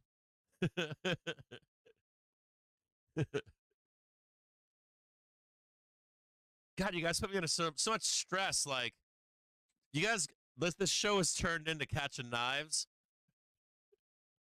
I was talking to Joe this morning, or I left Joe a message this morning, and I'm like, I'm really tired. I'm down here the past few days catching knives. It's so stressful. And then like I'm up all night long panicking about the position. Like, did I make the right call? Did I make the bad call? But I like this. I like this. I don't know where else, if you were a bull, you'd want to buy. This is it. If you're a bull, this is where you defend your position.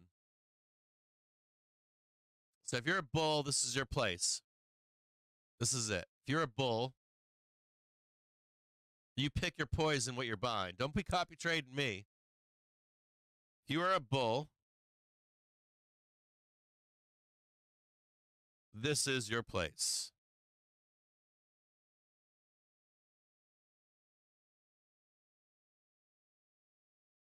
And I will leave this here, right? I'm going to leave this here. And we're going to find out if this is actually your place. So if you're a bull, you are looking for an entry somewhere in here to be going long.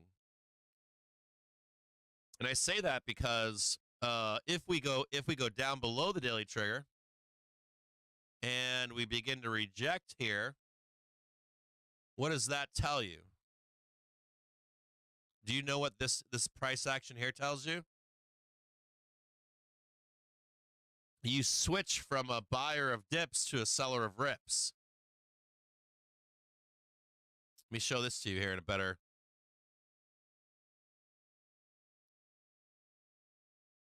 Let me show you what this becomes.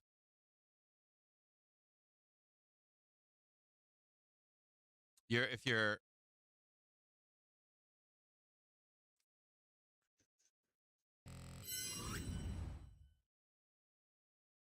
Let me show exactly what happens here.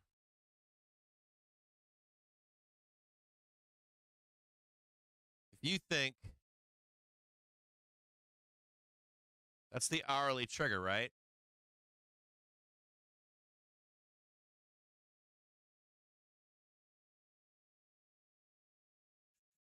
Maybe a darker green right there. Your thesis would have to be that we get it here, we get here, get here. Your actual dip buy is either going to be right here, go that way, or what happens is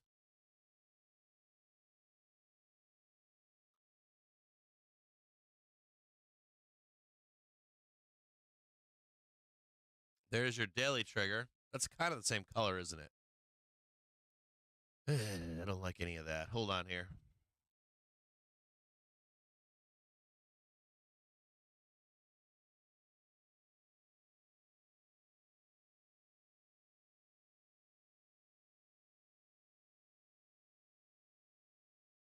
This is your daily trigger.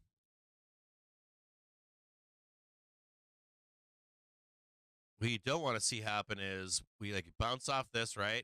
Ricochet up. You remember I said you're not going to get above 520, right? There it is. There's 520. There's your Friday. You're definitely not getting above that, are you? Bounce back down. Bounce back down. Bloodbath. 506. And then you begin to reject. 1, 2. That's when you become a, this is right here is where you become a seller of rips, right there. That's dangerous, right? You're down here buying a call spread and you're like, oh shit, oh shit, oh shit, oh shit.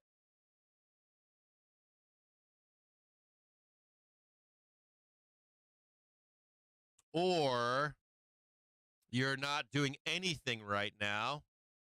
You watch the grind into Friday close, and the actual dip to buy to go up was right here. You get the hourly trigger here. They park the bus on Friday down here. And your real dip buy was tomorrow at the close. Or PCE comes in terrible, slams us down, and that was actually your dip buy right there. 8:30 in the morning on Friday morning or something. Well, 9:30 in the morning or something like that on Friday morning. So what I would say to you would be, how about we wait and just let this hang out? I guess what I would, there's a lot to say. There's a lot of mechanics here going on. There's a lot of like mechanics where You kind of get trapped in here into Friday. They pin you for PCE, and then and then the real dip buy is on Friday morning. So I might say to you this: if you want to put some risk on, right? This is probably the place. This is the place if you want to put some risk on. I'll rephrase this. If you want risk, this is the place. If you are patient,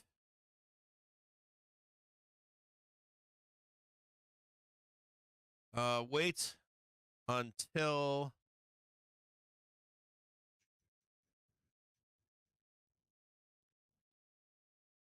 I said PCE. We've got non-farm payroll. Excuse me, I got this wrong. Non-farm payroll at 8:30. Non-farm payroll. Wait until non-farm payroll. Friday.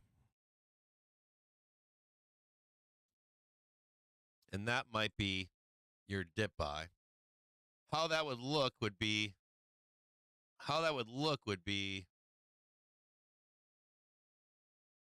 so there you go. That's bottom. If you want risk, this is the place. If you are patient, wait until non-farm payroll on Friday. And what that would look like would be, that's right, Burr, baby, Burr. What that would look like would be, hold on here. Yeah, none of this stuff sits here well on the screen. What that would look like would be, let's get rid of this. Let's get rid of that. That would look like, where's 520? That would look like, maybe we squeeze, maybe we squeeze right there. Where's Friday?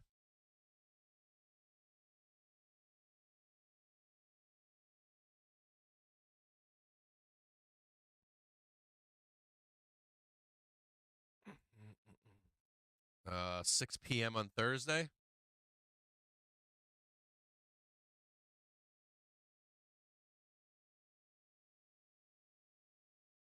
Right there. Friday at 6:30, 8:30.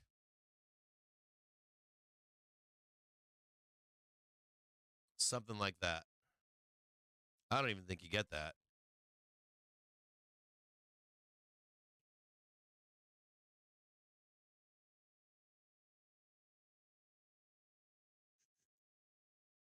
They just grind this right here.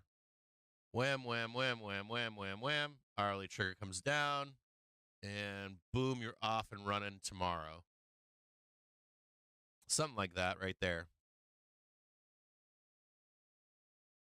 The screen's so messy now.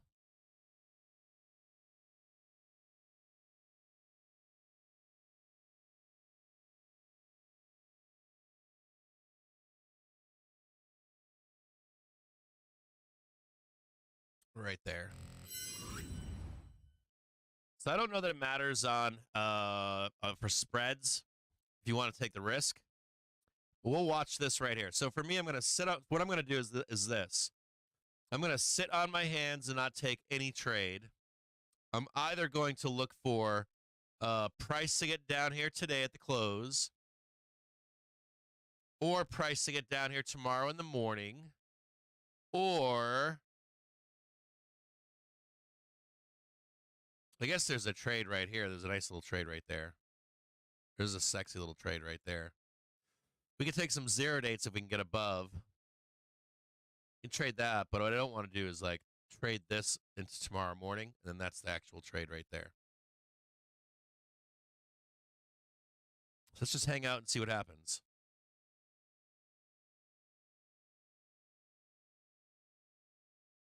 $530 Cs for May 3rd are now $2.72. So let's see what happens here. Yeah,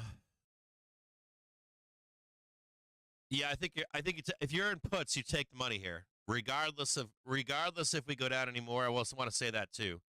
If you were on the put trade for the roll to 520, you're out. You're out right now. You don't hold. I guess you could leave some runners on, but this is the bottom of your trade right here, guaranteed. This is like a stretch trade for you. As a matter of fact, let's look at the. Let me make sure I'm right on that. Yep. So here it is right here. If you've got the pivot indicator at home, here is the green bars. So we had the upside. Remember I said, yeah, this is the red bars on the upside. Now we've got the that's where the dip buy is right there. You can see it right here. And S3 is right here. This is S3 right here.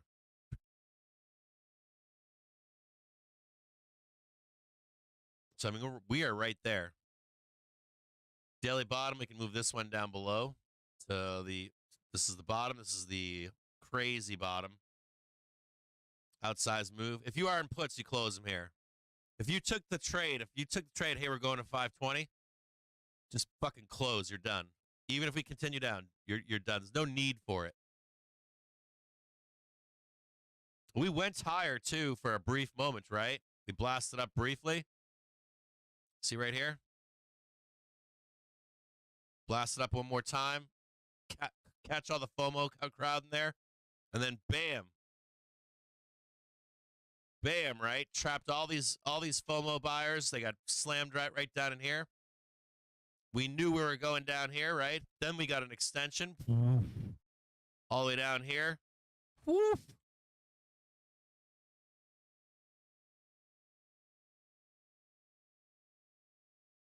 So if you're a put buyer, you made your money.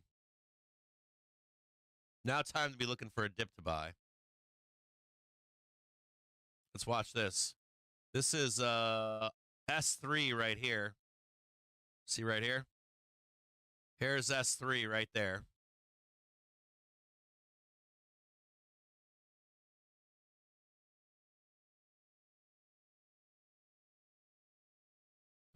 Just barely not touching it yet.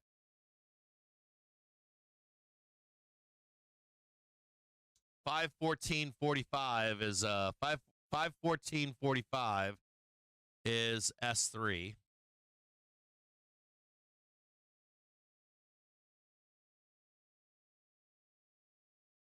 Let's get rid of the green box, just so you can see it right here. 514.45. See it right there?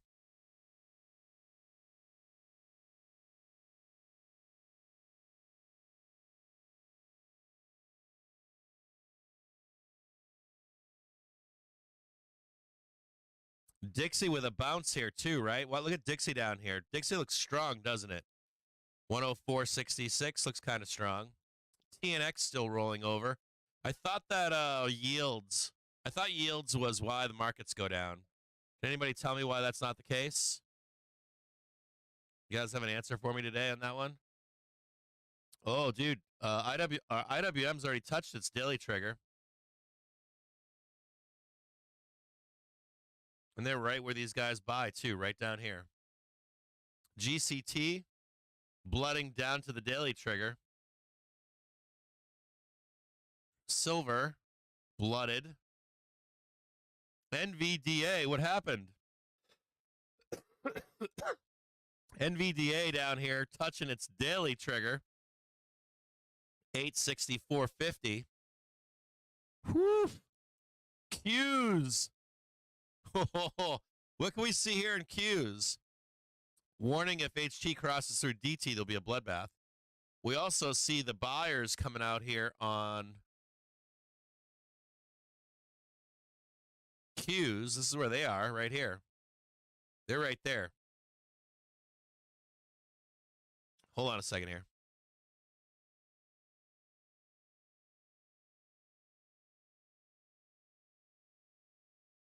I have a buy order in right now.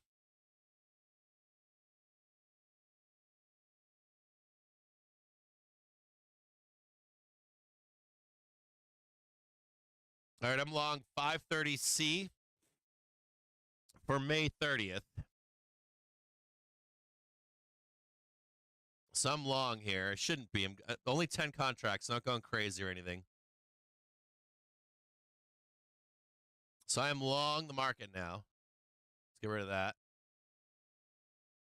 Get rid of that. Or can I get rid of that?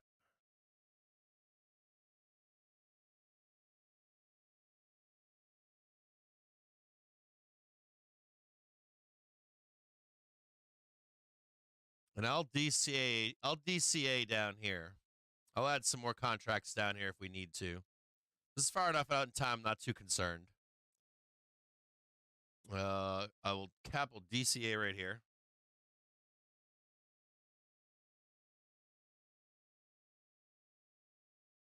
I think the risk to me here is getting chopped up. Like this kind of bullshit, right? Park it, grind down options, all that noise. Come into not PCE, non-farms. And the real dip is down here. We'll start a position here just in case it's bullshit and it's a scam. Let's see what happens. I got May 3rd. May 3rd, 530C. That's what I got. May 3rd, 530C.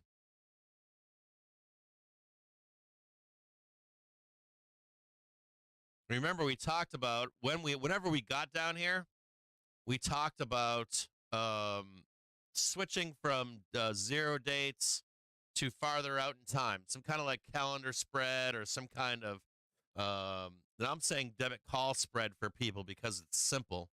A lot of you guys trade just 0 dates, or you just trade, naked options. I shouldn't say naked options, but this only works for puts. But you guys are like, I just buy calls or I just buy puts.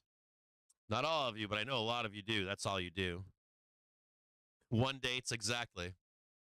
So yeah, let me put some bear music on. Hold on a second here. Nice patience trade though, right? Today is a great example of like, so I'm on the phone this morning with Joe Donut, and I go, I don't fucking want to be on stream. Well, these guys are on stream saying, buy the dip, buy the dip, buy the dip, buy the dip.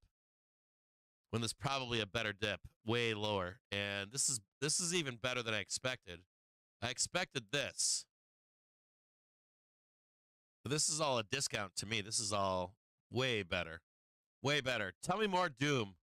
In the chat, I'll play you some bear music. How about this? I'll play you bear music only if you tell me in the chat why I shouldn't. You tell me in the chat all the reasons why the market's going to crash right now. Somebody just said Ukraine was a reason. Repeat that statement to me. I want you to get me all bared up here so I can shake off my bearishness. And I'll play you some bear music right now. Hold on 1 second. And shout out by the way to Kaiser Soze from the Discord this morning. I asked Kaiser Soze to post the roll, and Kaiser Soze did post the roll in Discord this morning. So I'm going to go back there and say thank you to Kaiser Soze. Tell me every reason in the chat why we should not be buying a dip here. Yeah, there we go. Why should we not buy the dip here? Let me go find Kaiser Soze's post. Where's Kaiser Soze's post from this morning?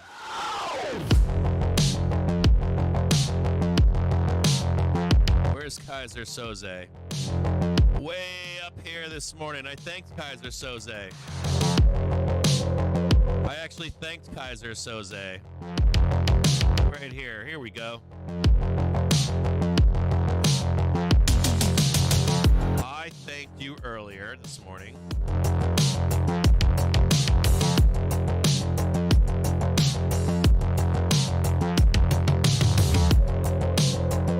I want to thank you again.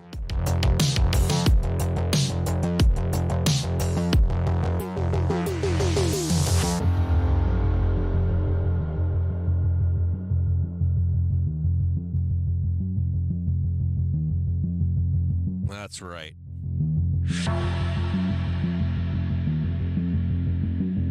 Woo!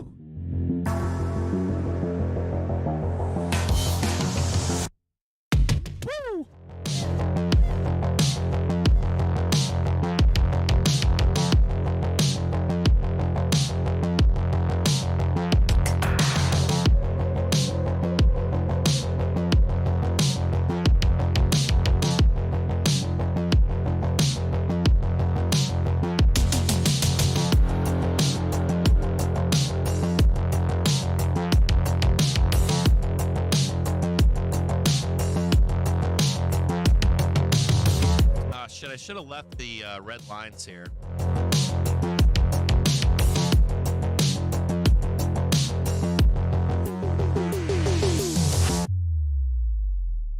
Hold on one second here.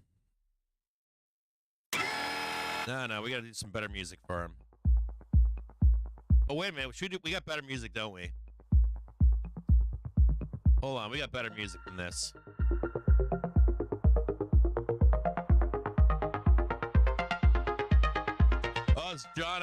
Is John L's out swimming?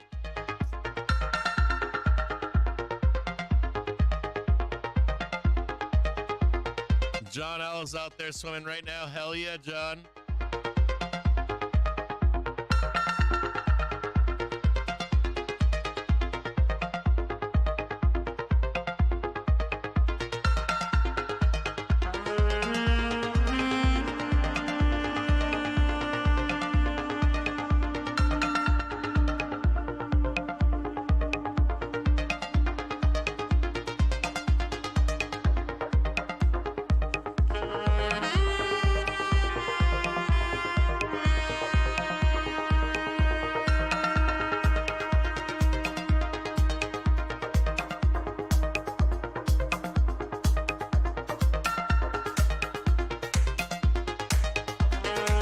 So we're going to play the David AMS bear music. It's called Kaput. In just a moment. Bulls can't have all the good music.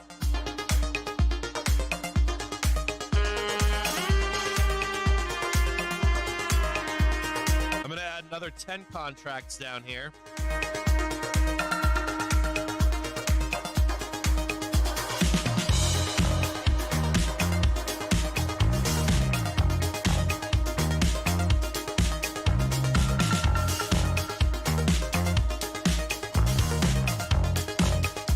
Come on, baby.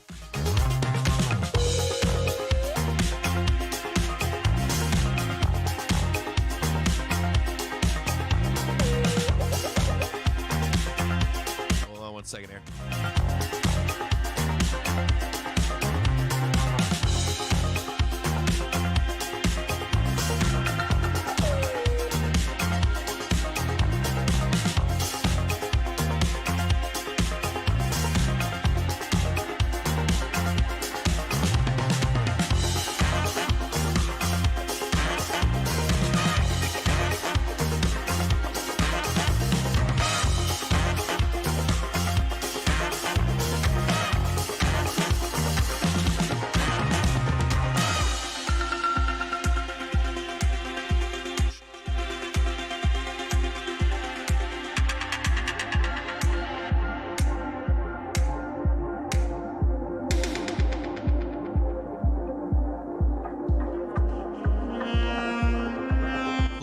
$2.50 right now.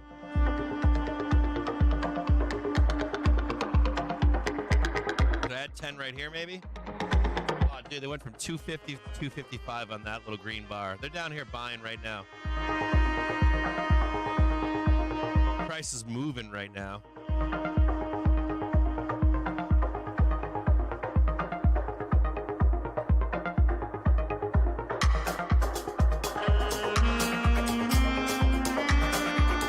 Price is all over the place right now. The bid ask is like the 347, 254, like 6 cent wide spreads.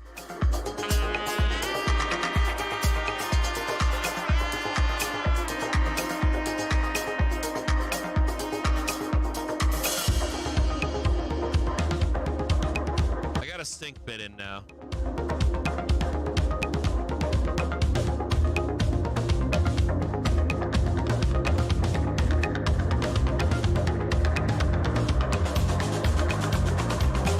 Like $2.25.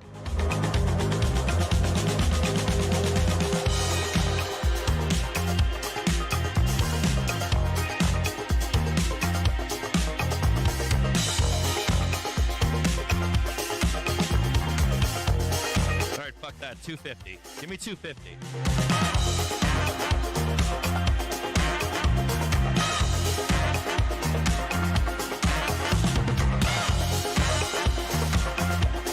They're not budging here either. They're kind of stinky about it.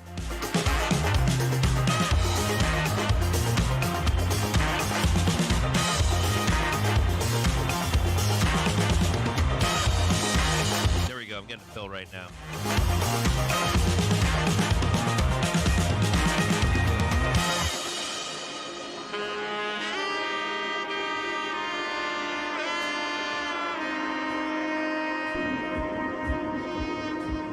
Let's turn on some better music. This is David AMS, Bear Music. Bye-bye ad money.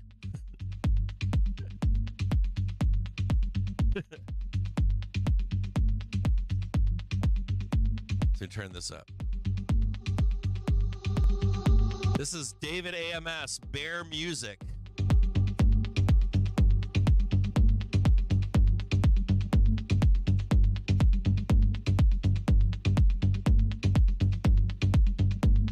Hell yeah, am I sure I'm going long before the Middle East war begins?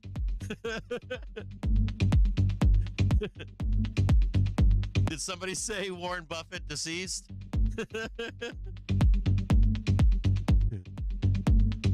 Oh. Oh. You guys are so bared up right now. I'm reading your chat right now. I got 20 contracts now.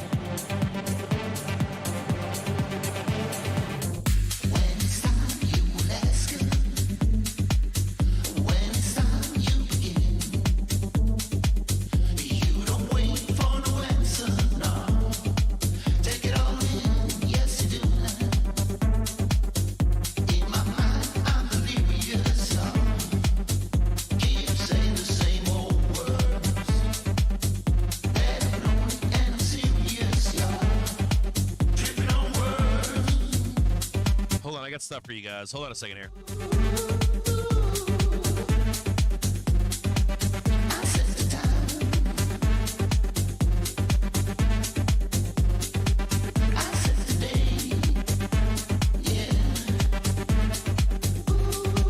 Oh yeah, we got red. Oh, there we go, red. Oh, I got red. Hold on a second here. Keep forgetting to do this for you guys. Hold on. Tripper lights.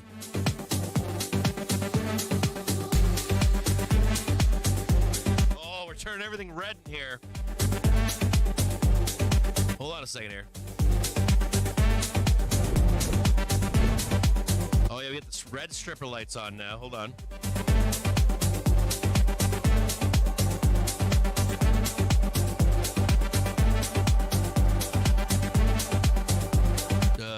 cheap disco lights.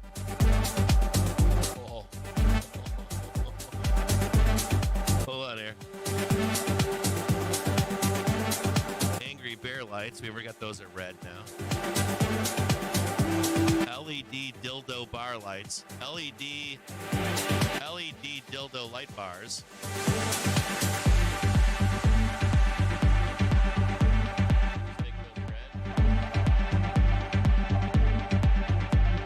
I don't know how to turn those red yet. Stripper lights, angry bear lights, curtain LEDs. Oh, we're gonna turn those back to red again.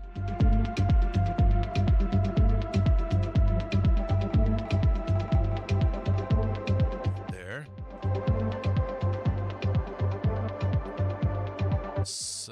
Soft box light. Oh no, it's on my phone. How do we turn the lights red? I think I got an app for this. Oh. One time I did this and this thing hit me in the head.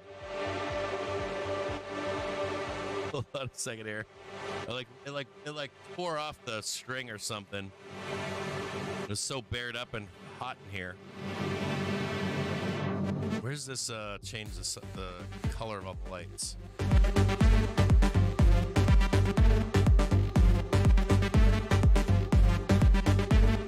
There it is, Smart Light app. Look at this.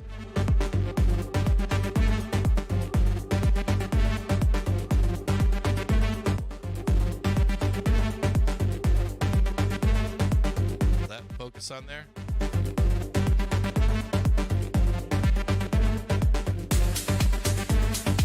Right, rare right, Burry, and rare left, Tom Lee. We're gonna change the right, rare, Burry. We're gonna go red. Oh yeah. We're gonna go with red. We're gonna turn this. We're gonna turn him. Am I on the wrong one here? There we go. Oh yeah.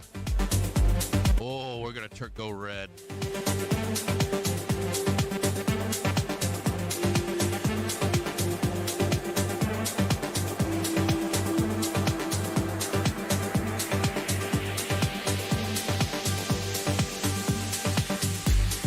Oh yeah, there we go. Full red.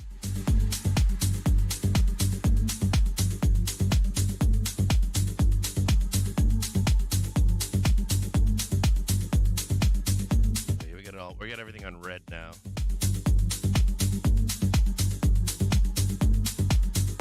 You want to buy that Tom Lee art?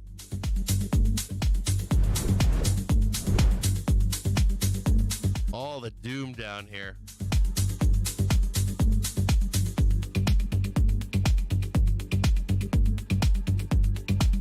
We got calls are now down to $2.40. Let's get this bad boy spinning again. Do I add another 10-pack on here? I think I want to go with size, so let's look at the book map and see how much we're just hanging out down here. Look at that down there. Woof. Woof. This is where that green box is right there.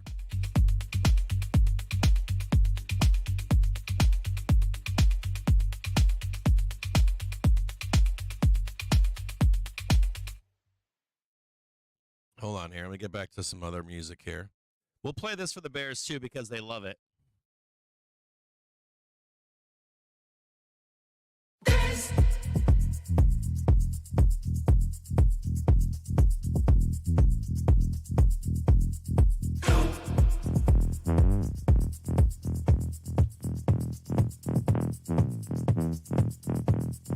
I will say something. This is an important point. I don't think we've been on the Daily Trigger on Spy. We didn't come here to dance. We only came for the dough. Hold on. wrong chart. Hold on. You came into this, you should try the door. Shoot. Now that I got my dough, I'm finally ready to dance. Come on now. I don't think that we've been on the Daily Trigger. Look at this. The last time we were on the Daily Trigger specifically was where?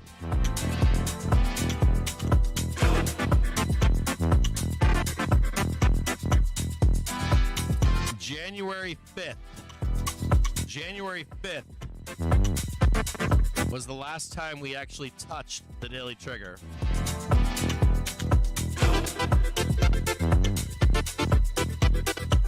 January 5th, 8:30 in the morning. And I don't even think we touched it. Maybe you came into this, you should try the door. Now that I got my dough, I'm trying to see the last time we actually touched the Daily Trigger. It's been a long time. January. Dance, dance, dance, dance. It's got to be January. Dance.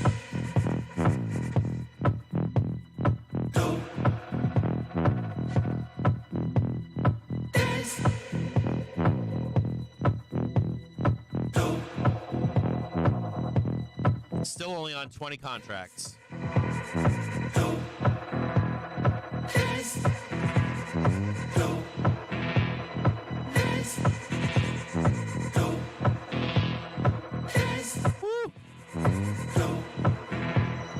Now that I got my dough, I'm finally ready to dance. Dance.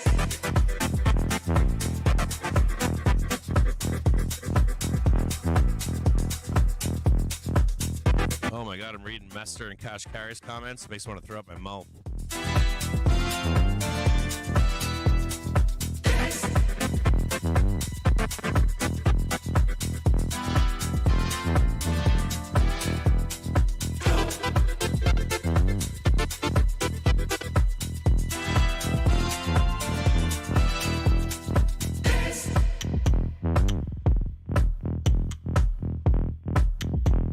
Tesla rejecting off of 178 earlier, blasting straight down. Price target, first price target 160, second price target 140.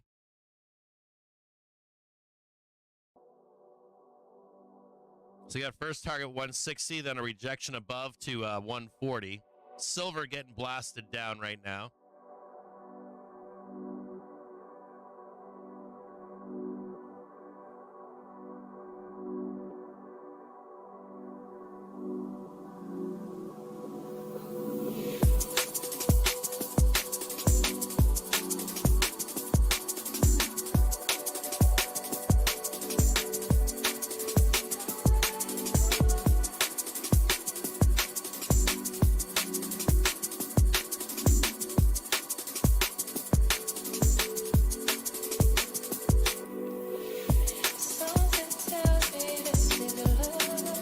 Let me turn this off.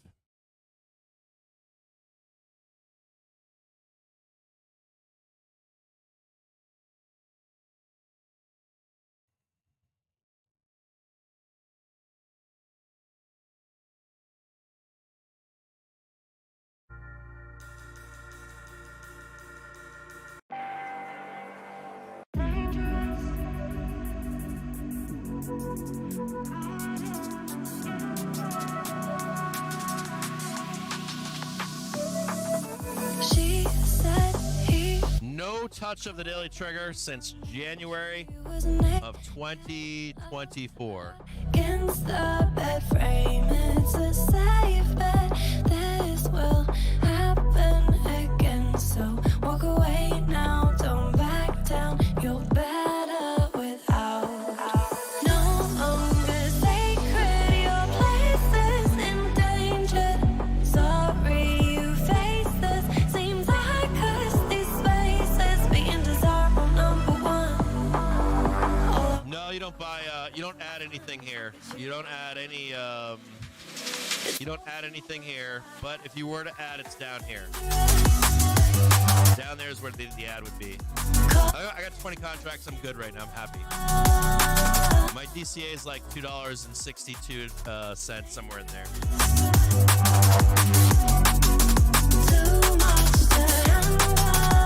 I got 20 contracts. I'm happy. I'm good.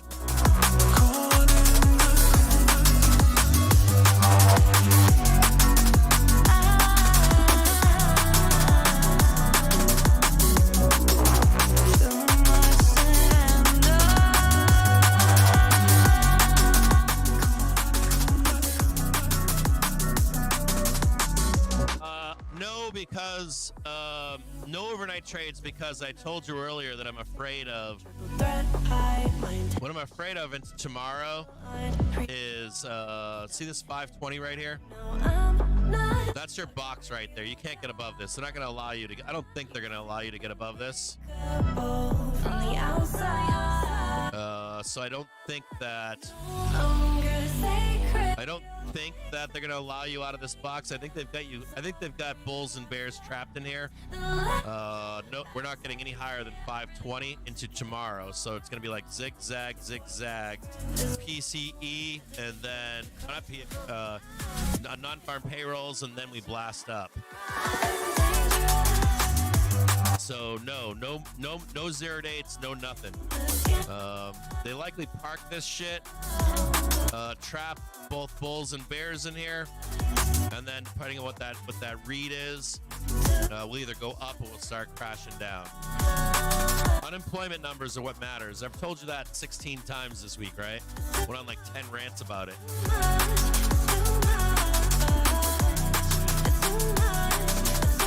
So I'm just going to hang out here. And I told you, I think, all week long that there's a second trade. I didn't think that trade was coming today. I thought it was going to come next week, maybe. Monday, Tuesday. But we're here. We're on the Daily Trigger, so we're taking the trade. Until it stops working, we're taking it.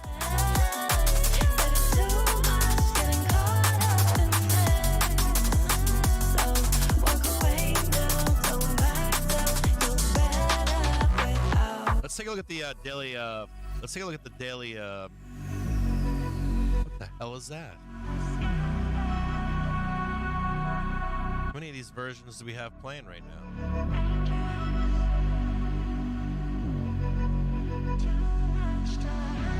Let's look at the velocity on a 30-minute basis.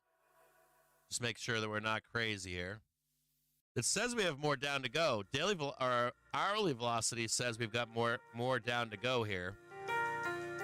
And daily velocity, we could correct here. This is actually saying we have more correction to go. And we're not done going down. I'm going to tell you that.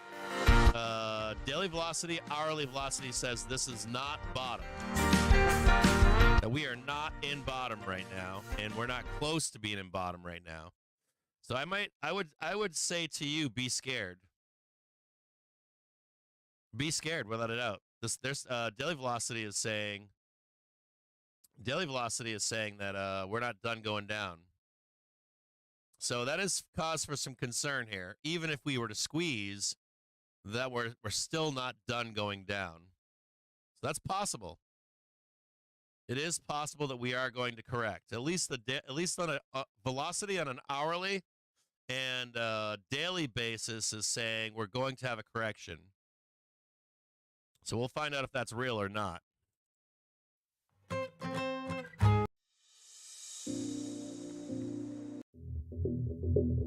Oh, yeah.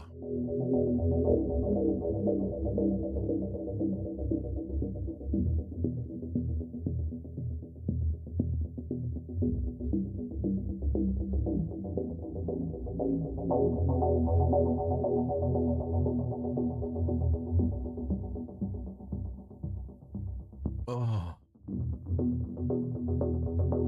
Bears doing it right, getting their winnings in one afternoon over a 3-hour period.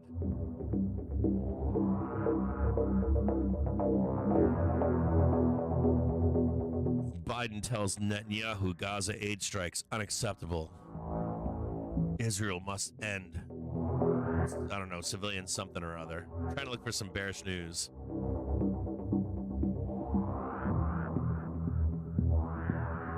The movie Civil War is coming out. Will divide America.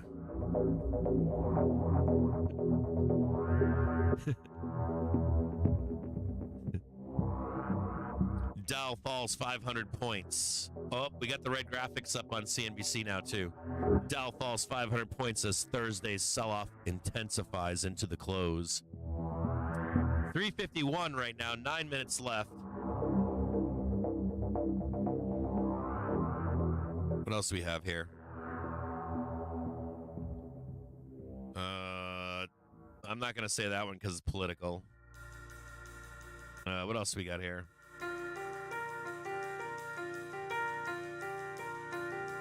It's all politics bullshit.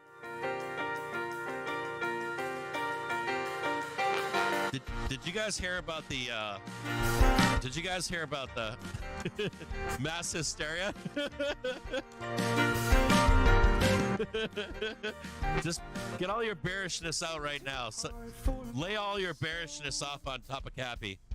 I'll take it all and just suck it inside my soul for you. Get as bared up as you possibly can.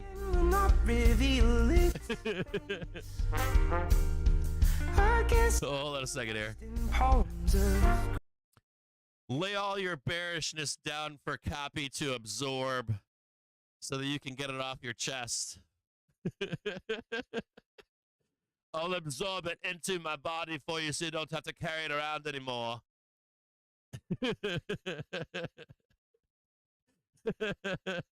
I am your Death Eater. I am your Death Eater. Send it, just DM it to me right now in chat. Say it to me in chat. Oh, yeah. Israel and Iran are going to war. Oh, yeah. Anth goes like, I want 480 caps so I can get back in the market. What else? World War III is coming soon to a theater near you.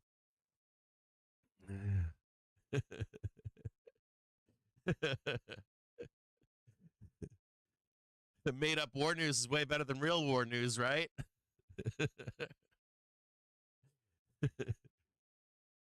Puppies are no longer cute. Ian said, I want to buy the dip, but I'll wait until the war starts.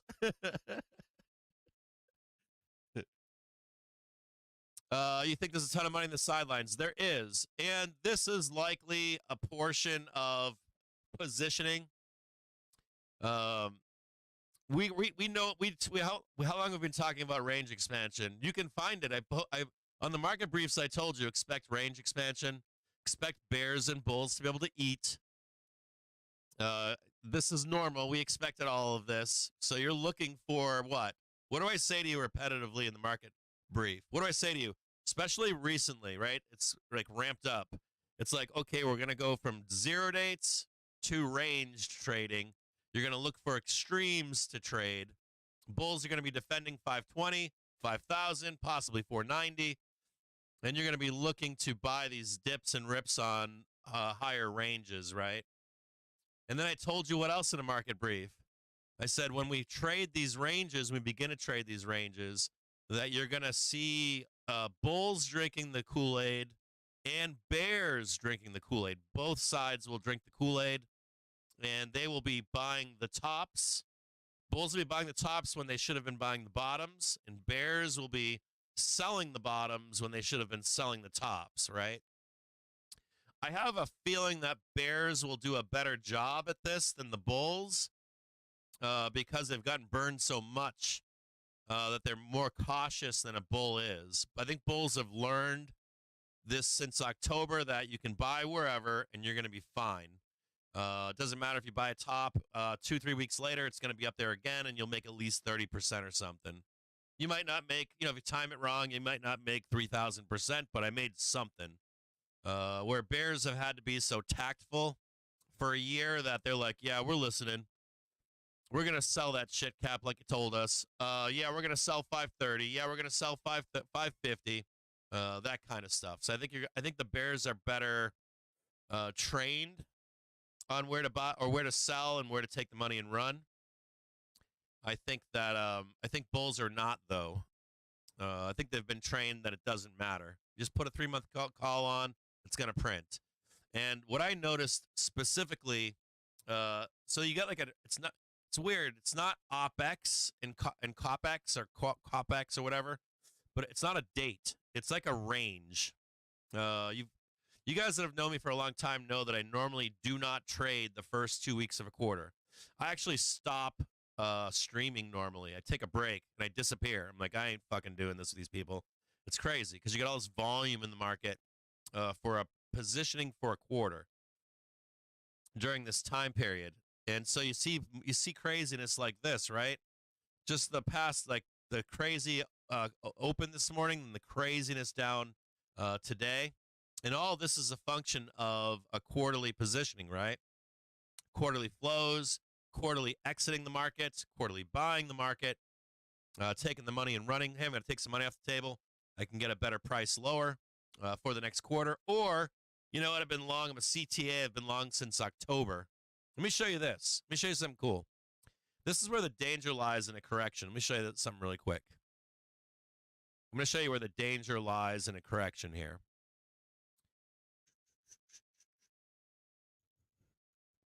Hang tight. Let me show you this.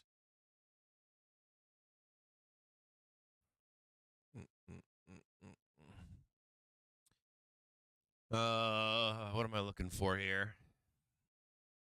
Systematic positioning. So let me show you where the real danger is here for price. If you want to know about danger, right, I'm going to show you some danger here. So this is a systematic CTA positioning. And I want to direct your attention to two things here. When you get velocity to downside moves in price, it's when these CTAs jump on the bandwagon. And this is October 10th, right? And you see it right here, right? Just blooding it down into October of 2023. And they got long again here. And they chased again. And they've only incrementally added. Whoop, there they incrementally added. Whoop. There they incrementally added. Sorry, hold on here. But they've come down, right? They're positioning a little bit. I don't know. You can't see this. I don't know why you can't see this on your screen, but over here on the right-hand side, they've come down a little bit. If they begin to trigger a sell, you would see some violent selling and correcting inside of the S&P 500 complex. Now, the vol control gang, they have, you can't see this here either, but off your screen here, maybe I need to take it off a little bit, maybe, so you can see it more like that.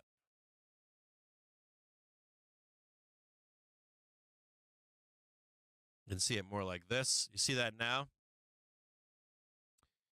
This is vol control gang. They've left the picture, right? So we have more volatility entering the market as well. And you can see periods in time. This is January of early January or late January, excuse me, into early February. And you can see back here when they left the market over here. This is pretty bad. This was in October. So let me give you a better idea about this CTA positioning, what took place. So here's CTA positioning, right? They bottomed out in October 11th of 2023. So if we go 4-hour chart, and what happens? So October 11th, right? Here's the 11th. This is where they stopped their selling, right? Their trend selling. CTAs are trend followers. don't know if you know that, but they follow trend. And this is what happened, right? This is 2023 all the way down, blast it down. Oh, this is July of 2023, and they started following trend. We don't want to see this happen, so I want to show you what this looks like. So this is July, or August, excuse me. So this would be our run replicated for October to January, right? Or sorry, October to April. And then we're coming back down here to test the daily trigger. So let's look at that really quick and see what that looks like. Let's look at what this looked like. So we are right now. That's where we are right there. We are right there. It's 4:01, by the way. So we are right here. This is exactly where we are. And as a matter of fact, the hourly trigger is right here, isn't it? So if you pretend that we can't see any of this,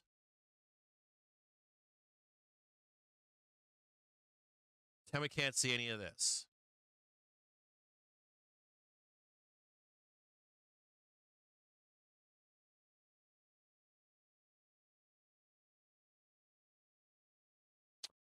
Ah, shoot, hold on.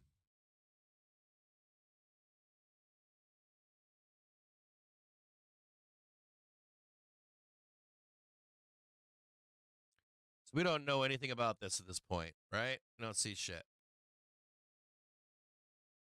Can't see nothing, right? This is all the information that we have.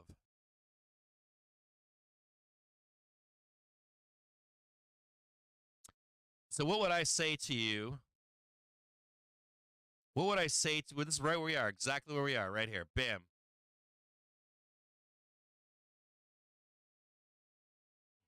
So I would say to you, we're right here. Right there. That's exactly where we are, right? The hourly trigger is still up here.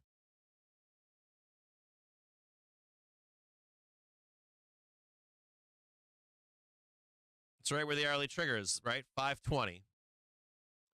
So what would I say to you where we are right now? I would say, well, you're going to look for a bounce off of the daily trigger. Hopefully we can get above the hourly trigger.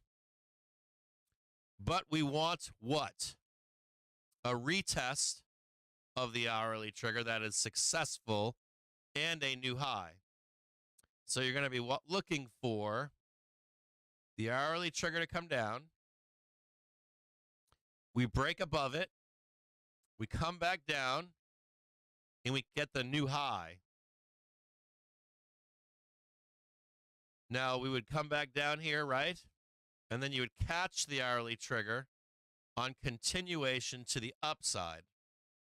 Until that happens, bulls are in danger, right? Now let's see what happened. Bulls got above the hourly trigger. They did not make a new high. We came back down to test the hourly trigger, and we failed, didn't we? We actually made a new low underneath the daily trigger. What does that tell you right away? No continuation to the upside. Here is your orderly exit right here. That's your orderly exit.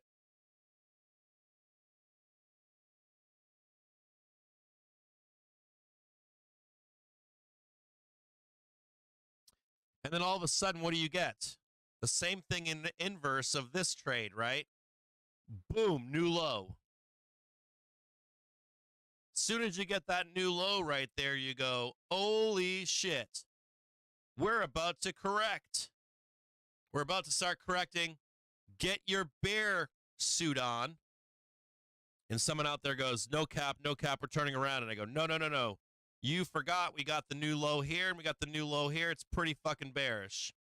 Failure by buyers to make new highs. A series of them. So what do you do here? You see the hourly trigger is now crossing the daily trigger. And we switch from a buyer of dips to a seller of every rip. Boom. Sell the rip. Boom. Sell the rip. Boom. Sell the rip. Boom. Sell the rip. And what do we switch to? We're no longer buying the dip, and we become sellers of the rip. What happens when you become a seller of the rip? Let's look at it and see what happens. They tee off, right? We get above the hourly trigger, seller of the rip. Stopped out, traded all the way up. Hourly trigger did not come back up. Sell it back down again. Come up here for some liquidity, right? And imagine this too. This is summertime, right? You're all pissed off down here, and they actually gave you another exit above. And there's some time here. This is August. This is September. So if you had a 3-month call, you still would have had a chance to exit orderly. And then comes the danger over here, the real blood. Double, triple top over here, Cap. But you were warned back here. Do you see that? Warned.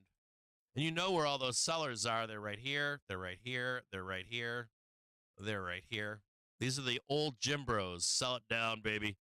Sell it down. Sell it down. And what do they want there? CTAs jump on board, and then woof, down here for lows, 417. Woof, down to the monthly trigger, 406.54. Big, huge targets down here, right? Just dropping bombs. So where we are right now, we're on the daily trigger. So if bulls fail to get above, the hourly trigger and get a new high, if bulls fail to do that, right, in the next 1, 2, 3, 4, 5 sessions, what do? We know for sure, that if this becomes this with a new low, what does that mean? It means we're targeting this and we're targeting this. This is our target, isn't it? And where are we going to drop bombs to trade this? Where are we going to short? If this happens here, where do we short from? We already know. Right here. That becomes where we sell the rip.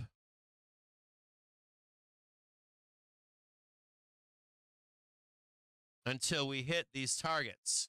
First one would be right here.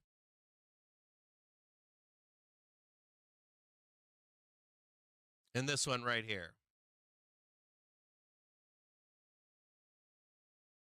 And this is what we'll be trading here for the entire quarter. We're trading down here. 430. 430. Can you imagine that? Probably be higher. It'd be about 450. And this one here would be right about here. Oh, come on now. About 490. So you'd just be waiting. Boom there, and then boom there and boom there. You get what I'm saying? So we're not there though yet. So there's no reason to be thinking about this. Don't be getting all bared up right now saying, well, Cap said we're going to start correcting. We're not. So the function right now is what? What is the function here? We know right now that bulls have to get above this yellow box. That's number one. They have to. They have to get up here. And even if they get to here, they then have to hold this and get a new high. This is what they have to do. They don't have a choice. If they don't do that, if they can't do that, they need both of these actions right here. So if you're a bear out there, you should be looking at what?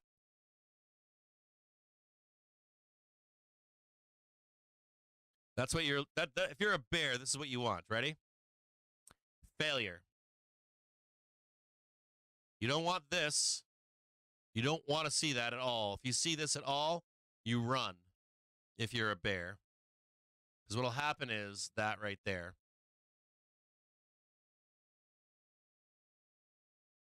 And then we are off and running. There's your, oh, I meant.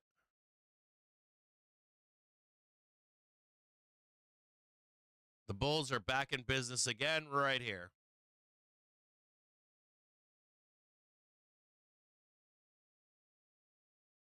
Daily trigger continues on its way. Hey, everything's awesome. We're out of here, right? So bears want to see that right there. I'll draw that twice for you. You can clip this and take it home.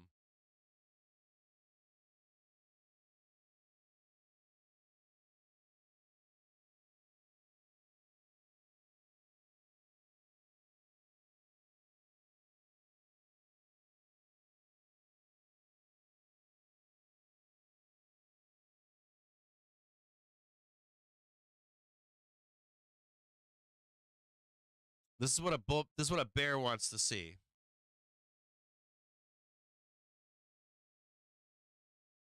Bear wants to see failure. Look at it's like a cricket. It's like a cricket penis. That's what a bear. That's the price action that bears want to see. And I don't. This is a daily candle. So I really don't care if we go down here. Then it's up here. I don't give a fuck about any of this. I care about the overall path on a higher time frame. Do we go up and fail? Get a new low underneath the daily trigger? Is the hourly trigger following down with it? Or do the bulls come right back? Fuck you, I'm out of here. And I got a new high, suck my balls, and we're out of here, we're gone. There goes the hourly trigger. See you later, there goes the daily. Bull bear trap, bye-bye. Woohoo, everything is awesome. Now, I am on that trade. We're on the green bar trade is what I'm on. Now, let's say we get ugly PCE, or I keep saying PCE. Let's say we get an ugly non-farm payroll tomorrow, right? We blast down. I still shouldn't be concerned here, should I? No concern. I don't care what that is. I only care about, does this fail or not? Now, let's say this does fail. Let's say I'm in a calls here, and I get blooded tomorrow, right? Oh, caps in pain. Oh, everything is awful. I DCA. Do my DCA, right? We come up here, and what am I given? An automatic exit. Even if we don't go up, I get an automatic exit. So right here, I now exit. Woo! Cap almost got toasted. I don't care about any of this. None of that.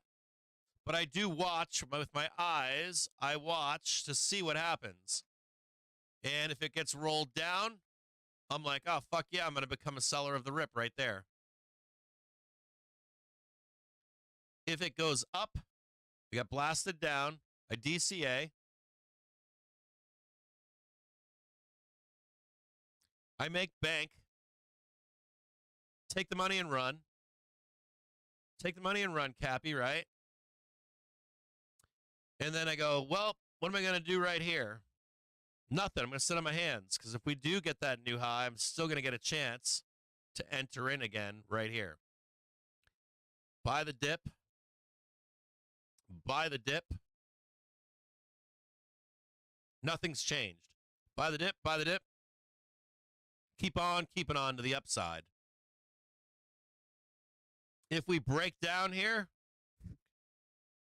and I'm doing buy the dip, make money, right? I exit here. We break down here. I go, whoa, what happened? I sit right here and I go, fuck it, I'm going to switch to sell the rip. And then boom, to the downside we go. Does that make sense? Sell in May, go away, starts early in their April.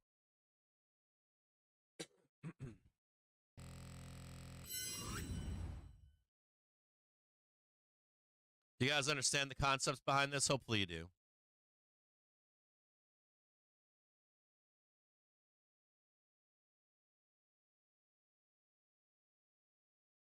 Almost drew that perfectly. Look at that, the little green line.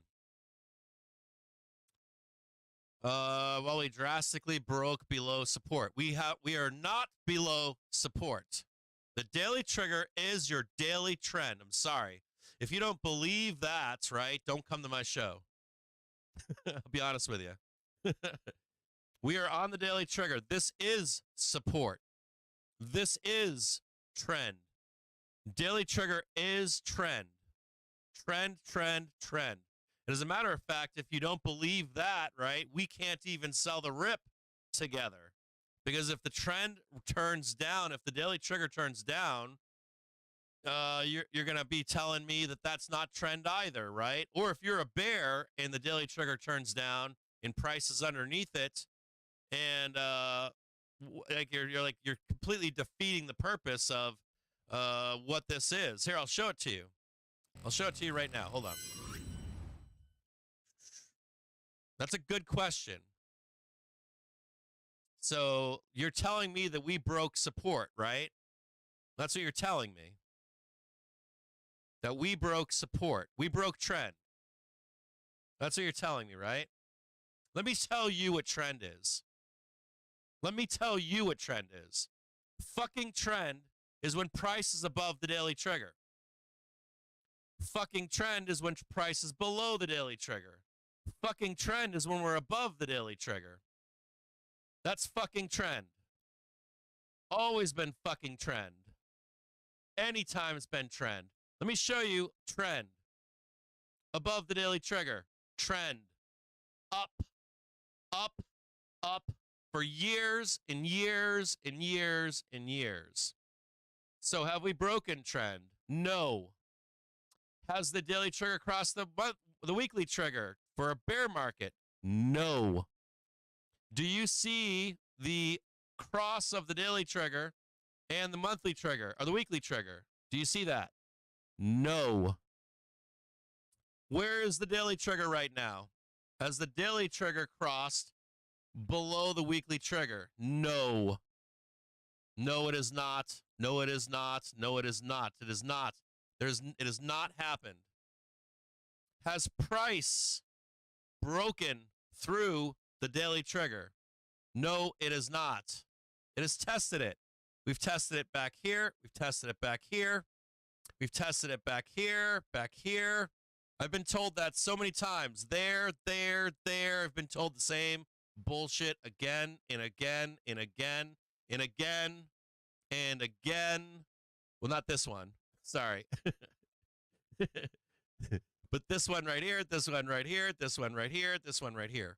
You have to have a rejection of the daily trigger, a rejection of the daily trigger to have the correction. You have to have the rejection. It has to happen. And that has not happened yet. So until that happens, what are you? You're a buyer of the dip. You buy the dip on the daily trigger until it fails, until it rejects underneath. That I mean reject, not dip underneath, not blood underneath, reject. So you need a rejection, a fuck you down, reject, and make a new low. The moment you do that, you can say, fuck yeah, we're blooding. And this is where the money is right here. The money is here. The money is never here, never there. And the money is never there either. And I'll tell you what, if you think it is here, if you think the money is there and the money's there, I don't believe you. I think that you've done that probably 100 times and you've lost 85 of those times. 85 out of those times. So I don't believe you. Even as a trader, an investor, a seller, a bear, I don't believe you. Or you're trading with a paycheck from Wendy's. That's all you could be doing, pissing away $1,000 a week, making those salacious claims. So the answer is no. You buy the dip here until we reject underneath the daily trigger, and the hourly trigger actually comes down and follows with you. Then I would say to you, then I would say to you, start selling the rip. I would say, you know what? We broke below. We rejected below the hourly trigger. We made a new low. We are officially in a correction. And that's when you start becoming a seller. And this is where you make money so that you can live in $1 million home. You want to live in $1 million home? That's where it is. That's the $1 million home.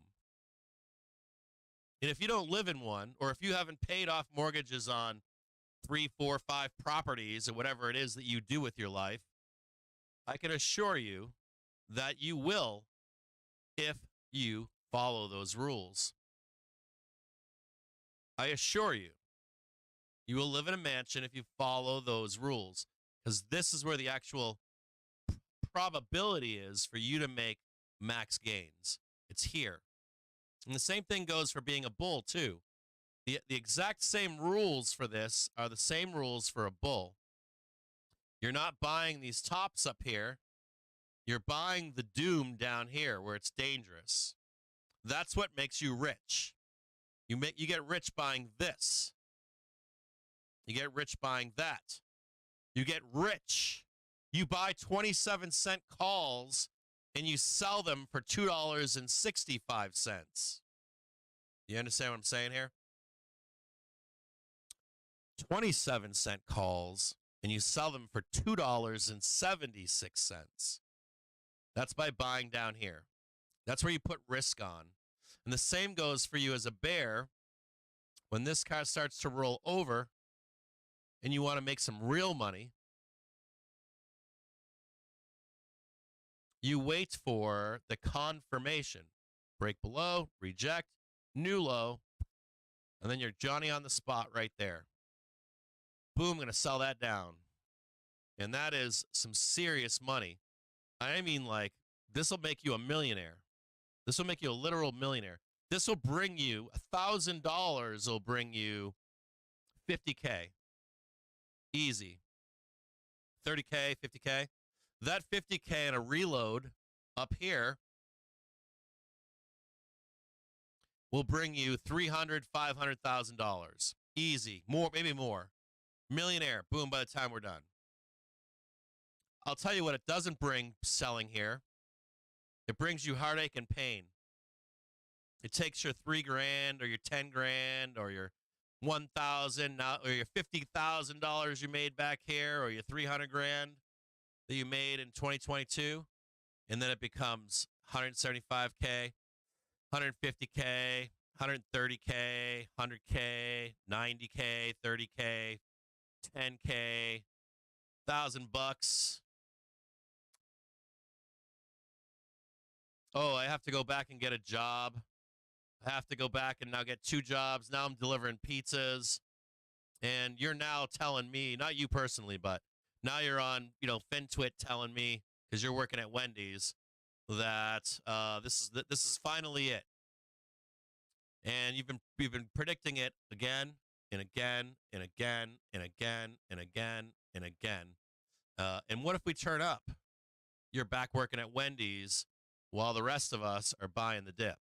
So just pay attention, keep watching every day, and if we break below and reject, I'll have some concern. And this is where the CTAs are if you don't know. The CTAs are right here. This is them. These are the CTAs. This is where they're long. Right here. So they're long right here. And they become aggressive sellers. Where? Blast down, blood, and doom.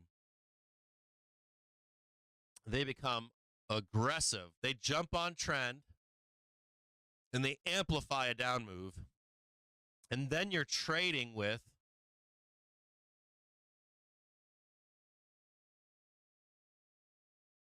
who are you trading with then? You know what CTAs are? You're trading with trend followers.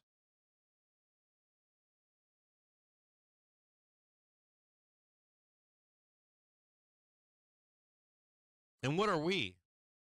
Do you know who we are? Who are we? We are trend followers. We follow trend. If trend is up, we follow it. If trend is down, we follow trend. We follow CTAs. Make sense? That's what we do. We follow Momo. We follow velocity.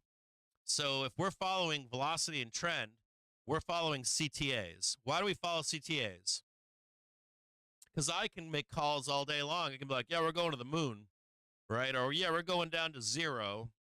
But if I don't have trend behind that, I'm just talking bullshit, right? I'm talking bullshit. The only true like prediction you can make is when trend is on your side. You can be like, hey, look, right behind me, there's like $4 trillion ready to sell. And I think we're going down. And I can say to you confidently, you can see them right there. I can show them to you right over there. I think we're going down to the depths of hell, right? Or, hey, look, we're going up. Dude, we should crash. World War III is going on right now. And I'm like, yeah, but there's like $4 trillion back here. They want to sell some burning tires in New York. I don't know why they want to do that, but that's what they want to do. There's a bunch of CTAs down there buying the fuck out of this right now, right? That's usually at a major bottom. You're like watching these major bottoms and you're going, are the CTAs buying here or not? If they're not buying here, then we probably have more down to go. But if they are buying here, I would be buying the dip with these guys, right? Why? Because they are the trend. They set the trend. So we'll watch this as it continues. But even if you are buying the dip here, you are always offered orderly exiting. Why is that? Do you know why that is? Do you know why that is? Tell me in the chat why you are offered an orderly exit. Explain to me why you're offered an orderly exit. I want to know why. Do you know why? It's because of how big they are.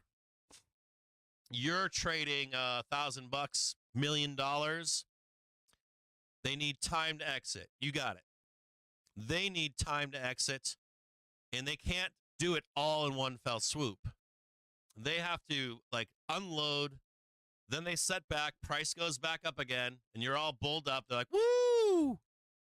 Right? And then they go wham, and they sell into you once more. And then they sell into you again, and they sell into you again. Now, that's a process that takes days to weeks, to sometimes months. They're the biggest gargantuan elephant in the room. It takes them time. So while you're panicking, you can actually be quite nimble. You can be like, I'm just a retailer. I got $1 million in the line. What I can probably do is sit here and wait. I'm going to show you this again. I'm going to show you an example of this, a better example of this right now. I want to show you a better example of this. This is, let me show you a really cool example of this. This is one that, you want to talk about being angry? Let me show you anger. This right here is the crash of January of 2022. So let's say you owned, and people know this. I have friends that know this. Let's say you own the S&P 500 for the entire run from the bottom of 2020, right? Woo-wee! I bought NVDA when it was $1. Come all the way up here. And we start to see the cracks, right? Boom. And what happens here? We reject, right? Oh, shit. I got $1 million in the stock market. Oh, no. Oh, God. No, terrible. Oh. And this isn't your gambling account. This is your retirement. This is your retirement. And you say to yourself, oh, I could have been a winner. You lose 12% from the top. So you lose 130 grand. How about coast to coast? You lose almost 150 grand. You're all mad. And everybody on social media is telling you, market's crashing, dude. Get out, dude. Market's crashing. And then you see this happen right there. And your $1 million, you exit, you're all pissed off and scared. And what they didn't tell you when they were screaming at you on the internet was what? You were given a chance for an orderly exit right there. You were literally given a second chance. You had to wait for it, but right here you're given a chance. And would you have said, well, Cap, the hindsight trading's way different, Cap. Yeah, but if you had bought down here and you went up here and you go, oh, shit, the only thing you need to do is say to yourself, I'm not going to panic sell. I'm going to wait till we come back up to where my last buy was, and there's my orderly exit right there. So you're not waiting for this or a double top or any of that crap. You're just looking to orderly exit for no loss. Does that make sense? Orderly exit for the last entry that you made into the market. Owning it. I'm talking like you own the S&P 500. You own Vanguard, something like that. So you're always given a chance to exit orderly. Always. Look at this. Given another chance to exit orderly. So you're literally given chances all along the way to orderly exit. Now, so let's say we get a market crash and you did not exit orderly. You did not drink the Kool-Aid. You constantly thought you were up here, right? This last little run, and you didn't orderly exit. You own the S&P 500. And you forgot. Oh, you didn't do this. You didn't listen to the bears, but you didn't exit up here because you're like, yeah, we're going up anyways. Fuck you, Cap. We're going up. Fuck your orderly exit. And then, woof, you get sent down here. What do you do there? You hold. And then you DCA. Why do you do that? Because we're fucking back up here again. Look at us. Whoa. Now you're really in the green. You had to wait a couple of years, but you're fucking happy as a pig in shit, aren't you? So what are you doing here? Ultimately, you're a buyer of dips.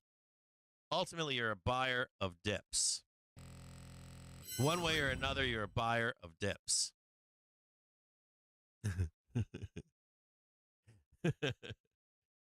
Do I ever hedge with VIX? I recommend people on market briefs to buy VIX all the time. I think I told you earlier this week that you would see the VIX ramp into Friday. I show you guys the vol surface, the 9-day vol surface. I think last time we traded the VIX, we traded it for $17 or something. So yeah, I'll talk about VIX in market briefs if you like to express it. If we don't get price, if you don't get price to follow, but you get VIX to follow. I like VIX when I don't think that we're going to crash or correct more than I like puts on SPY. So if there's an example where we trade sideways and not down, but the VIX spikes, I like it like that. Yeah, one way or another, you're a blower of accounts. Oh yeah, if we break, if not if we break. So there's some key terminology here. We're going to talk about some key terminology. Hold on here. We need to discuss key terminology. A break. Hold on. I'm not gonna type that out. I'm just say it to you. A break is not rejection. So you can break below a trigger. Now, once you break below that trigger, you do not want to see a rejection of that trigger with price. Rejection of the trigger with price. Right? You don't want to see that. You do not want to see that at any time, whatever time frame you're trading, you do not want to see that. The killer, though, the killer is when you have a break of a trigger, rejection of the trigger with a new low, and then another trigger comes down on top of it. That's when you get the explosive downside moves. So I'm going to show it to you right here. It's a great question. Trigger screen. So we have a break right now, right? And this is the 1 minute trigger here, right? Let's go to a 30-minute basis. Right? On a 30-minute time frame, we blasted down. We rejected. Not good, is it? That's pretty bad on a 30-minute basis. So on a 30-minute basis, I'm bearish. But where does the trigger come in that makes it really bad? So you have a break, a rejection. What you're really looking for next for the follow-through is the next major trigger to come down. That's this bad boy right here. When this bad boy comes down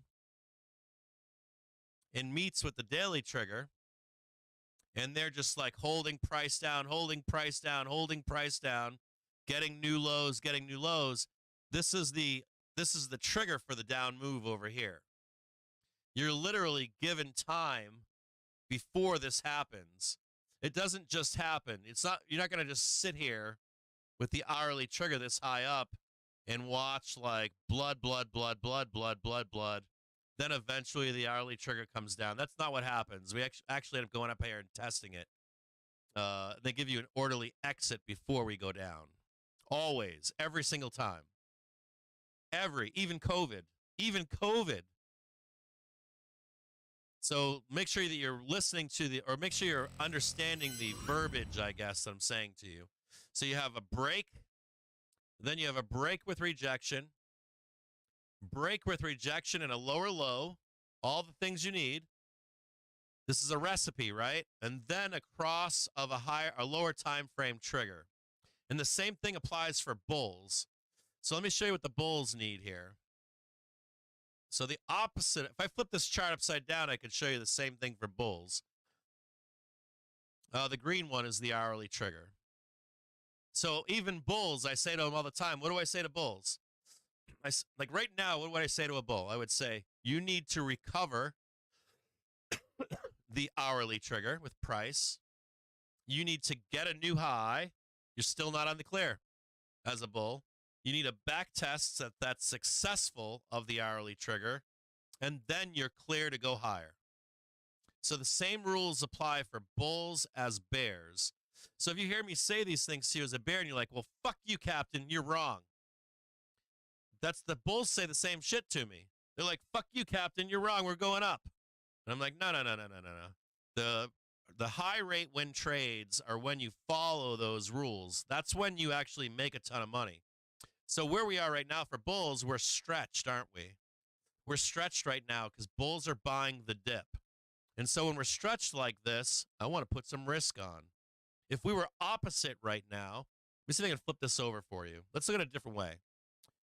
Hold on here. We're going to do something cool. I'm going to not blow your mind, but let's do it a different way. I hate doing this because it's opposite of my brain because it goes left and not right. But let me show it to you in a different fashion. Let me explain it to you better.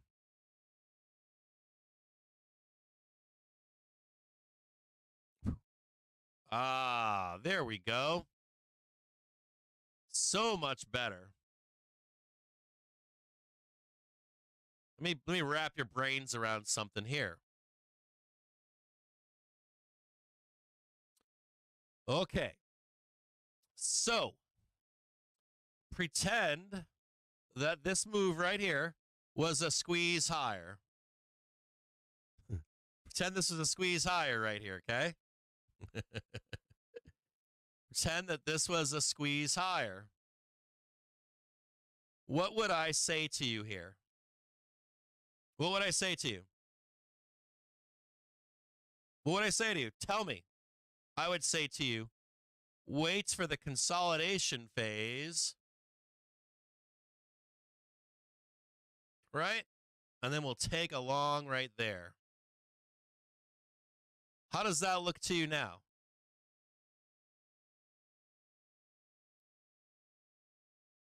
How does that look? Tell me right now in the chat. How does that look right now in the chat? Let me see what you guys are saying in the chat. Hold on. Can I make that chat box any bigger? I can't read your chat. Hold on. Tell me what that looks like. Right? Looks good, doesn't it?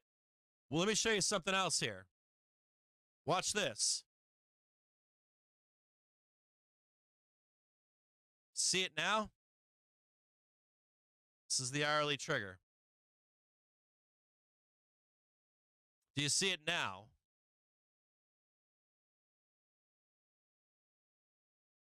You want to see it better?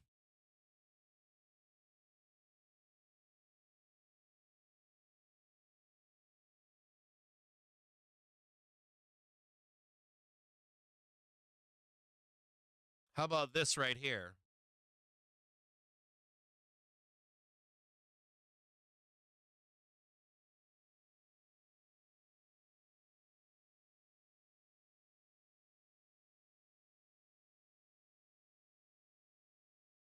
What is that right there?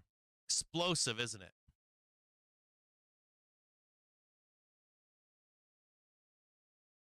Do you see it better now?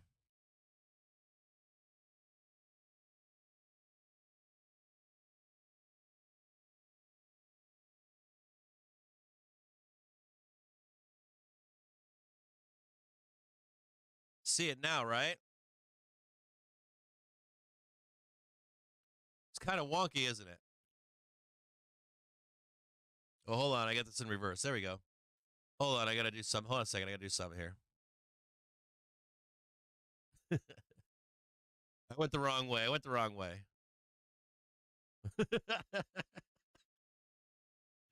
on a second here. My brain's working in the opposite right now. I apologize. Ah, come on. I hit the wrong button the first time, so I gotta keep flipping it. Oh, dude, hold on. I gotta do the horizontal one. Oh, dude, seriously. Come on.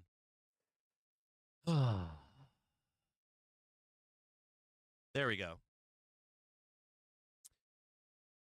Does that make sense to you now better? Is that a better way to explain it to you? Now you can see what I'm talking about, right? So you get the initial down move right here. And you know what a bear is going to tell you, right? Bear's going to tell you, fuck no, dude. We're going down there. That's not how it goes. You have the down move. You have the pullback. You grind it, and then boom to the downside. Make sense? So what am I doing here? I'm putting risk on long here, right? For two things to happen. Putting risk on to go up here to the daily or the hourly trigger. And what else am I doing? Taking the money and running. Right? And I want to see at that point if the bulls can get above, right? Because if the bulls can get above, what does that mean? It means that the pullback failed for bears, didn't it? But I want more proof, don't I? So I want to see the new high, don't I? There's the new high. What does that mean? That means anyone that was short here is trapped. The hourly trigger comes up, and we're off and running again. Back in business again, right?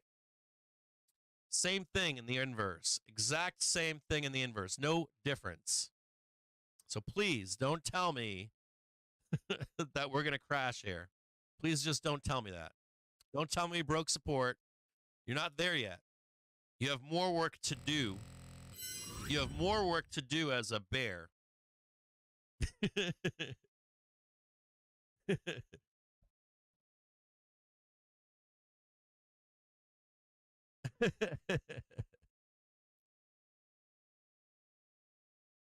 Do you guys understand the logic behind this? I need you to understand this logic because this is where bulls and bears get totally fucked up. No, but it happens to bulls too. It's not just bears. It happens to both. So you have your first leg down as a book. If you're a bear, you write a piece of paper at home, uncrinkle a Wendy's burger wrapper.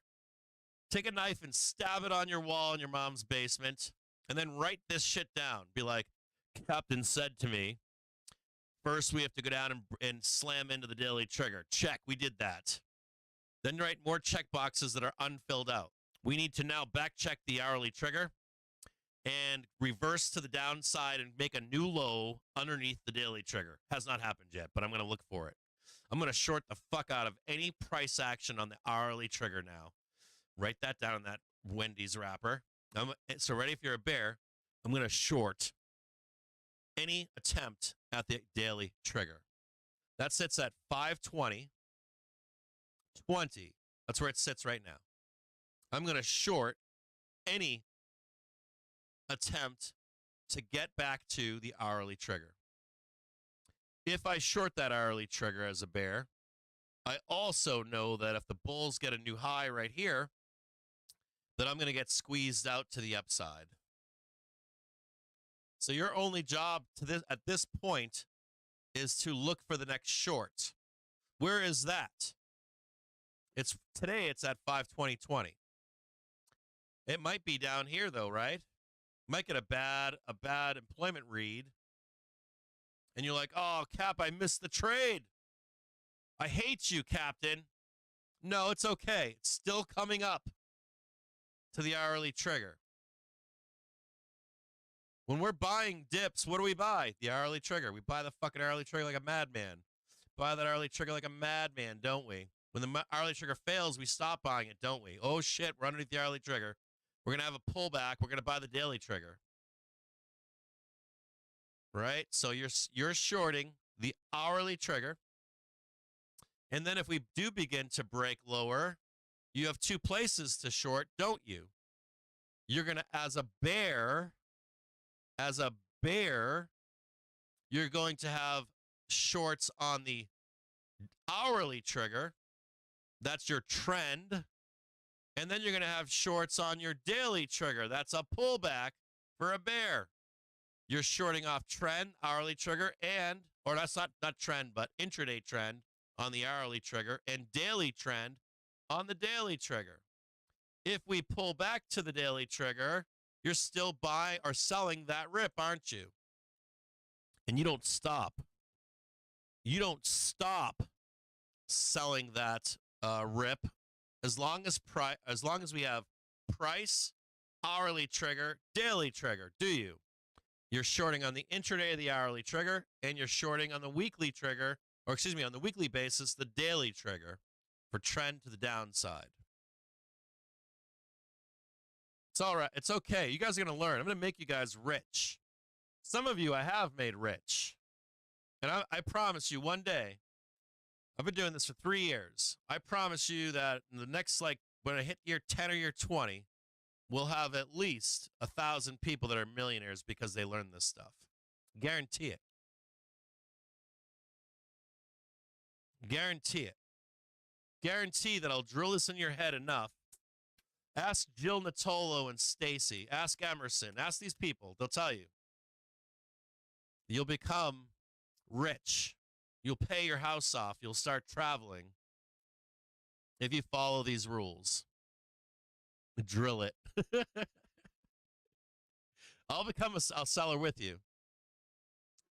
When we switch to sell the rip, I will switch to bear with you. So if you're like, oh, Captain's a bull, you will see me tell you we're selling here. We're selling this today. We're selling that tomorrow. It's time to sell the rip. You will hear me say that to you on this stream. I'll say, that's it. That's the top. Fucking bears are going to fucking ruin our lives. And you need that, right? You need to know when we're actually selling the rip. You have to know when it's time to sell the rip, when it's a real correction, when it's a real bear market, when it's a crash. You have to know that stuff. It's why I started streaming. People couldn't tell when and where we were correcting, when and where we were selling, like a bear market. How do you call a bear market? How do you call a correction? That's the only way for you as a retailer. That really is. Price action is the only way for you to call it. Just let me say that to you. Price action is the only way for you to call it, to confirm. When I make jokes on Twitter, let me get close to you guys. When I go on Twitter and I shitpost about people calling tops and bottoms, there's two things that you need to know. One, you can predict a top and you can predict a bottom consistently. Like 90% of the time you can call it. But how people predict tops and bottoms and is mostly from retail, mostly a low percentage win rate. I don't care if it's bull or bear, because you ask them, why are you calling a top? Why are you calling a bottom? And when they tell you why they are, you know that they don't know what they're talking about. You get what I'm saying? So if you want to be able to predict a bottom or predict the top or predict a correction, there are easy steps for you to see, these that I just showed you, where you can confidently say a few things. You can say, hey, we are going to correct. Or you can say, hey, we just confirmed a correction. You could also say, hey, where we are right now, where we are in price right now, this is not today, by the way, but where we are in price right now, we are at risk of a correction. Do you want to know what at risk of a correction looks like? It looks like this. Risk of a correction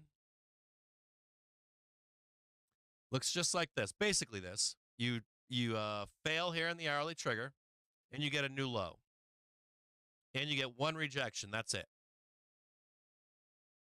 You can say at that point right here, you could go on Twitter and honestly say, we are at risk of a correction until SPY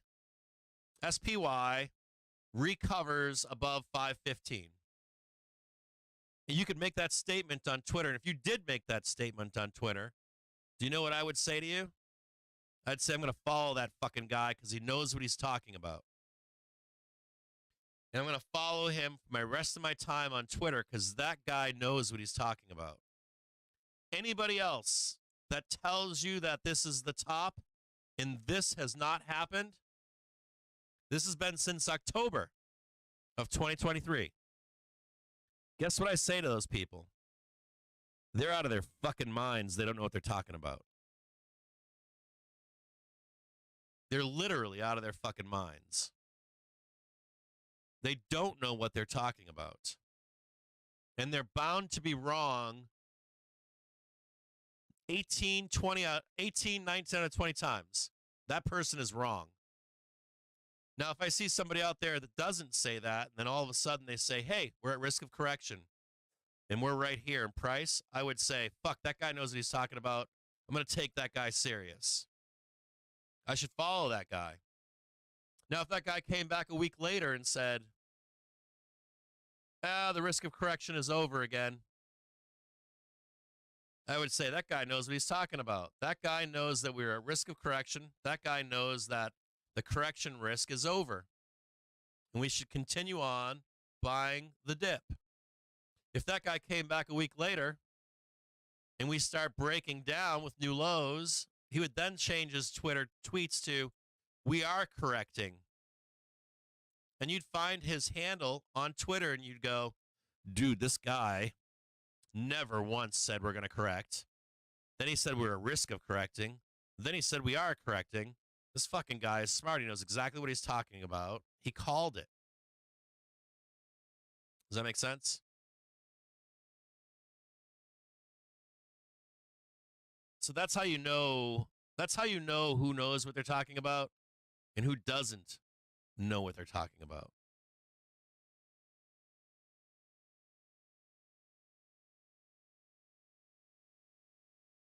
All right.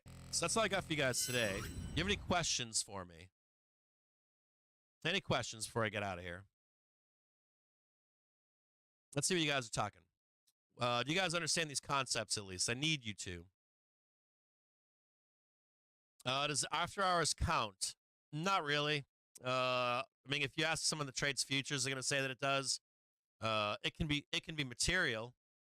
But I don't like to look at cash market the same as, personally, I don't like looking at cash market the same as futures market. They're two different markets. They're two different reasons. They get priced to where it needs to be, though. Sometimes, if you can't do it in cash, you will do it in after hours. You'll do it in low liquidity environments. You've also got dealers working in the background. You also have institutions that are sometimes just trying to get a better price or trying to put price in a place for people to consider. That can be on the upside, too. You'll sometimes see, like, if you can't get a price up high enough where you want it in cash, you'll put it up there and look for acceptance. People say, oh, okay, I was scared of 500. I was afraid to go there, but we're above it now. I guess I'll do it now. Well, we're going to trade 520 now. Well, I guess now that we're up here at 500, I don't mind. We're at 520. I'll buy a buyback. I'll buy a dip in 5,000 now. Feel more comfortable buying here.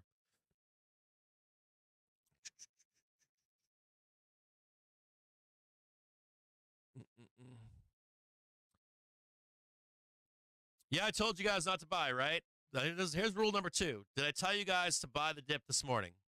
No, I said wait until it comes down to 520. We went down to 520, right? I came back right on stream with you and said, we're not buying that, are we? We traded all the way down to 515. We're at 513.49, and I started buying a dip down here with you. So I don't know what else to say to you guys. If you were with me in this morning, you were in puts or you were flat. Our whole entire stream should have been inputs or flat. And if you weren't, you faded me, right? You faded me today. If you faded me today, you lost, didn't you? Is that true or is that false? All right, that's what I think. All right, so let me see. I'm going to get out of here in just a few seconds.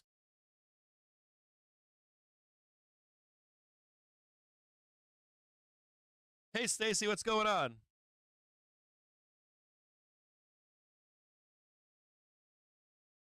All right, I think you guys all get it. Any more questions? No, I did not sound bullish in the fucking morning. Don't fucking tell me that. Don't fucking say that to me. I fucking told you I drew it out for you in crayon. Go back to this morning. I even fucking closed my fucking calls this morning and posted it.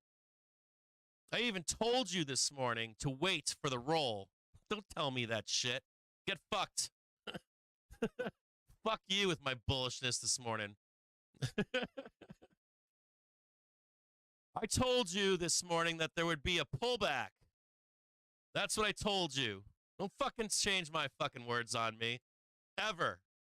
I fucking drew it out for you. Boston, baby. Fucking Boston. Don't fucking tell me that bullshit. Don't change my words ever, buddy. Get fucked.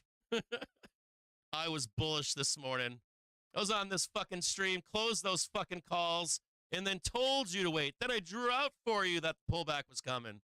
And then I told you I'd be here when it came, and I came on the show. How about them fucking apples? I get this shit on stream every fucking day. I fucking drew it for you. I literally fucking drew it out like a crayon for you. How fucking much more do you need? I don't know what the fuck else you need. Fucking trolls. Eat my dick. Have a great night. I'll see you guys in a bit. I'll put up the I'll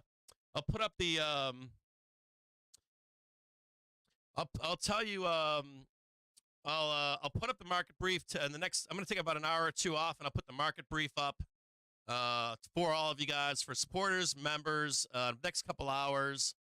And then you are looking for one of two things if you want to know between now and tomorrow. You will be looking for some weakness on the non-farm payrolls in the after hours and inside of the overnight. After that, though, whatever that trade is done, that non-farm payroll trade is done, you're going to be looking for a squeeze higher to confirm either a correction, a rejection of the hourly trigger to get below the daily trigger to confirm some kind of a corrective environment, or you're going to see the market explode to the upside. We explode to the upside, right? And you're a fucking bear here telling me bullshit stories in my fucking stream. You're still going to be wrong yet again for like the 15th time this year. I'll see you guys really soon. Talk to you guys soon. Later. Have a great night, guys.